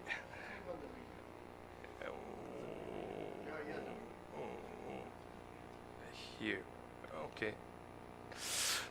This is in 47 female, and that is it okay? And before hydrodetention, this is we can find a lot of rich capillary in bladder, but most physicians, urologists, couldn't diagnose IC, but now in checking correctly in the surface, we can find a lot of coiled vessels in the epithelium. So, and then in hydrodetention started infusing 200 milliliter, and we can find thread bundle and interrupt in the capillary flow. And this one. After then, emptying the starting. So this maybe in here my clinic in under local anesthesia, the patient have symptom of bladder and stop and emptying started, and after then we can find agglomeration breathing in here. So, but I have been studying in bladder epithelium in how happened in agglomeration in epithelium in the bladder, but any researcher and I in so textbook I couldn't find and couldn't explain the mechanism to developing this agglomeration. And then, but recently we have a lot of information from OAB researchers, but I see in the focus into epithelium from epithelium, OAB in outlayer into the epithelium here, so we can see in an interstitial space to develop several symptoms. That 20 years ago, I was involved in the Cancer Institute Hospital. I studied in the angiogenic factor to develop carcinoma in situ and so on. But when I studied in angiogenic factor in bladder, and another IC patient have overexpression in angiogenic factor in the bladder. So this one is CD44 and TGF-beta, which is adhesion molecule in prepared in epithelium and gag layers. After then, in PD and right hand in the CD PDGFTP is angiogen factor in the same area in the bladder. But in mild IC patient have overexpression in the superficial layer, but severe or like in hernia region have interstitial space in the same area. So after then, this is a immunological and immunohistochemical staining in angiogenic factor and published in Journal of Urology. So angiogenic factors such as PDGF and VEGF have overexpression in the bladder. So this mechanism is promising, but overexpression in the angiogenic factor have neovascularization developed in the epithelium. After then, hydrodistension is one of the methods to stretch in the bladder. So, and releasing the angiogenic and bleeding. So this is a possible mechanism here. This is the Hanna region. Maybe in the most physicians can detect in the Hanna region. So, but recently in Japan, most urologists couldn't diagnose Hanna region. So, and they referred to me and to check in a narrowband imaging here. Narrowband imaging can detect the superepithelium capillary in the bladder. So very easy detected in the Hanna region. And this one is here. Usually, maybe in the specialist can easily detect in the Hanna region, but using narrowband imaging, this filter detects clearly in the region. So I call to this mechanism is immunogenic bladder. So usually over expression of growth factor induce fibrosis in the bladder. So this is the right phase. But angiogenesis is a very common physiological reaction to repair in the epithelium. And mast cell hyperactivity and GAG deficiency is both including immunologic bladder. And then this is my suggestion. My suggestion to develop a multifactorial pathology of BPS. So this is a GAG layer deficiency have a mechanism of CD44 and TGF-beta, such as heparin binding. But cytokine and growth factor have a very small level in the capillary. This is systemic. But when the GAG layer injury developed, this CD44 TGF-beta is like a heparan leucine proteoglycan have a binding in the angiogenic factor to develop a lot of immunological reaction. So, of course, in a symptom-based diagnosis is useful, of course. But my clinical specialists have a power to identify potential patient with disease is important. So we have to focus in the bladder. Of course, some patients have a bladder pathology with and without another organs, but we should evaluate which factors are most important to develop this symptom, because we have been handling the non-effective agent since for 20 years. So, but I present in another research in the over 1,000 patients have. So different diagnoses have 4 types. One is the typical Hanna region, and second is the atypical, and diffuse cystic region, and inflammatory change in the region. So because most patients have the same painful symptom without any urine pathology or something. But this one is a typical Hanna region. Most and left-handed picture have in white color is easily detected in the bladder, but narrowband imaging can easily detect it clearly. So we have to focus in the narrowband Hanna region.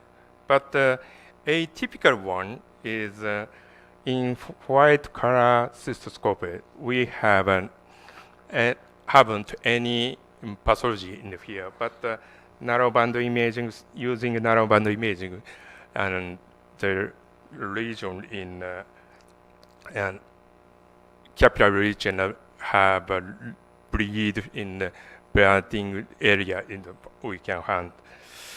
But recently, my clinic have a center of Japanese medical center for IC. we have a lot of patients from all over Japan. So,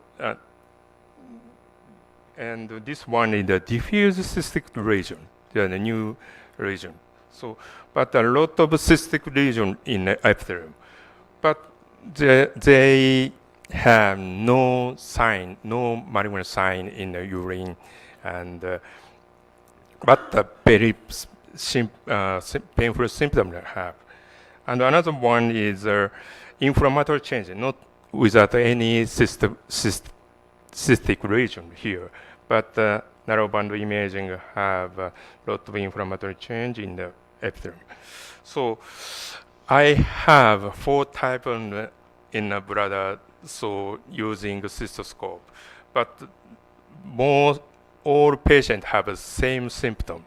And so my conclusion, but we have to demonstrate pathology.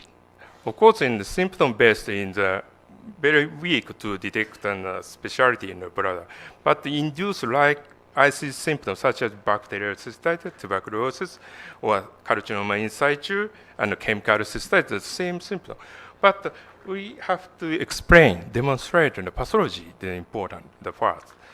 And next, in the more important, we should provide an easy tool to detect a hypersensitivity on the bladder and the epithelium angiogenesis, such as a neurometer, and I have been even, JJ collaborating in the solution, JJ, and NBI cystoscope. So as the first-rated diagnosis I see by general urologist, might speak from a specialist, but we have to demonstrate for this pathology for general urologist and gynecologist. Thank you for your attention.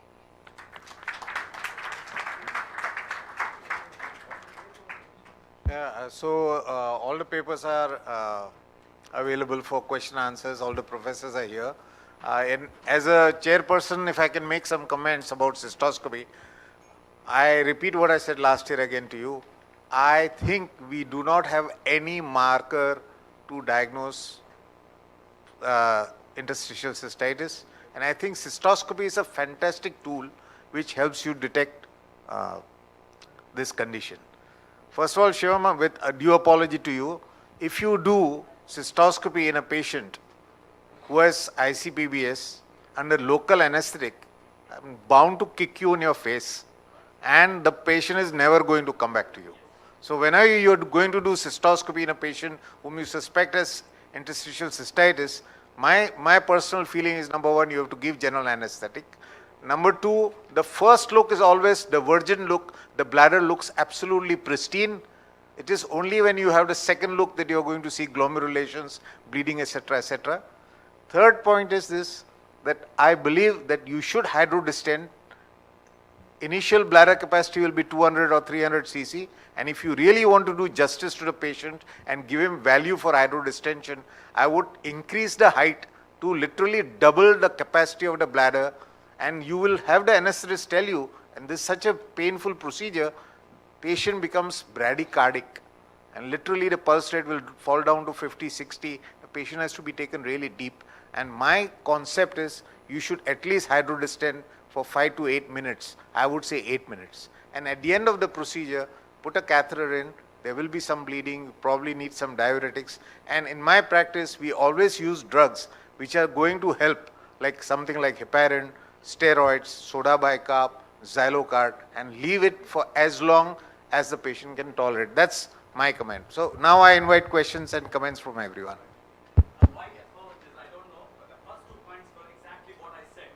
All right, my apologies. I heard wrongly then. But the third point definitely Yeah. is that the distension should not be done more than 3 minutes, at least not more than 5 minutes. This has been the clear consensus almost in most of the studies. differ. Because So there let is us- a let chance us- of rupture of the bladder if you distend it too much. Thirdly, the intravesical installation is usually should not be done at the time of hydrodistension, after hydrodistension. It can be done later in the clinic, but should never be done just immediately after hydrodistension. That is usually what is practiced. Yeah. Yeah, Dr. Mishra.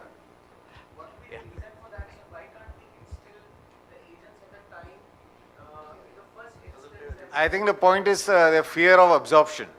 I don't think it happens though. I do it all the time. So, Shivam, giving answer to his question, now, hydrodistension, how many minutes? The answer is not clear. Dr. Phil Hano, who has written the article of interstitial cystitis in the Campbell's Urology, distends it for 10 minutes. So, Dr. Mishra, you look here and talk. This is like a law.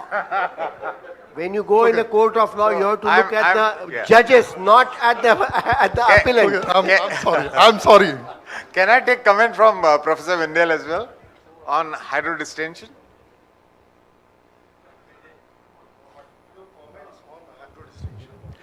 How many minutes? I don't know. I don't know. Okay, no, I'm Jackie, sorry. Yeah. The first question to all of you. Did you have any problems in hydrodistension, namely the rupture of the bladder? It can be extraperitoneal, it can be intraperitoneal, or it can be both. Is there a data to find out whether there is a rupture, number one, and number two, does rupture give rise to ultimate cessation of the symptoms and patients becoming better? Yes, rupture. We have had a rupture of the bladder. I have not had it in so many years though. Yes, they did relieve. Yeah, exactly. There is one publication, but it's already dated, from Dr. Delara, who did quite a big number of patients, and actually the only ones that got better were those who actually had the rupture. I wouldn't go so far, okay? One word of caution, perhaps, for those who are not very familiar with it. Try not to mix up hydrodistension and biopsy. It would be unwise to do hydrodistension after biopsy. Okay, so that's... I think that's a very valid point. Yes, please. No, if you do biopsy, then there are higher chances for rupture of the bladder or perforation of the bladder. I will say not rupture, but perforation and extravasation of the fluid. So that point is well taken. Thank you. I would like to just add some thoughts to this topic. We always perform hydrodistension by a urodynamic equipment where we standardize the filling rate. It is 30 milliliter per minute, because if you make the distension by the hydrostatic way, as usually is done, the dilation can be very quick, and at a quick dilation, the rupture is much more frequently. So we fill it in a low rate, and it has an additional advantage. We can control the pressure exactly, and we set the pressure always maximum to 70 centimeters of water.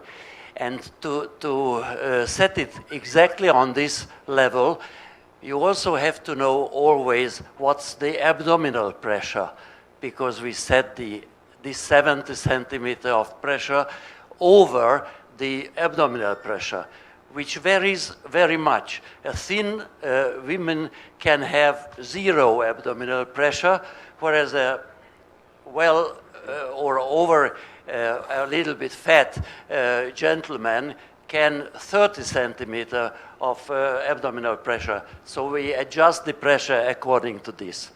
And during the filling procedure, we always control and measure the volume and pressure relation. And this volume-pressure relation gives a very, very challenging curve, which nobody would believe, till I will show you next time, that it's a double parabolic curve. And based on this curve, we can define this point where the dilation phase begins, the second curve. And it is a very, very important measure. Thank you. Thank you. Thank you for your valuable comments. Yeah, anyone else? Sanjay, then Nagendra want to say something? Or? I'll just add what has been told. Briefly. Hydrodilatation is what was Dr. Jackie talking about. Sorry? Hydrodilatation, that term has been abolished now. We don't dilate and tear the bladder anymore. Hydrodistension, therapeutic hydrodistension is to do till 1 to 3 minutes. That's what Dr. Shivam talked about. And that is about distending the bladder to near capacity under general anesthesia. There was a term in the 5th and 6th editions of Campbell Urology, which we have never read, which teachers actually must have seen the smaller versions. The term was hydrodilatation, where we would go double the height, use pressure, and possibly cause near tear. We have come down radically from that to a point right now where we distend. The bladder feels good for the patient for a few weeks to a few months because we have actually exposed the nerve fibers and we have just torn them across. The problem comes back again in a few months' time. You all may be knowing that hydrodilatation was also one of the treatment of the superficial bladder tumor. True. And with a balloon they used to dilate. But, so, 15, 20 years this concept was not there. Anyway, thank you. Yeah, Rajesh, then Shivam and Naginder. Okay, quick and short so that many so persons we've can had take enough. part. I just have one question don't for repeat the same Professor Windale. Now you talked so well about the anatomy of the gag layer. My question is, has anybody used radionuclide labeled substance on the gag layer and then took pictures through gamma camera and seen if there are holes in the gag layers in the patients of interstitial cystitis? If not, then I will suggest Uttam Mete, next time when you talk on tools on the horizon, this is the tool on the horizon and you should take it up. Sir.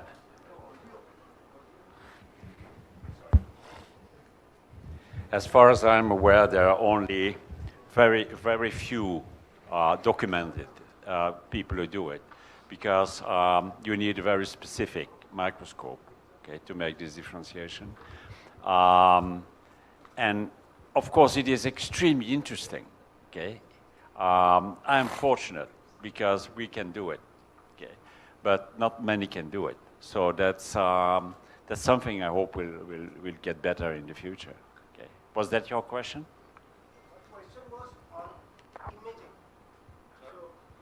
My question was on imaging by gamma camera. So you have a radionuclide emitting substance which can be tagged to gag layer, and you put it into the bladder and you drain it out. So then you map the gag layer of an individual on the gamma camera, and can you see the holes or whatever the defects in the gag layer?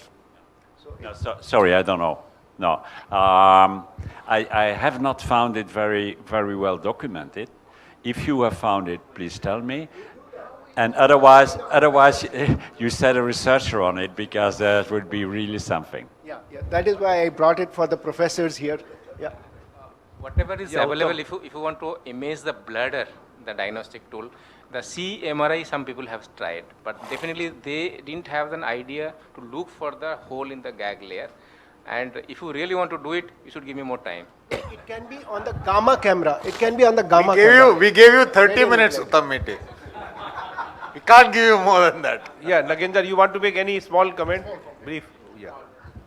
I just want to make a comment on Jackie's this thing, that you should never do hydrodilatation ring, because that is not recommended. This point is already covered. Yeah, Shivam. Yeah. This was regarding the narrow band imaging. This is to Dr. Yoda. Yes. So you do an office cystoscopy under local anesthesia?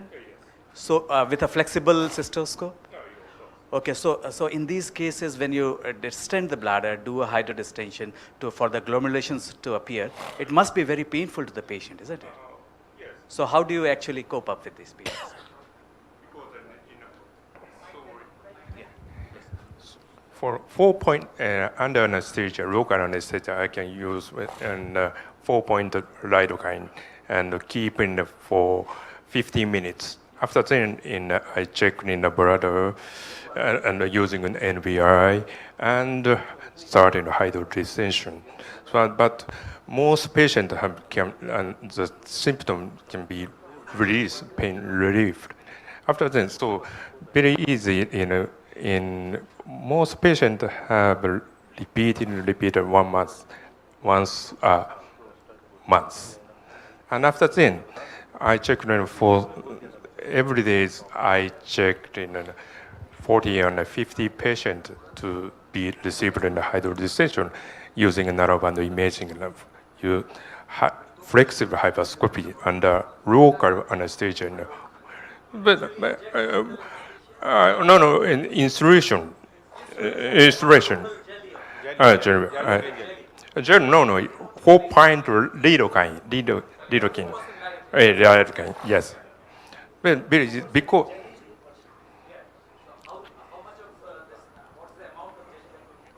20 milliliter. 20. Okay, thank you. Should we take the last question? Yes, please, because the time is going to be over. So what can be the what can be the take home at the end of this?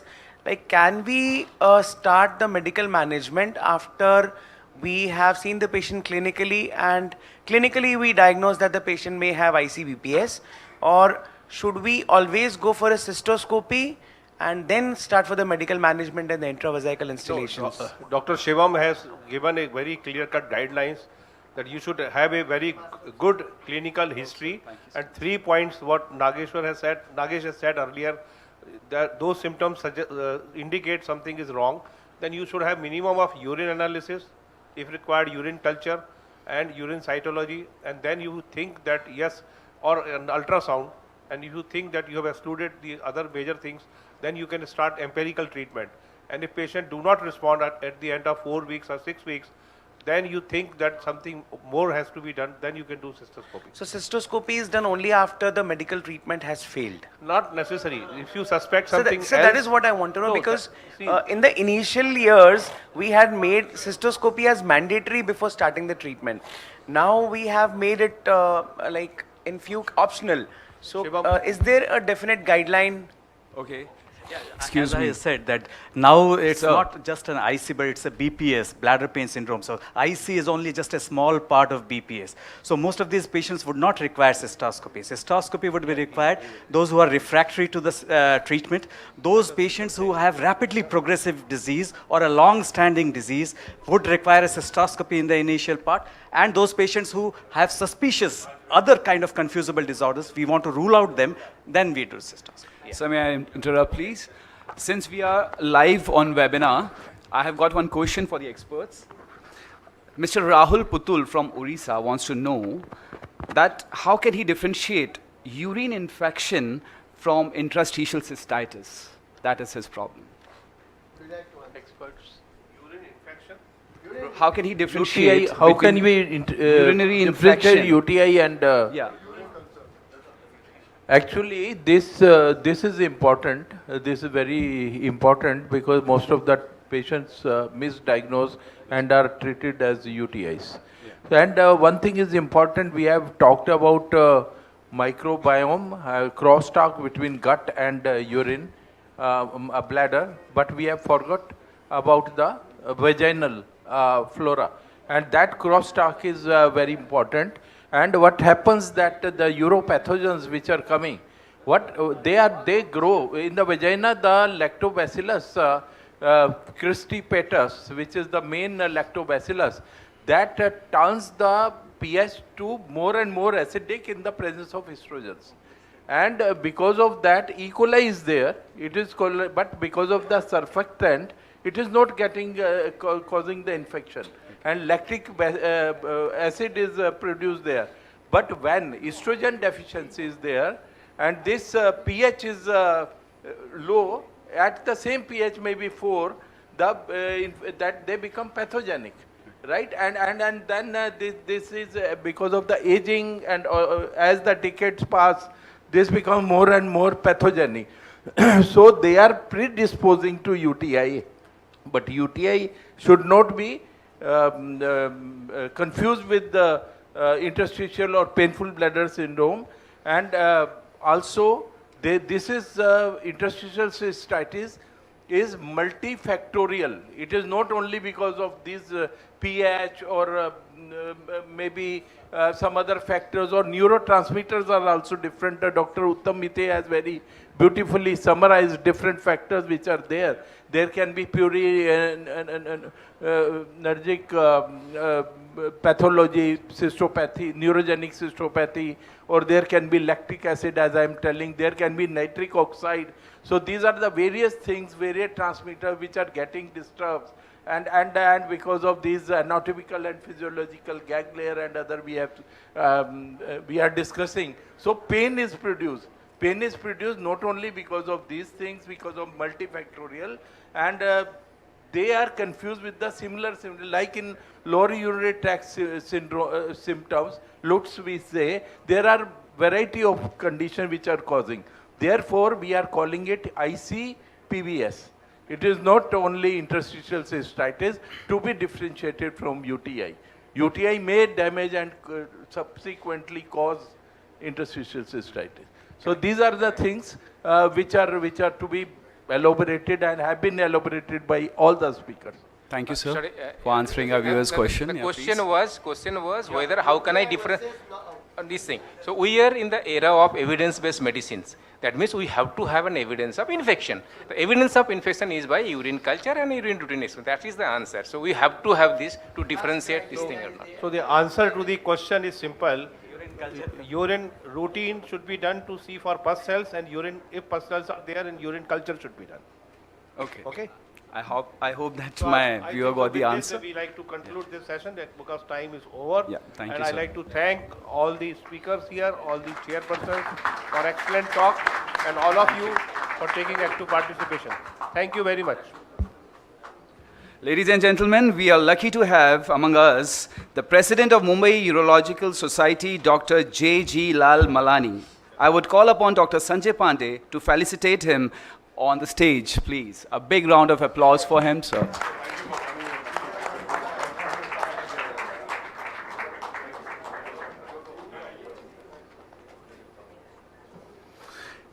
And now, ladies and gentlemen, we will be having a case-based panel discussion with the help of our Honorable Dr. Sanjay Pandey as a moderator. Now, may I call upon the panelists on the stage, please. Mr. Sanjay Pandey. Okay. Sorry, it's Dr. Rajesh. Dr. Rajesh Taneja. I'm very sorry, Doctor. Please. Professor J.J. Windale. Dr. Tomohiro Ueda, please, on the stage. Dr. Sendor Loaz. Dr. Rajiv Sood. Dr. Ranjana Sharma. A big round of applause for everyone, please. Dr. Ranjana Sharma, may I have you? Thank you.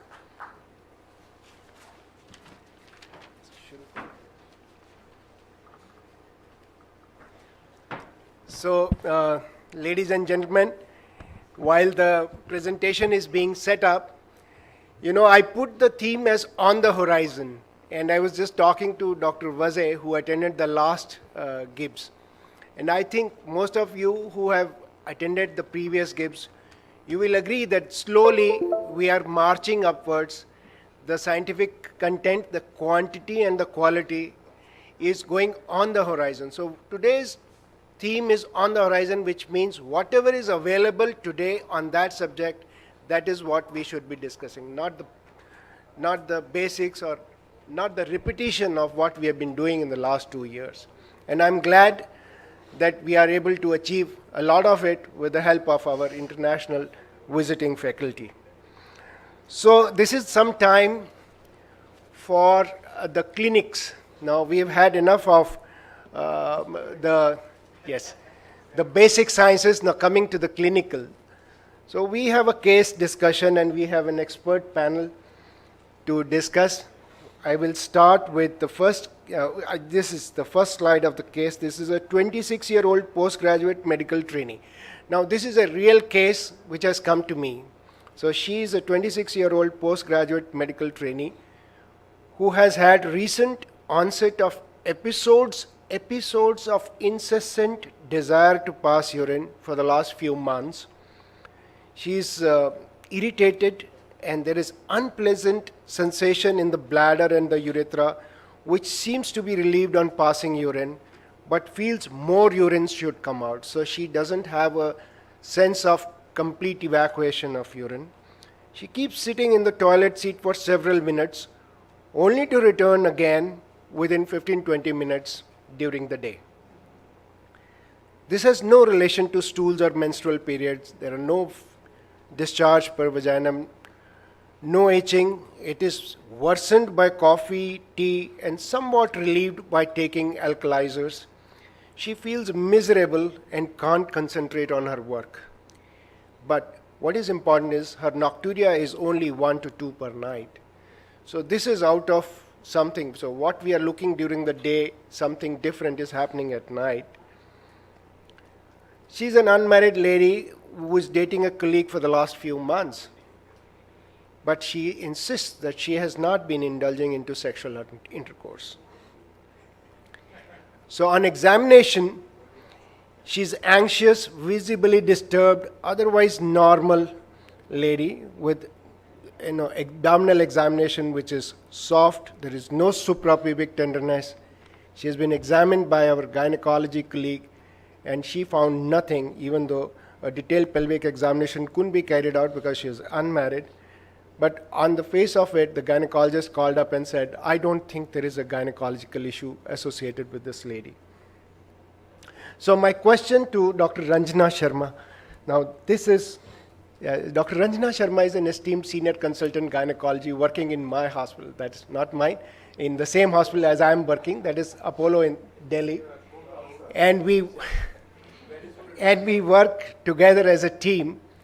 So, Dr. Ranjana, what do you think of this patient if she had come to you because she is a medical trainee and they are in the hospital all the time and they tend to go to a senior gynecologist like you. So what do you think you would like to do and what is your thought about this patient?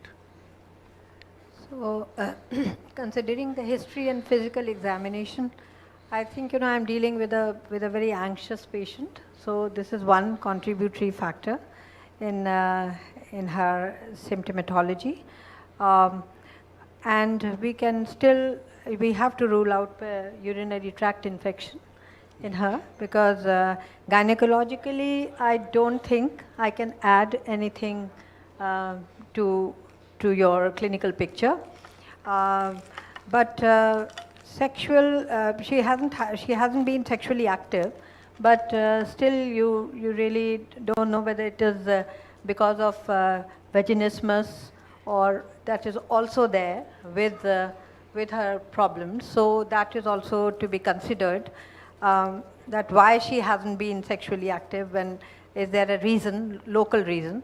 So that is from my side, and otherwise I think we have to exclude urinary tract infection and leave it to you. Send her back to you. So what investigations, Dr. Ranjana, would you like to start with when you see a person like this? Yeah, so once I'm done with my clinical examination, and the gynecologist has already done it, so as we had decided on GIBS guidelines, I would like to do an ultrasound to exclude something which I cannot, because I haven't even done a bimanual pelvic examination or a speculum examination. So I would like to exclude any pelvic pathology that which it can be found out on the ultrasound. Not everything can be. And then a urine examination, a routine. Yes. See, we cannot do a transvaginal ultrasound in her. So pelvic, but we can do rectal probe if we have to use it. Otherwise, pelvic ultrasound, transabdominal, and then I will order a urine examination, routine and microscopy, and look at the leukocyte esterase and white cell count and stuff like that, pH, and then if indicated, I'll also order urine culture. And well, she's almost talking like a urologist. She's looking at because pH I'm working with you. of urine. So we start with the urine. Yes, that is no. That is she's already said. She's already mentioned ultrasound. So ultrasound would include that. Ultrasound will include the post-void, pre-void and post-void definitely. So we get the urine test done. And the first morning voided sample, because I want to see the pH of the first voided morning sample, it is 5.5. Specific gravity means 1025, which means that she has certainly been dehydrated, not taken much fluids before giving this sample. But it is really disappointing because it doesn't lead you much. the culture is negative for any pathogenic growth. And we do an ultrasound, and ultrasound KUB says no pathological finding, the residual urine, there is no significant residual urine. The pelvic structures are normal. The bladder is unremarkable, no internal echos. And we are stuck with a patient like this. So, Dr. Sood, what do you think? I'll come to that because we have, I will show you that. Yeah. So full bladder is well distended. That is what it's in, through the ultrasound. So bladder capacity is beyond 500 ml. So let can tell you, bladder capacity is beyond 500 ml. So that is the inference that we get because she is not waking up too many times at night. So she has a good functional bladder capacity. So yes, sir. So what do you go from here? So this patient, as has been already summarized, that a young anxious patient, related pain or discomfort, whatever you say, with frequency, is related with the food habits also. And also in the night, patient is all right relatively. All pathologies practically have been excluded, and main problems are coming that patient is having voids. The volume I don't know in per void what is the volume in the daytime, but I presume that volume is small only in the voids. And also I feel that two important components are discomfort or pain, as well as the second component in this patient is urgency and frequency. And this patient is leading to ICPVS only as one of the differential diagnosis. And we have to think after all pH and urine culture, everything has been an ultrasound, everything has been excluded. So if PVR is not significant and voids are small, I'll do the PR examination because unmarried female, and I'll see whether levators are tight or not, or pelvic condition, what is the pelvic condition otherwise, and also I'll see that if any other pathology is there in addition to ultrasound and all, that investigation I will like to do in the clinic, and then I'll move further. So Dr. Lovas, what do you think you will go from here? No. Yes, voiding diary becomes extremely important in a patient like that. No, I'm coming to it, sir. I'm coming to it. As you told, the problems comes in episodes. That's right. That can be a starting phase of a GAG layer insufficiency, not an expressed interstitial cystitis, but the first signs. Just to define the role of the GAG layer, I would make some evaluation of it, functional evaluation, either a modified Parsons test with 0.2 mole potassium chloride solution. So can you elaborate the modified Parsons test for our audience? Okay. How do you do it? We do it in a non-invasive way without filling external solution into the bladder, but let the patient make a 2 days diary, where on the first day she has to build a very concentrated urine, so the own salt solution would be over-concentrated, and on the second day a very diluted urine, drinking a lot. And we compare the average volume, voided volume on the 2 days. If the GAG layer is normal, then there is no difference, literally on the millimeter or a milliliter, the same volume urinated. When there is a GAG layer defect, then the differences can be huge. And the difference also shows not just the problem with the GAG layer, but it measures quantitatively, so we can also follow up the patient's condition by this test, which can be done at home and it's absolutely non-invasive. I can advise it to everybody. Professor Windale, at this stage you want to make some comments? I'm very relieved that if you do an ultrasonography, you find that she empties her bladder completely. Pardon? That she empties her bladder completely. Yeah, okay? she has. Because that's one of the things that can explain most of her system if she is underactive in her bladder, okay, and especially in the kind of job that she has. So I think that we are facing now with a big question mark, okay? What's happening? Nobody knows. I find that her voting diary is quite puzzling, like her symptoms. She has a lot of symptoms in the day, but hardly at night. Okay, so that's strange, no? To really expect that there is a very severe physical problem. So I might go for urodynamic testing. Yes, so this is wonderful as analysis, that if the patient is not waking up at night, that means there is no organic pathology in the bladder. So that is something that is very important from the history itself, that there is certainly we are dealing with something which doesn't have a Hunner's ulcer, which doesn't have inflammation of the bladder, because those patients cannot sleep overnight without waking up maybe 5, 7, 10 times. Excuse me. Yes. And in the past, we have to diagnose the symptom originated from bladder or not.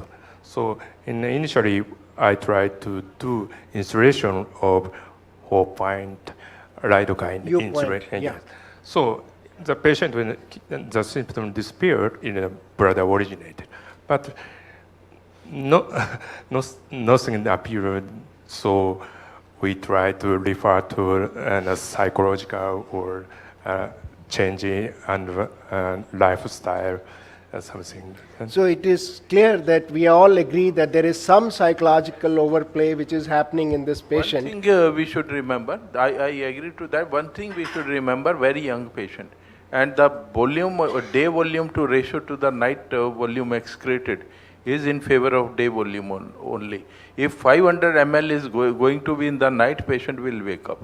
So this is the normal thing for very young persons, and it can be normal also. It can be abnormal urodynamic study, but it can be normal also, and it can be 2:1 or 3:1 ratio also of the urine excreted in the daytime and in the night. During the episodes, she goes frequently, keeps sitting on the toilet seat. But your bladder capacity, you told it was found in ultrasound 500. More than 500. Yes. So if a patient is pouring more urine in the daytime and less urine in the night time, and this is normal. Okay, so we got a uroflowmetry done, because we started with uroflowmetry. And the voided volume is 694 ml. And the peak flow rate is 17, and the average flow rate is 6.9. And this is the shape of the graph. So, Dr. Sood, what do you think is the shape of the graph signifying? Actually, this is a bit prolonged urination, but that peak flow rate is normal. But patient has, I think, withhold the urine for long, and it needs to be repeated also. Yeah, training pattern. So any other comments?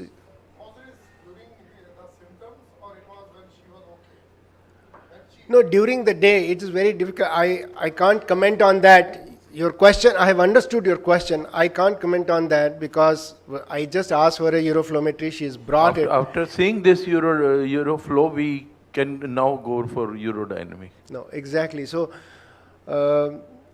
this flow, when I interpret, we can interpret it in two manners. One is that there is an abdominal straining, as Dr. Gupta has just mentioned.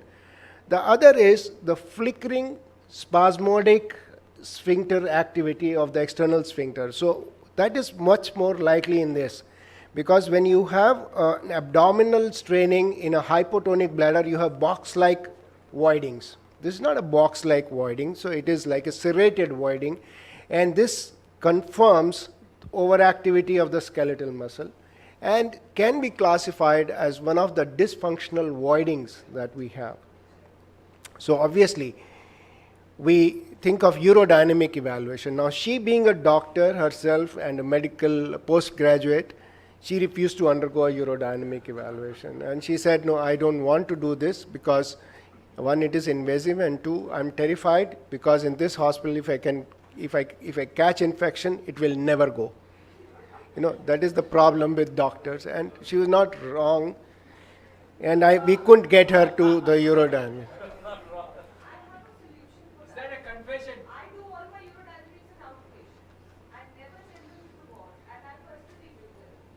Yes, yes, yes, you're absolutely right. So in our hospital, it is done by technicians, and that is extremely important point that you have brought in. If it were to be done by a senior consultant himself or herself, I'm sure the incidence of infection would drop. And this is very important in our place. Most of the times, in most of the centers, the urodynamics is done by the technician. Can I have from the audience, how many of you are working in setups where the urodynamics is actually done by the technician? Can you please raise your hands? So you see, this is the point. There are so many people who are working in setups where the urodynamics is being done by the technicians. And sometimes it's extremely difficult to make sure that they are using totally aseptic techniques. Dr. Taneja, I would just want to say something. When you are yourself doing urodynamics, you evaluate so many other things other than just getting a graph. I fully agree with you. Yeah. I'm not denying that. No. Yes, sir. There is a standard teaching. The person who is doing urodynamics, he should know the details of the patient, the history, all the investigations, and it is desirable that physician himself should be present Absolutely. at the time of urodynamic. Absolutely. I'd like to ask one question to the madam who said there was never any infection. Are you giving prophylactic antibiotic?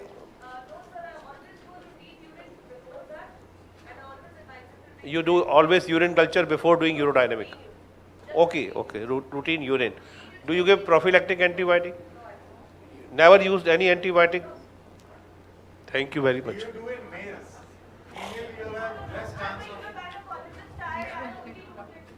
Okay, thank you. So we suggested urodynamic evaluation and she disagreed. And then we decided, we offered a cystoscopy, that we want to know if there is anything else that we are missing out. So Dr. Ueda, would you like to do cystoscopy under local anesthesia or a general anesthesia on this patient?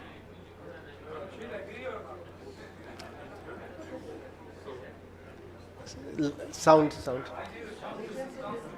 But this is also invasive. For urodynamics, she is not agreeing.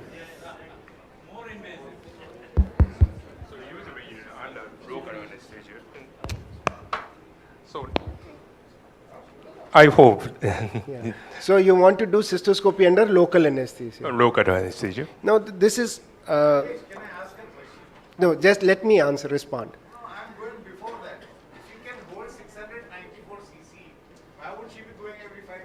No, that is why she is into episodes of those things. And as Dr. Loaz has mentioned, if you notice what he said there is an early gag layer damage where the bladder is sensitive at certain levels of, say, irritants. That is one possibility. It's not that it will happen. When the urine is dilute, the bladder is calm. When the urine is concentrated, she develops these kind of urges and episodes. So this is important part in the history. So anyway, under local anesthesia, obviously this is the lady who is very anxious, who will perhaps not allow it.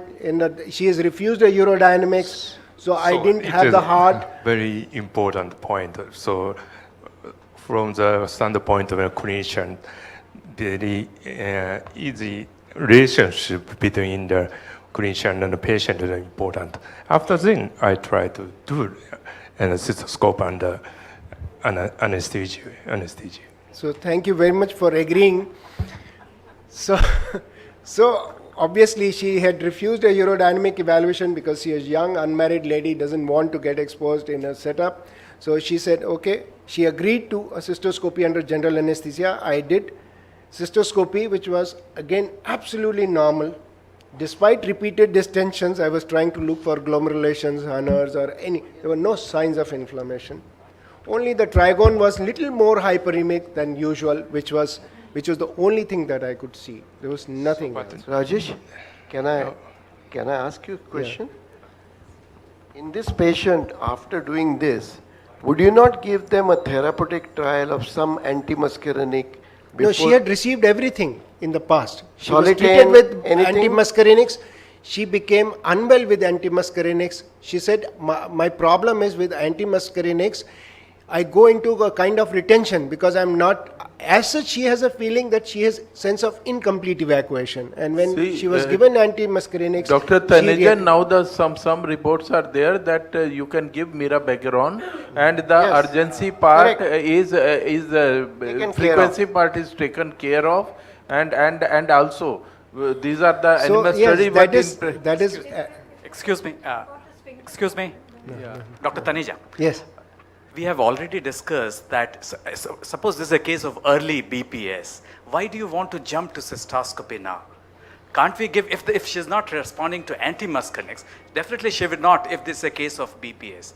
You might give the behavioral therapy, the lifestyle changes, plus the oral pharmacotherapy, which is given in BPS. Why do you want to jump to cystoscopy now? You haven't given the oral pharmacotherapy. See, she has received oral pharmacotherapy. What? Antimuscarinics. No, antimuscarinics is not for BPS. Not for BPS. So have you given amitriptyline? Have you given pentacin? Amitriptyline she was not tolerating because she is a medical postgraduate. She was in medical postgraduate. She says, I cannot take. I offered hydroxyzine. I offered her amitriptyline, and she refused to take. She said because I cannot work. So this is a situation where we got stuck with. So only in refractory cases, definitely. Yes. Excuse me. No, I just, as you have given the presentation of this case, and more it looks like that there is a more of anxiety. Will you like to have a more detailed history? Okay, what is the region of this tension? And just please listen to me 1 minute. Or you'll think that a psychiatric evaluation is also required in this kind of. Yes, sir. I'll come to that. Is there a possibility of an external sphincter dyssynergia? Yes, that's true. But only thing is, if you have that kind, why should it suddenly set up in last 4 months? It is actually apparent. It is actually apparently like that. It is, if you look at the urodynamics, it is actually suggestive of dysfunctional voiding, suggestive of detrusor sphincter dyssynergia. So that is there. It is there. Can I ask something? I would be very cautious because most of your testing now is negative. Okay, I would be very cautious looking at her profile as patient that she doesn't start developing a neurologic disease. Like for instance, the same symptoms you can have by starting multiple sclerosis. So I would be careful. Okay. Yeah, yes, it is an important point, and it's an addition to the discussion. And you're absolutely right. At that age, one can think of things coming like that. Multiple sclerosis, that is one thing which can be there, but in India, the incidence is quite low. So any more suggestions? So not true. Not true. Multiple sclerosis, Indian version of multiple sclerosis exists. It is slowly rising because it is being diagnosed more. And Dr. Wadia, late Dr. Wadia from Jaslok Hospital, Mumbai, was the first one to describe a series of 10 cases since this is about 25-30 years ago. And since then, more and more cases are being diagnosed with multiple sclerosis. And I think Professor is absolutely right that we should not label this as interstitial cystitis or PPS, but look out for a neurological cause. 640 cc's of a painless bladder distension is not a feature of normal bladder. That's it. Absolutely. So therefore, I have to find a cause for this bladder, which is 670 cc's without pain. I agree with you that this cannot be excluded, but I will also mention that how many of us has seen full-fledged multiple sclerosis with the bladder symptoms in our, we have seen, but how many patients, what percentage we are seeing, that I was talking. I'm not saying that it is not possible. What I'm trying to say is I'm seconding what Professor has said, that you have to explain a neuropathic bladder in this patient rather than any of your, not because this conference is about GIBS, but just because you have missed a basic clinical condition of neuropathic bladder. That's I right. think, Dr. Taneja, you were able to motivate for general anesthesia. You were able to motivate for all drips and everything. If more carefully urodynamic, we could have motivated. Yeah. So what I did after this,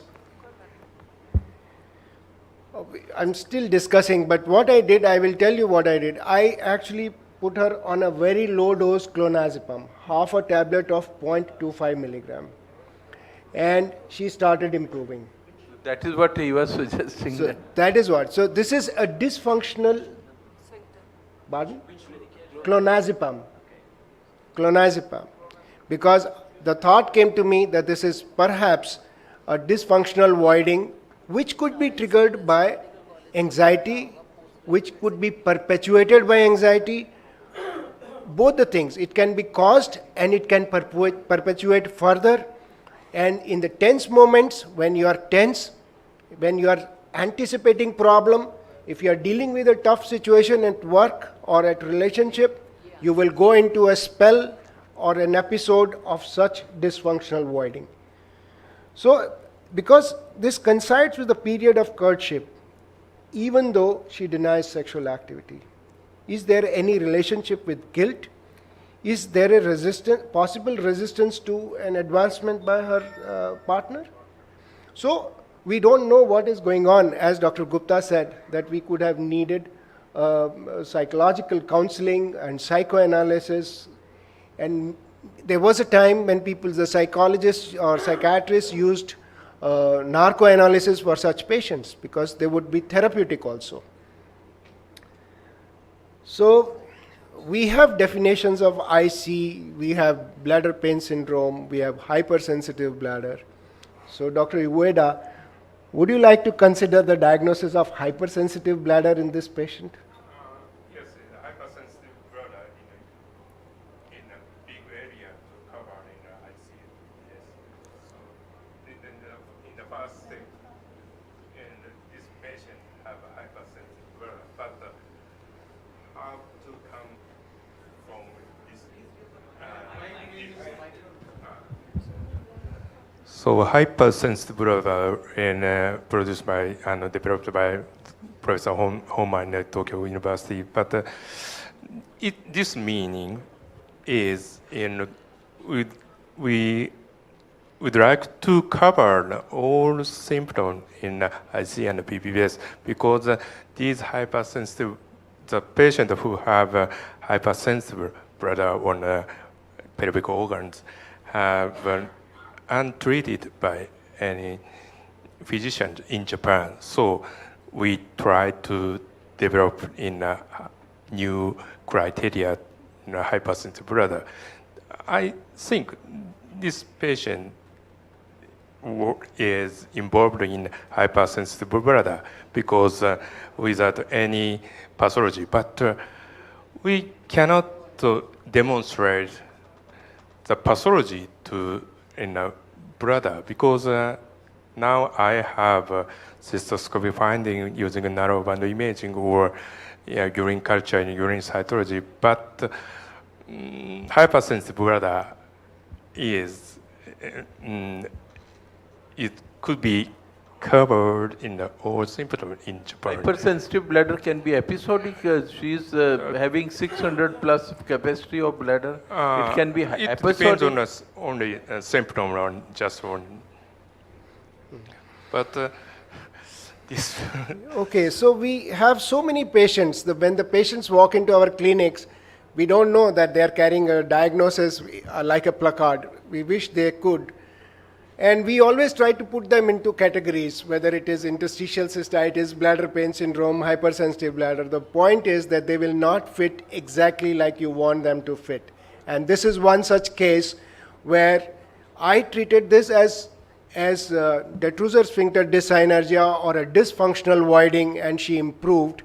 Perhaps clonazepam also acted centrally to calm down her anxiety, and maybe that also had an additional effect on this patient. Yes, Professor Uttam? I think this is the classical case where you should have non-invasive markers. Patient doesn't want urodynamics, patient doesn't want cystoscopy. Professor Uttam, I will wait for the day. You take her urine and do the this IL-6, IL-8 and then NGF and then APF. Yeah. Maybe you can get it. You know, no. So this is the thought that I want to bring to this house. That there was a time when I was a medical student, we were taught how to diagnose pregnancy. So when a lady approaches with amenorrhea, the medical student was supposed to tell whether, okay, what are the signs in the body, what are the signs in the breast, what are the signs on the vulva, to make a diagnosis of pregnancy, because at that time we didn't have the Prec color test. I wish, and nobody thought, maybe 100 years ago, nobody thought that we would have a card test and the person will put a drop of urine and she will know that she is pregnant or not. I just wish and hope that we lead, Professor Uttam, you lead and create a card where the person is going to put a drop of urine and somebody can say this is IC. So that is the dream. Thank you very much. Yes, sir. I think, you know, a gynecologist has given you Hunner's lesion. So a gynecologist will come out with a marker. Dr. Taneja, you have taken a very good point that Uttam Mehta, you are at PGI Chandigarh, and I know your research division is very, very, big division is there. So you should take the challenge and bring out something, and you can patent on your name actually. You know. Thank you very much. One thing more I want to add Yes, on this whole discussion. Wherever I see a patient like this, where I think that anxiety is overlaying and all these things, apart from this behavioral, what about yoga and pranayam along with sits bath? I have seen quite a good number of patients who respond well along with medication. I won't say that I will do only this, but gradually I withdraw all those things and I explain to them that is like your lifestyle changing. Where if you can add yoga pranayam for half an hour in the morning or something, and they improve like anything. Now that is what is multimodal approach. I always use it. The point is when you add clonazepam and the patient suddenly starts improving, she develops faith in whatever you are telling and she will follow what you have done. And Dr. Taneja, the capacity are nearing 700 or 500. This is patients avoiding habits are also important, and also important to advise some bladder training. That after how much See, as time? medical postgraduate, you know how patients, the doctors keep running. They don't even have water. But now in this situation, she is to be told about. Thank you very much, my panelists. You have done a wonderful job. Thank you, audience. And now I hand over the mic to the anchor.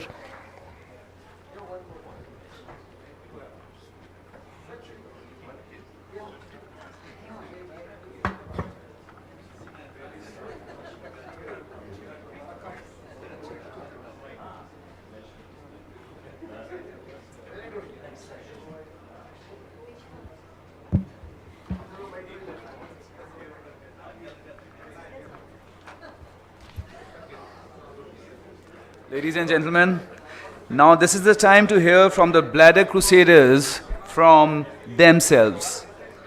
I would like to invite the chairpersons of this session, Dr. J.J. Windale. May I have you on the stage, please? A big round of applause for him, sir. Dr. Motwani, may I have you on the stage, please? He's not there? So Dr. Motwani is not there. Dr. Urmila Tripathi, can I have you on the stage, ma'am, please? Is she there? No. Oh, so she is also not here. Anyways, this session would be moderated by Dr. Navita Purohit and Dr. Sanjay Pandey. Dr. Navita. Purohit. Navita Purohit. Can I have them on the stage, please? Yeah. Thank you, sir. Okay, you are not here. Please. So, yeah, one second. Come, Navita, please come here. Navita. Navita ji. This is an amazing session which we hold every year, where we invite patients to speak to you and me, and we listen to them speak. Last year we had 12 patients and their families who came in for this session. This year I gather there are 14 patients and their families in the audience right now. We're not going to identify everybody, but the managing team has chosen 2 or 3 patients who would speak for a few minutes to give an idea as to what their journey was in a very short session around. But we have a champion partner in Balaka Basu. Balaka, are you around? Please. So she is a crusader of interstitial cystitis as a patient, as a ICBPS survivor. I mean, you call her the way. And she has actually taken this challenge upon herself as a patient to be able to take this challenge to the awareness drives in this city and country. You hail from Mumbai, isn't it? Yeah. So I would request Balaka to give a short presentation that she has created for us as a patient. Then we would invite some patients who have undergone treatment in India, who would give a very short note about what they have gone through. So all we heard about the wonderful sessions and teachers who actually came and taught us. But let's listen to this important topic. Balaka, you come in, please.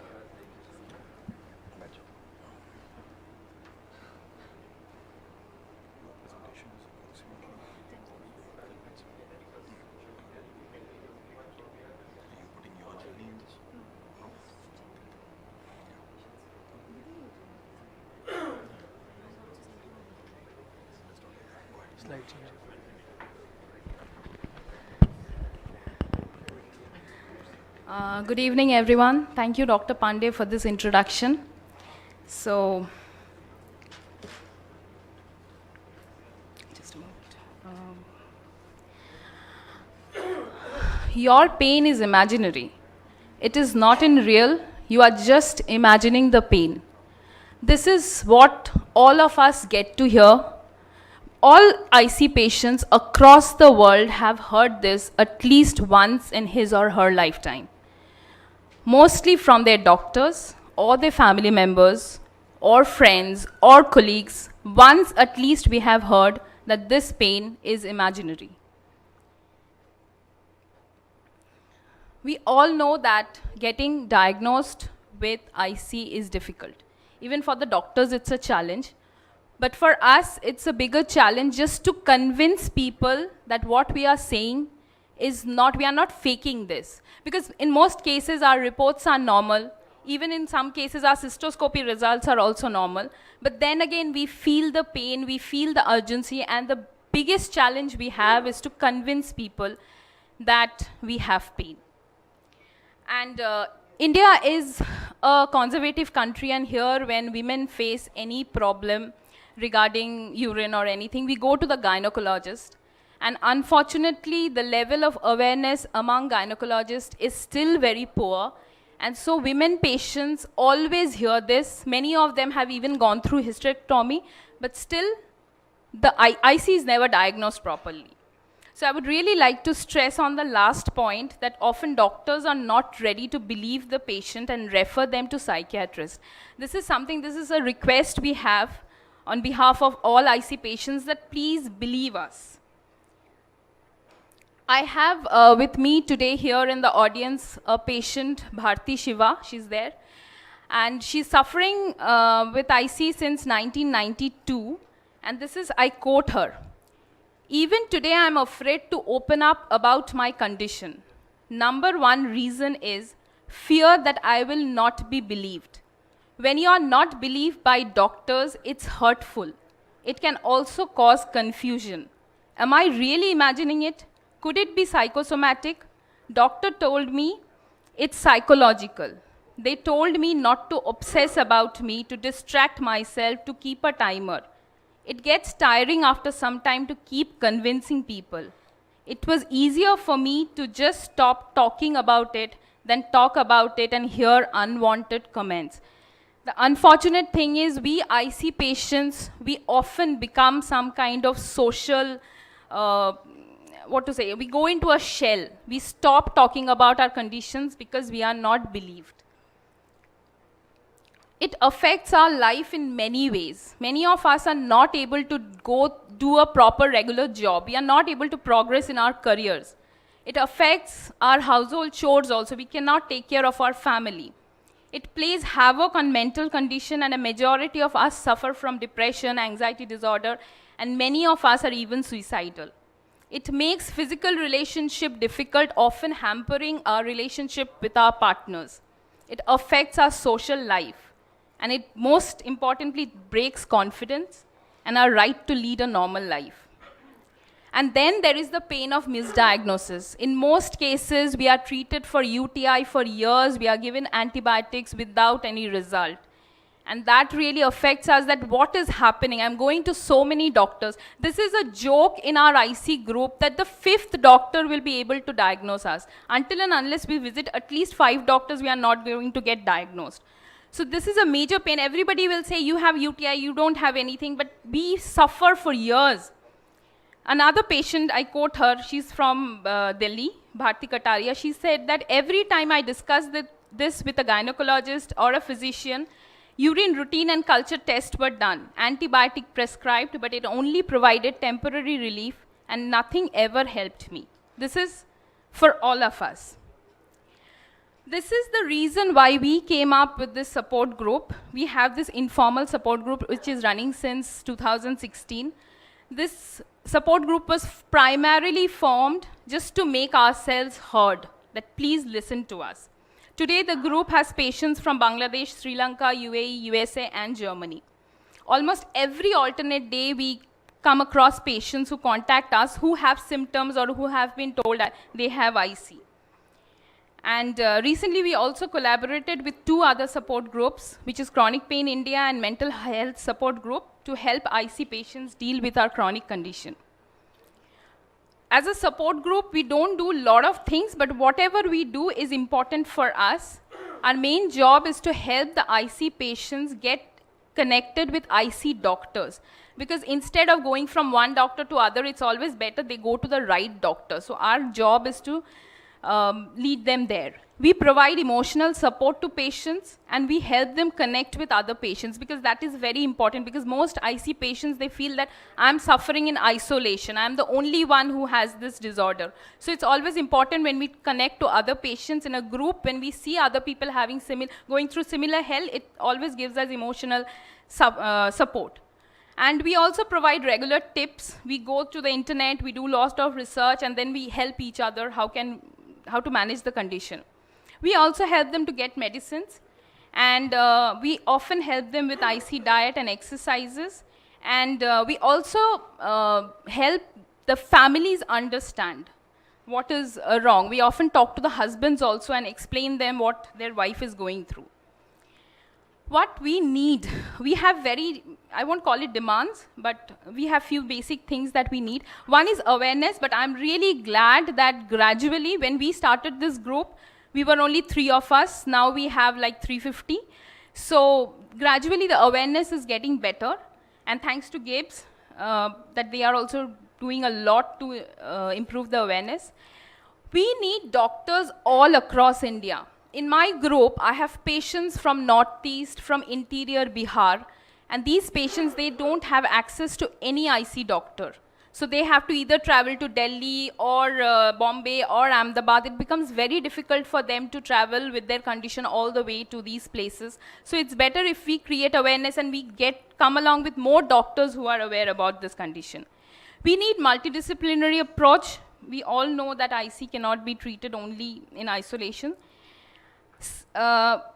Pelvic floor therapist is something that we don't have in India at the moment. We do have, thankfully, a lot of good pain doctors, but no specific therapist who can do the hands-on job. We need dietitians who can help us with IC diet, because at the moment, whatever diet we follow is something that we have ourselves come up with, or nobody really has clear idea about the diet. So we need somebody who can help us with it.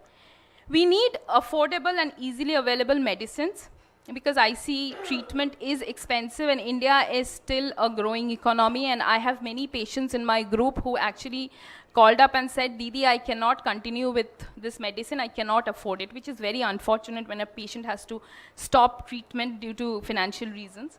And most importantly, we need empathy, compassion, and support from doctors, family, and friends. We know that in many Western countries, IC is a disability, they get the disability status, but unfortunately in India, we don't have that. And this is, she's another patient in my group. In my group, I have few patients whose pain level is always 9, 9.5, 8 like this. So this is from her. She wanted me to put this across. Too much control on opioids. Only tramadol and tapentadol is given to reduce pain. That too is now taken away. What about patients who have severe pain? We are global producers of opioids. 95% of the global consumption is supplied by India, but we Indians are banned to use the medicine.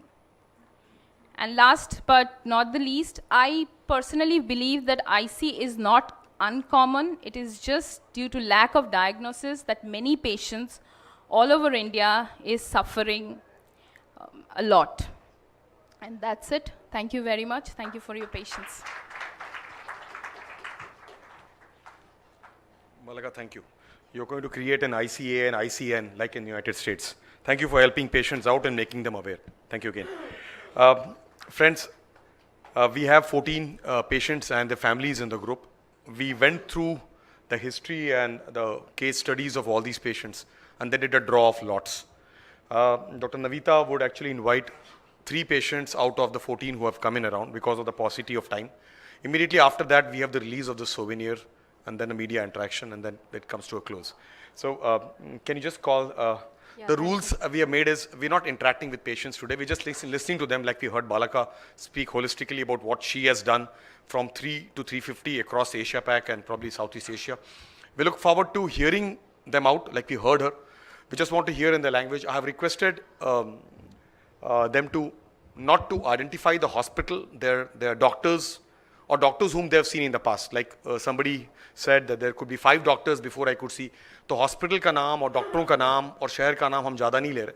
हम सिर्फ मरीजों के द्वारा डॉक्टरों से को बताना चाहते हैं कि किस तरह की जर्नी से आप गुजर रहे हैं, अभी आप कहाँ पहुँच चुके हैं और अभी किस तरह हैं.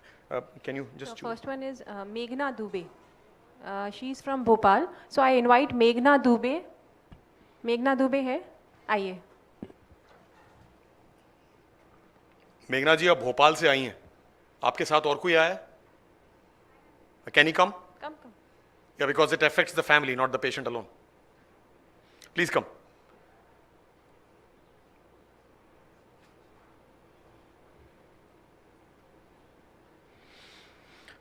You will speak in Hindi or English? Please come. So in very short, we just want to hear your perspective. ठीक है? You're speaking with doctors and they're very interested to know what have you been going through. So thank you from coming all the way from Bhopal. My name is Meghna Dubey and I live in Bhopal. Just 2015 से मुझे urine sensation का problem हुआ था और सबसे पहले हम gynaecologist को दिखाया भोपाल में, तो उन्होंने कई टेस्ट कराए जो कि नॉर्मल थे और उन्हें एंटीबायोटिक और कुछ मेडिसिन दी थी. लगभग 1 ईयर के आफ्टर 1 ईयर जो है मेरे को फिर से एज इट इज़ प्रॉब्लम थी, कोई उसका हमको फ़ायदा नहीं हुआ था. देन फिर वहाँ पे हमने मेडिसिन में दिखाया, तो मेडिसिन में डॉक्टर ने कुछ मेडिसिन लिखी थी, उसके बाद भी आफ्टर 6 मंथ मेडिसिन चलती रही, उसका कोई बेनिफिट नहीं हुआ. क्या मुश्किल होता था? एक्चुअली में यूरिन सेंसेशन होता था और पूरा 24 आवर्स रहता था. मेडिसिन लेने के बाद भी कोई भी रिलीफ नहीं रहता था, डे नाइट सेंसेशन होता ही रहता था और उससे काफ़ी मतलब प्रॉब्लम हो रही थी. मतलब किसी भी जलन, दर्द, जस्ट स्टमक पेन होता था, स्टार्टिंग फ्रॉम बर्निंग सेंसेशन. सो ये 24 आवर्स ही रहता था. तो आफ्टर 2015 जस्ट मैं यूरोलॉजिस्ट वहाँ दिखाया मैंने वहाँ पे, तो उन्होंने टेस्ट सारे नॉर्मल आ रहे थे, सोनोग्राफी कराई और जो भी है टेस्ट हुए, यूरिन के सारे टेस्ट हुए, सब कुछ नॉर्मल था। तो डॉक्टर ने बोला कि आपको साइकोलॉजिकल प्रॉब्लम है। तो मेरे को थोड़ा सा अजीब लगा क्योंकि 2 ईयर्स जो है मैं वो प्रॉब्लम फेस कर रही थी और उनको दिखाने के बाद क्योंकि सबने सजेस्ट किया कि यूरोलॉजिस्ट से मिलते हैं, वो करेंगे। देन फिर यहाँ का बताया तो डॉक्टर पांडे से हमने यहाँ मैं नहीं पूछा मेरा नाम. I didn't ask you my name, please. Yeah, so I don't want you to identify doctors and hospitals, please. Patients are being called by rota around. Yeah, please. Yeah.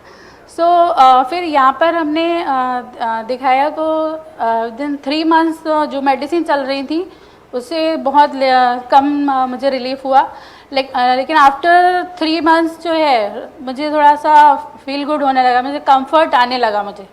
Then फिर आज की डेट में मुझे लगभग 80% relief है और मुझे पूरी उम्मीद है कि आगे मैं 100% कंफर्टेबल फील करूँगी। ठीक बोल रही हैं? Okay, she has identified me. I'm sorry about that. So we don't want you to identify me. Thank you so much. Yeah. ठीक है. Thanks. So basically, I've requested patients not to identify the doctors because the next patient would come in does not belong to be treated by Dr. Sanjay Pandey. So it's somebody else's patient. So basically, she has been on medical management, cystoscopy, hydrodistension, and on the gag layer therapy, and she's very comfortable after 3 years of her medical management. Thank you, Meghna, from coming all the way from Bhopal. The second patient I would call is Hari Kishan Bakshi. Hari Kishan ji? Okay. Unki, he's not come. So his daughter, he's there. Okay, yeah. Come. So, yeah, come. So, Mrs. Bakshi. Sorry. Mrs. Bakshi, you're not identifying your hospital from Bombay. Yeah. It is not Kokilabhen Hospital, we know it. We've gone through your case history and we are very happy that your doctors have treated you to such level. And your daughter I went through a history, Mrs. Bakshi. Yeah. Okay. So, I've gone through the case sheet completely. So, you just tell us what happened and your doctor. Your doctor is in the audience. I can see him. Okay. Thank you so much. Good evening, everybody. My name is Gurjeet Bakshi. She's my mother, Harsharan Bakshi, who was suffering from this problem for the past 4 years. So initially what happened, she had this frequent urination problem. So we thought okay, maybe it's some infection and all, so we took her to a gynec. So she recommended a urine culture and all, so and accordingly gave medicines for UTI. So 10 days she was fine when the dose was going on. After that, again the problem started and she started experiencing this frequent urination again. So we took her to the gynec again. So she said we'll do ultrasound also. So we did an ultrasound, but nothing was clear from that. So again the urine culture was also done. That's almost 2 months later. So again UTI was urine culture was done. Again she said it's UTI. And since she is diabetic, she said in diabetes patient this is also one condition where the patient feels like going to urine frequently. So we started controlling her diabetes. We went to a diabetologist, so that treatment was also going on. After 6 months, again frequent urination was there, but there was pain also that started. So we thought that now this is the right time that we should look for a urologist. So we went to one urologist, and before giving any medication, he said we should go for a cystoscopy. So we went for a cystoscopy. After the cystoscopy, again 10 days medication was given, and she was absolutely fine for 10 days. But after a month, again the pain started, the frequency started, and it became very severe. It was such that before going to the second urologist, we have to admit her in emergency to the hospital. So again, that urologist also suggested that we should go for a cystoscopy. And we'll see, maybe she's 71 years old. So he said that at this age, most of the ladies, the urethra gets tightened. So we'll have to see through cystoscopy only. So we did that also. Again, the same thing. After the cystoscopy, medication was given for 1 month. For a month, she was fine. After 2-3 months, again the problem started. And then the problem was so severe that, like she explained, 24 hours there was pain. And she was not relieved. In the night, she used to go after every 5 to 10 minutes. She has not slept for the past 2 years at that time. After that, this condition was so bad, we visited the third urologist. And after visiting him, he started with a medication first. After medicines, she was still having the pain, so he suggested we'll go for a cystoscopy. We'll not wait more. So we went for cystoscopy, and then he diagnosed that she has IC problem. So then he suggested for an operation, whatever augmentation cystoplasty. So she went for that. And after that operation, that was done in March, she's absolutely fine. So there's no problem as such, and she's as normal as you and me. So that was the best part, visiting the third So I've actually gone through the case. I have gone through the case records. The urologist is out here in the audience. And aap achhi hain abhi? Very good. Yeah. So she has undergone a substitution cystoplasty by one of our colleagues in Mumbai. And I'm glad that you went through this major trouble, but finally recovered completely.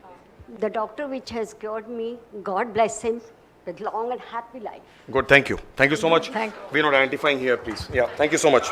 Thank you for understanding. Yeah. Yeah. Sir, the case records, carry on please. The case records, okay, go ahead. Yeah. Yeah, sorry. How long did you take? I have the records. So I've gone through it, sir. She actually has been, aap jaiye niche. 3 colleagues in Mumbai have seen her over a span of last 3 years, apart from gynecologists who were 2. She has been on multiple medications for months together and then stopped medication and then again multiple medications. One doctor did a hydrodistension. She was good for 3 months. So she has got a long case sheet and history around. Can you call maybe one more patient we can call up? So the last one is Mr. Ramkesh Maurya. He's from Maharashtra. Mr. Maurya? Mr. Maurya. So who says ICBPS does not happen in males? Mr. Maurya, आप English में बोलेंगे हिंदी में बोलेंगे? आइए. आप अपने hospital अपने doctor का नाम नहीं आइडेंटिफाई कर रहे है ना? आप अपनी मुश्किल बताइए और अभी आप किस हालत में है ये बताइए. आपकी मुश्किल क्या है वो बताइए. इस डिजीज के बारे में इतना ना बोलें तो अपनी मुश्किल के बारे में बताइए. सर मेरा नाम रामकेश मौर्य, मैं मुंबई से आया हूँ. मुझे 2016 से पेशाब बहुत धीरे धीरे आता था, रुक रुक के आता था और घड़ी घड़ी आता था. फिर 2017 में हमने इसका इलाज करवाया, मतलब बायोप्सी हुआ वहाँ पे. 1 महीने तक ठीक रहा, फिर वापस वही प्रॉब्लम शुरू हो गए. फिर वापस एडमिट होना पड़ा. फिर वहाँ पर उन्होंने कुछ अपना ऑपरेशन वगैरह किए. 2-3 महीने तक रहा ठीक, फिर वापस वही प्रॉब्लम. डॉक्टर्स को जाता था, कंप्लेन करता था कि ऐसा ऐसा हो रहा है, तो और भी कुछ बोलते थे. फिर बाद में फिर तीसरी टाइम भी उन्होंने एडमिट लिया, लेकिन कुछ सफलता नहीं मिली. बहुत हैरान परेशान हो गया, काफ़ी दर्द से परेशान था. रात की नींद हराम हो गई थी, खाना पीना बहुत दुर्लभ हो गया था. फिर वापस लास्ट मैं सोचा कि भाई रोते क्या ठीक है कि नहीं है, तो इसमें रो दे क्यों? आपके डॉक्टर बैठे हुए मैं देख रहा हूँ उनको. जो तकलीफें हुई मुझे किसी को न हो. मैंने आपका रिकॉर्ड देख लिया है. अब मैं जानना चाहता हूँ कि आप अभी कैसे हैं. आपके डॉक्टर साहब बहुत बैठे अच्छा हैं? हाँ, अभी बहुत अच्छा है, और जो भी ट्रीटमेंट मिला है उससे मैं बहुत संतुष्ट हूँ. और जो अल्फाज मेरे निकले हैं कि मैं अब जिंदगी जी लूँगा आगे की, इस इलाज के बाद, इससे ज़्यादा मैं. धन्यवाद साहब. So I have gone through his case records. The first time he underwent, धन्यवाद साहब, the first time he underwent was a TURP. Obstructive warding, he had occlusive prostate, he has undergone a TURP, he has done well for approximately few months. And the next time he had an occlusion which was a membranous soft segment stricture which was dilated. The third time he underwent a cystoscopy, there was no stricture. The urologist who did the cystoscopy was the same gentleman who had done a TURP. There was no stricture, the urethra was normal, the bladder was normal, the prostate was non-occlusive. He has actually been seen by the same urologist and right now undergone a hydrodistension in the last records. He comes from Mumbai and has seen a doctor out here. I'm glad the doctor is in the audience out here. So thank you so much. Yes, please.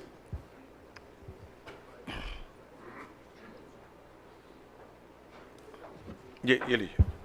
Hindi में बोलेंगे, English में बोलेंगे? हिंदी में बोलेंगे. मेरे सब doctor को नमस्कार. मैं सबसे रिक्वेस्ट करता हूं कि इस ट्रीटमेंट को ऐसा करें जो शॉर्टली टाइम में कवर कर सके. मेरी वाइफ को इतनी तकलीफ है, 5 साल हो गया. डॉक्टर उसके ऊपर एक्सपेरिमेंट करते ही रहते हैं. उसमें बहुत प्रॉब्लम खड़ी होती है. अभी मैंने जिनसे ट्रीटमेंट लिया अभी 3-4 महीने से, तो थोड़ा मेरे को अच्छा लग रहा है. लेकिन ये बिजनेस नहीं बनावे, किसी को तकलीफ बहुत होती है. इसके लिए कुछ न कुछ करें. Thank you. Thank you. Yeah, we will. I know there is a lot of emotion when these patients come into picture because huge quality of life issue. Dr. Vindale, these were female and male patients who are undergoing treatment. The lady had undergone a substitution cystoplasty. The male was undergone a TURP, but after that has been stable from obstruction point of view, but has actually now been diagnosed as bladder pain syndrome by the same urologist. And as you know, hydrodistension, he says, I'm living a life, I'm reborn. And the gentleman who just walked in with a request that his wife is undergoing trouble for the last 5 years. In the last 3 months, she has just got some benefit, not good enough. He has come on his own out here from a different city to look at, can he get some benefit? And there are these clinicians who are actually helping out. So we have got 14 patients. I couldn't have called them for the want of and paucity of time. But there are these patients who see urologists, who see gynecologists, and we back in India have a large population of that, which ICN supports United States. So we have Balaka Basu as a patient who has recovered, and she is the one who's crusading and probably to me is a champion of this subject in this country, taking patients forward, 24/7 dedicated to the whole work around. Do you have any words to say that you have already heard emotions out here? We're coming to a close of this after Vindale, Prof, after you tell us some words. Yeah, I must say I have very much appreciated this because for the first time in such a meeting I heard the importance of the people around the patient. Okay, and you must have experienced it, how terrible it is for a partner or a husband to see his wife suffer while externally she looks perfectly healthy. And he doesn't know, he doesn't understand, and it's important to tell it. Another thing that we have encountered in our country is also try to warn the people that they, in one way or another, the employer should know it, because otherwise they get a very bad reputation of untrusty worker. And then a puzzling thing and a very difficult thing. We have seen the patients and you make your diagnosis. What are you telling them? Because so far we can't cure them. I can tell you what I do. Usually when I've done everything and I say, okay, you have interstitial cystitis, and then I ask, what do you expect from me?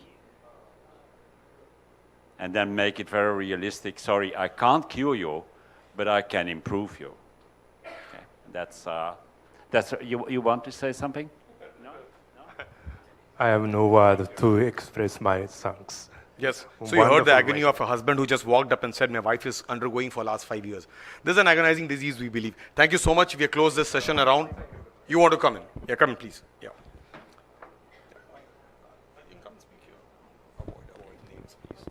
Good evening. I'm Dr. Jagrati from Delhi.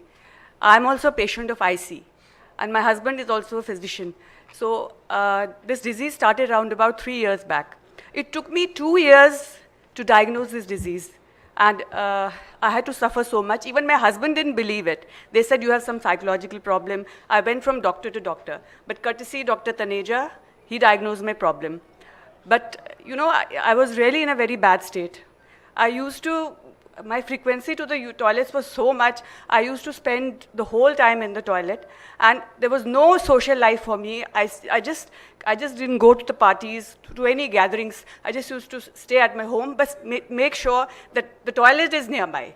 But that was a great sense of relief for me, that the toilet should be near. And now I'm much better, but recently again the symptoms have recurred. I took pentosone polysulfate for nearly 4 months, and I left it 3 months back. And now the symptoms seem to recur now. I would like to ask the doctors, can I start the medicine? I have not done any cystoscopy, just the routine tests. the urine and ultrasound. And as during my ultrasound, I found my kidney, one kidney is also shrunken. But just one kidney is functional. Because I had some urinary stone problems, so I had done lithotripsy around about 20 years back. So one kidney is non-functional, but that was just diagnosed by chance. But main problem is IC, and I don't know whether to start the medicines again or not. Could anybody suggest me? So you have got stalwarts from Delhi here, and Dr. Taneja is standing there. So they'll help you out, please. We are trying to close this session. Thank you for coming up and telling us this. I just wanted to know that if Very well done. Thank you so much, doctor, for coming all the way. For a doctor to get diagnosed, or what will be the layman? How come he'll know that? So that's why this session is for. Yeah, thank you, doctor. Thank you so much for coming from Delhi. So we come to a close for this session. Would you like to take over quickly, please? Yeah. Ladies and gentlemen, it's a great pleasure to announce the release of GIBS 2018 souvenir. May I request our honorable dignitaries to officially release the souvenir of this conference? Dr. Rajesh Taneja, Honorable Chairperson of GIBS. May I have you on the stage, sir? A big round of applause for him, sir. Sorry, I thought you'd seen. Now, Dr. Sanjay Pandey, Honorable Secretary of GIBS. Our chief guest, Dr. Ajit Waze.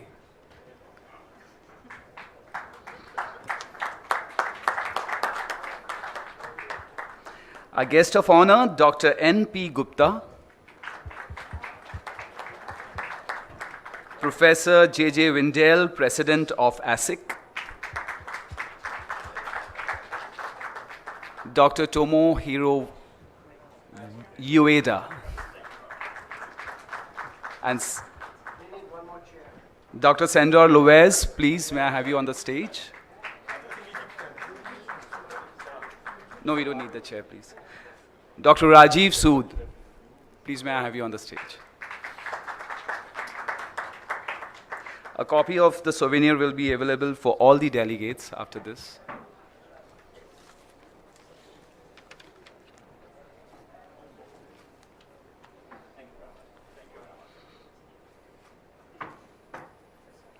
Photographers can take them. Announce the musical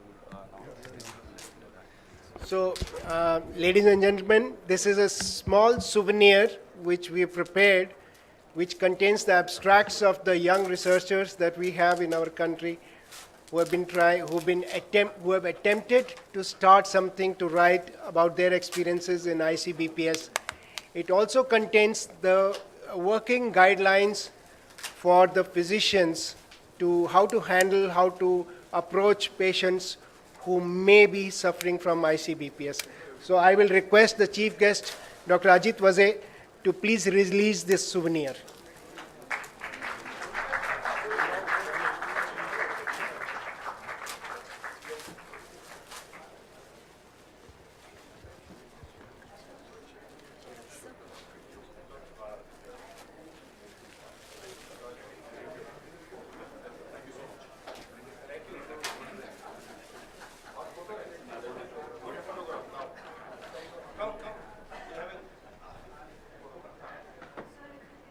Mr. Vishal, we can invite Mr. Vishal Jajoria. Post behind kids.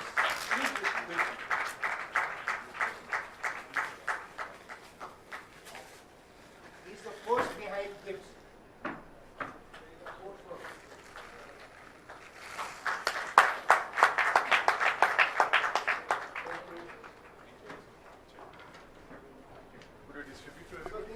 Yeah, we are going to do that. We are going to distribute the souvenir to everyone, please.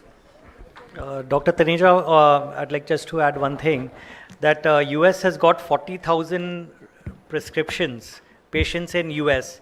I'm sure in India we have a huge number of people who have not been served.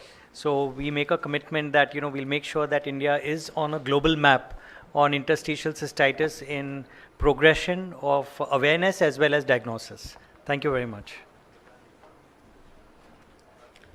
Friends, before we come to a close for the evening and before they have a last session, I want to inform and invite you to the next year's program, which is on 24th and 25th of August 2019.